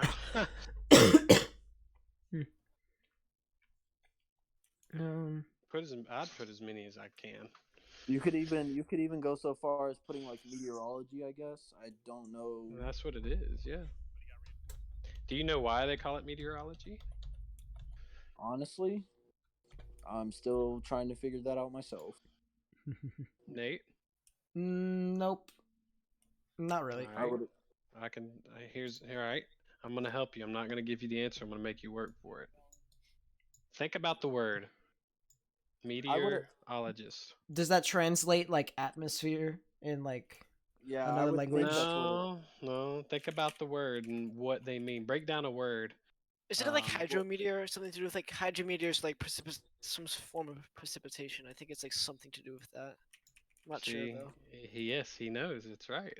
Because we study meteors. So what's the definition of a meteor? Something that's coming through the atmosphere. Once it strikes Earth, it's a meteorite.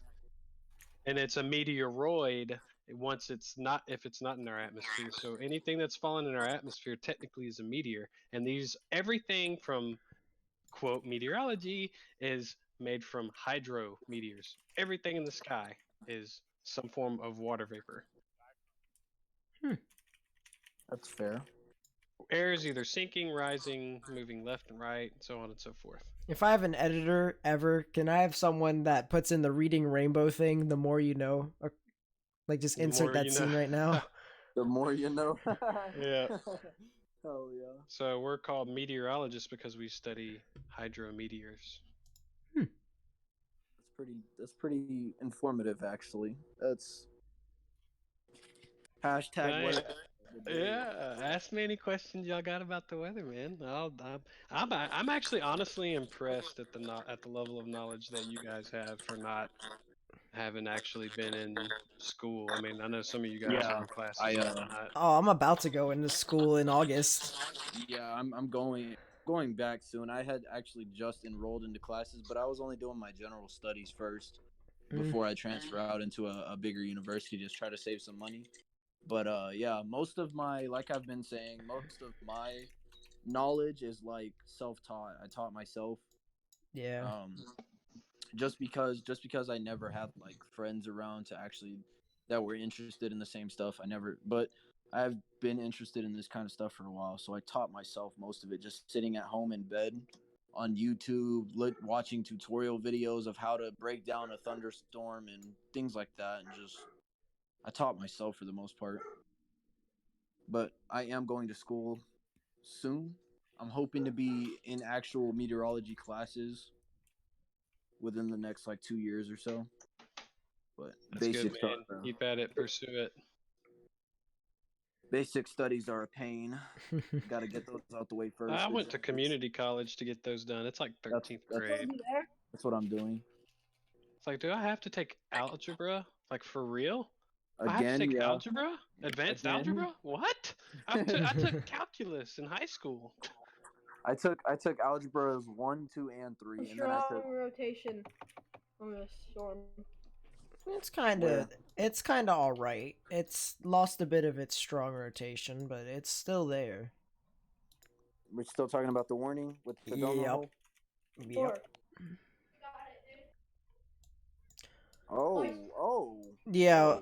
The one thing I will say about for me when it comes to like education is that, as you guys have already heard, I was from West Virginia, so our education system's kind of not that good. So for me to be accepted in Penn State for meteorology is actually kind of like insane. Yeah, that's good. Yeah, it really is. So I mean, for me personally, it's gonna be a journey getting because ever since I've been a kid, my dream college has been the University of Oklahoma since I was like 6 years old and could understand Mm-hmm. My dream school has always been the University of Oklahoma, and growing up, my transcript was never the best solely because I had to skip school a lot to work to pay bills. That's close to the Florida coast. So my transcript in terms of like attendance and my grades yeah, had to skip a lot. So my dream school has always been OU, and it's gonna be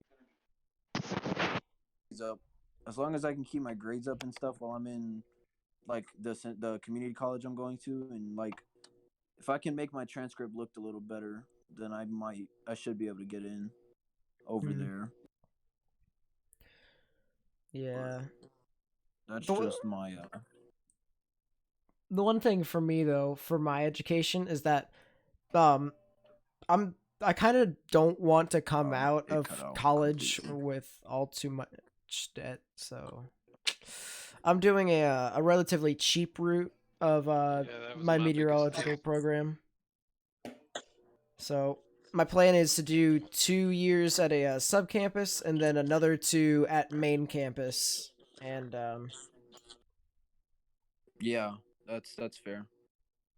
Because there's already a program to where, because I lived in West Virginia for a full year before coming into to the sub campus, I can apply for a scholarship, which almost everyone gets who lives outside of Pennsylvania, and it can take out about $6,000 to $7,000 in tuition, something like that. Yeah.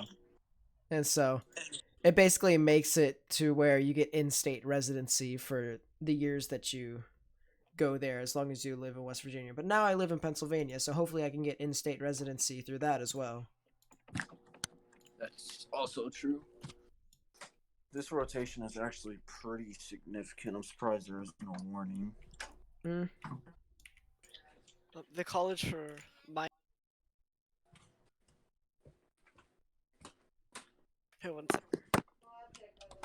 F. I mean, the spectrum width has been alright, honestly. I mean, 18... I'm seeing 18.5 knots in some spots. That's fine. I mean, I'm there from 8 to 5. Could be better, could be worse. The rotation's still relatively broad, I'd say, even for it having an appendage. Which cell are we talking about? The one by Lakeside? Correct. Yeah, just east of Lakeside, or in Lakeside, I guess. Yeah, that's what we're talking about. But it did look a lot more tight a couple scans ago. It does look more broad now. Mm-hmm. It looks like it might be trying to produce, but the air around it might not be allowing it to.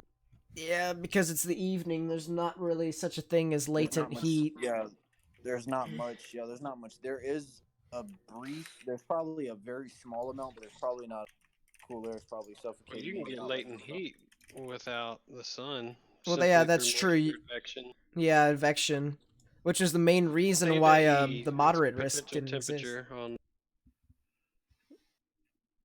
Yeah. No, that was the main reason. They actually forecasted with a moderate risk on Saturday that the dew points would advect over into Illinois. They already knew that the cirrus clouds would prevent daytime heating, so they thought that advection would occur with the dew points, but it actually didn't occur as much to the point where the dew points were in the lower 60s, and that's the reason why not a lot of stuff produced over in Illinois, and actually it produced a lot more in Iowa because daytime heating was more of a factor up in there. So yeah, it was quite interesting to see, and it's actually really cool That was to the like triple point as well. understand. That warm front, those storms were interacting along with Yeah. that warm front. I was actually like really upset that I couldn't be there for the moderate day, the first moderate day of the year. It would have been my first moderate like ever. Hmm. But I was kind of upset that I couldn't be there. But then when I found out that like the all the heating and whatnot was barely available and that it wasn't gonna do much, I was fine. I wasn't mad because I knew that I wasn't gonna. And then Jonesboro happened, and yeah. Oh, interesting.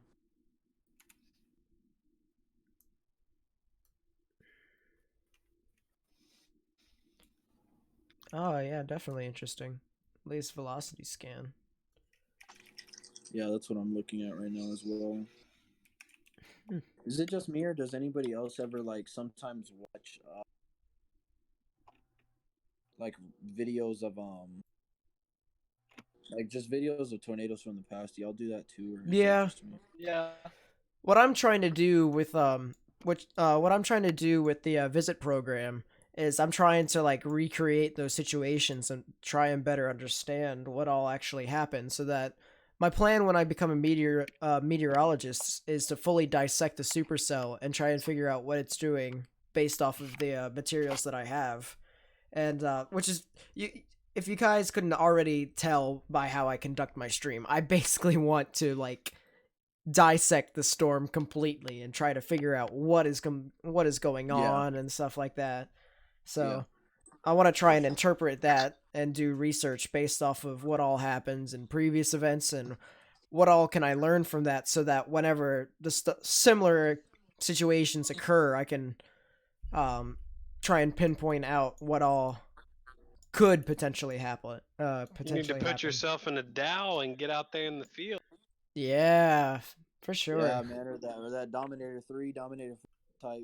Yep, Doppler on wheels, baby. The NSSL still has those out there. Yeah, we actually have someone in the server who's a student and actually works with him. One of them. I can't remember his name, but he works out of Huntsville. And so, Holy crap! yeah, one of the severe thunderstorm warnings had a report of 90-mile-an-hour. Holy shit! oh yeah, that was. I think that was what a couple days ago or something like that. No, this was today. This was like, today. Another one. Jeez. Yeah. Good this God. This was like 10 minutes ago. Holy crap! 90-mile-an-hour wind. That is insane. That's strong enough to be EF1. Like, that's crazy. Oh snap!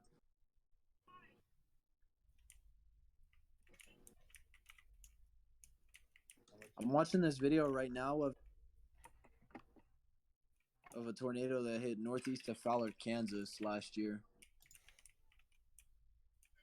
Knocked a semi truck over.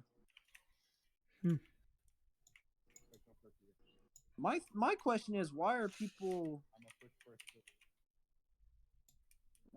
stupid enough to not pull over? Like, what? I don't understand. Like, what makes you want to?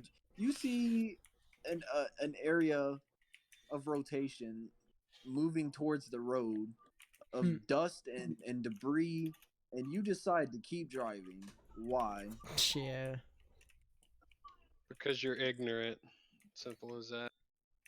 have to I mean, be. there's nothing wrong with being ignorant inherently, but when it comes to meteorological phenomena and Mother Nature that doesn't give a crap where you're driving or where you live, it's going to hit where it wants to hit. You need to watch out for it. That is crazy.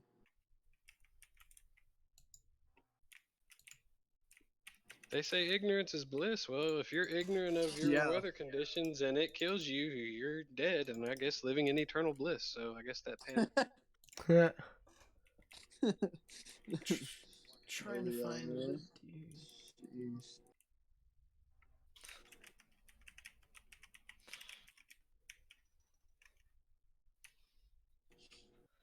Look at that. Oh, look at the elephant trunk. That is crazy. Mm-hmm. I want to witness an elephant trunk, and I want to witness. Yeah. Hold on.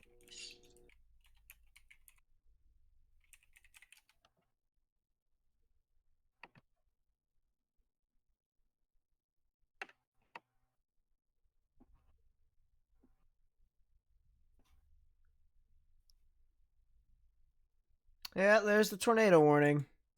Took really? them a while. Yeah, I was gonna say it took them long enough. Jeez. I was asking like when are they gonna release it?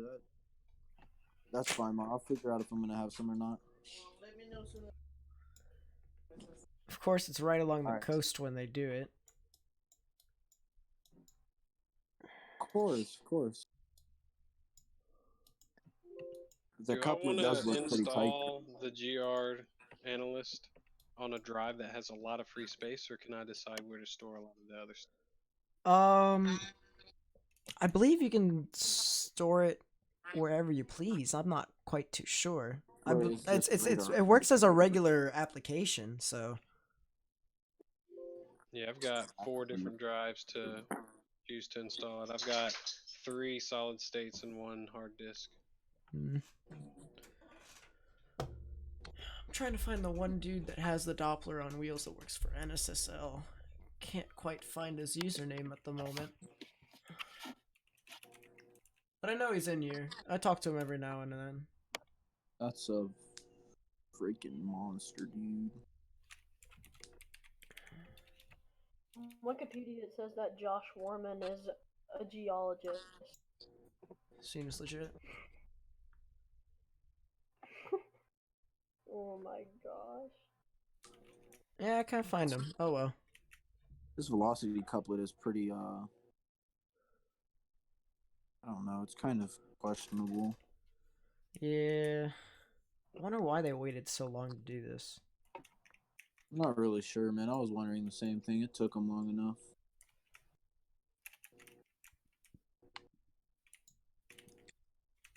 I honestly kind of want to go play Fortnite, but I want to stick around and wait.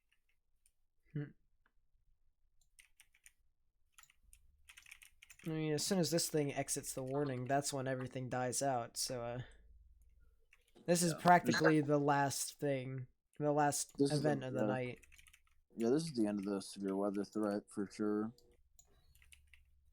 Once this dies out, then that's it.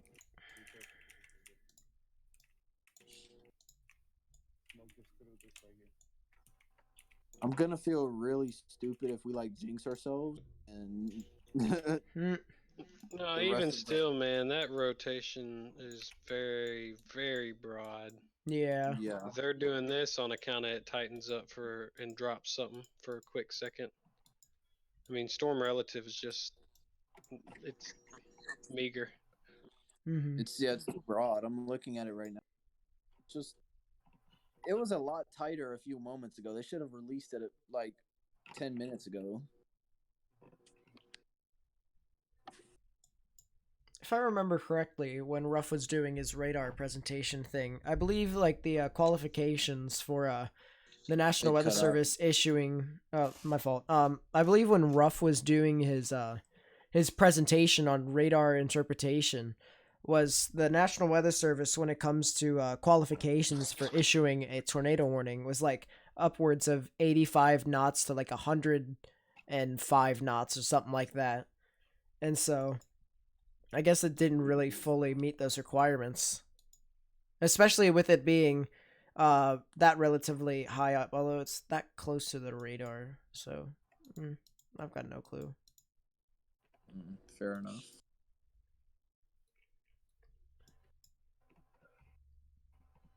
Let's take a look at the KDP. KDP actually shows some really nice downdraft. I don't remember who was saying that they've seen the whole Tornado Chaser series, but did y'all see the episode? I can't remember which episode off the top of my. Hold on, let me try to find the right episode before. Storm Chasers or Tornado Chasers by Reed Timmer? Tornado Chasers by Reed Timmer. Oh, okay. Is that the one where they go around in that armored car and like they try to? They go around. The Dominator. They go around in the Dominator. Yeah. Yeah, I've watched that. Dominator's the best. Dude, I've been tweeting at Reed Timmer. I'm trying to get in the Dominator chase this summer, but he won't tweet me back. I met him, but he won't tweet me back, which is sad. Trying to find the Don't right take it episode. personally. That man is bombarded all the time. Yeah, I know. The best I've ever gotten is one time he liked my comment on Twitter. So. Yeah. I've had a couple news stations and the National Weather Service like some of my tweet and even share them. I've never had that. My following on Twitter is, I don't even think I have followers on Twitter yet. I think I just follow like a couple National Weather Service stations. I follow Reed Timmer. I follow Jim Cantori. And then I follow I think I follow Ginger Z. If you all know who that is, she was Reed Timmer's girlfriend for a little while back in. Only people from like the Discord follow me. I don't think I have any followings, but if you all saw the Tornado episode, it was called Helix. I don't remember which episode it was, but I think it was season 2. But the tornado from that with the helical vortices, I want to see one like that because those things are rare.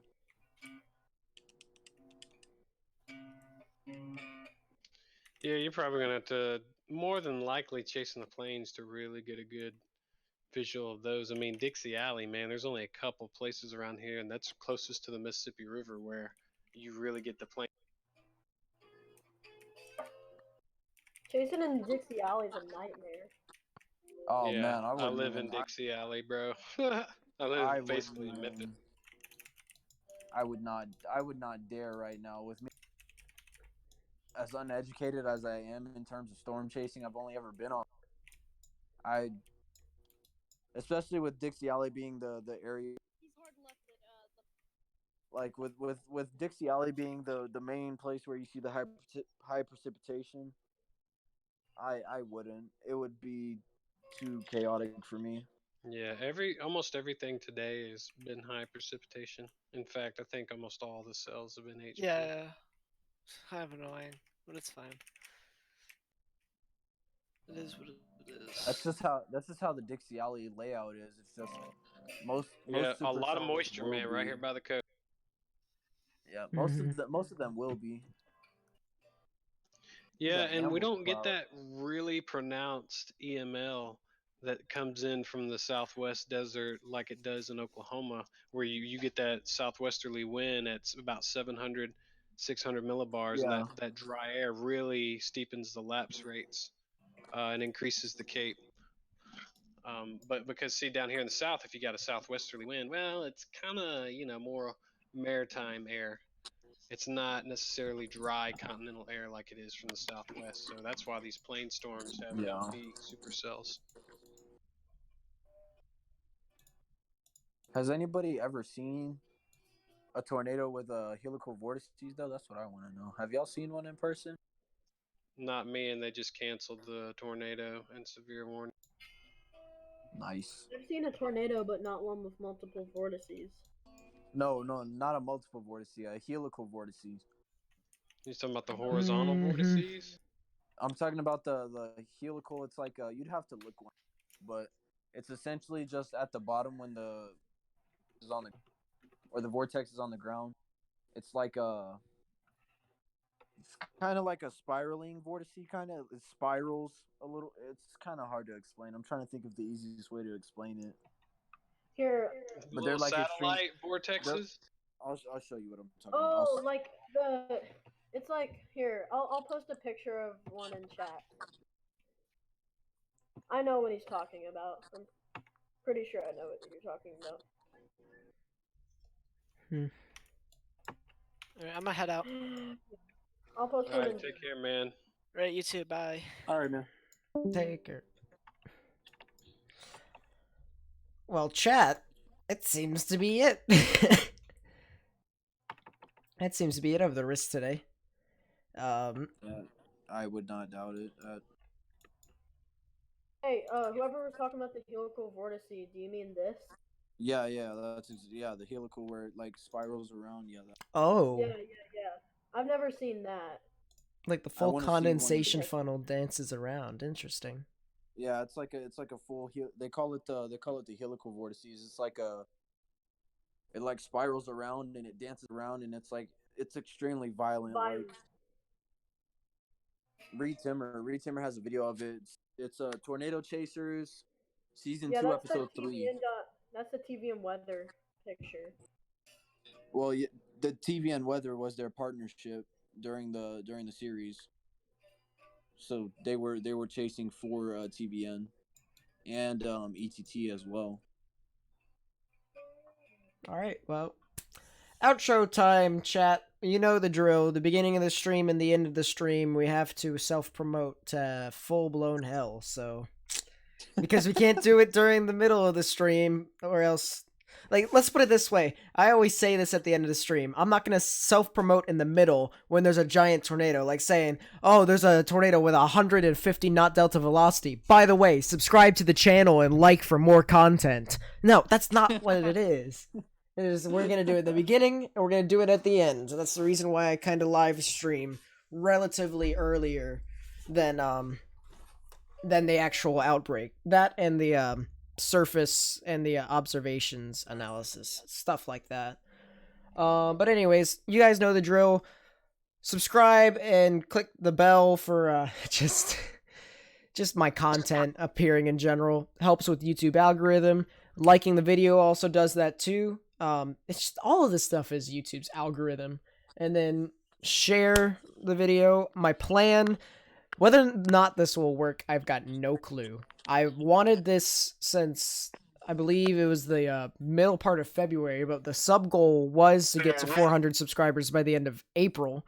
Theoretically, I think it could work, but it obviously won't work if I don't have help. So I'm hoping that you guys are that help. That's gonna be really it. Catch me later. You see, this is why I wish I had the community page. That's because I can just tell you when I'm streaming instead of just guessing when I'm streaming from the last part of the stream. I don't know. Whenever I stream, just know that something interesting is going on. So have the bell clicked, and yeah, I'll see you guys next time. Peace.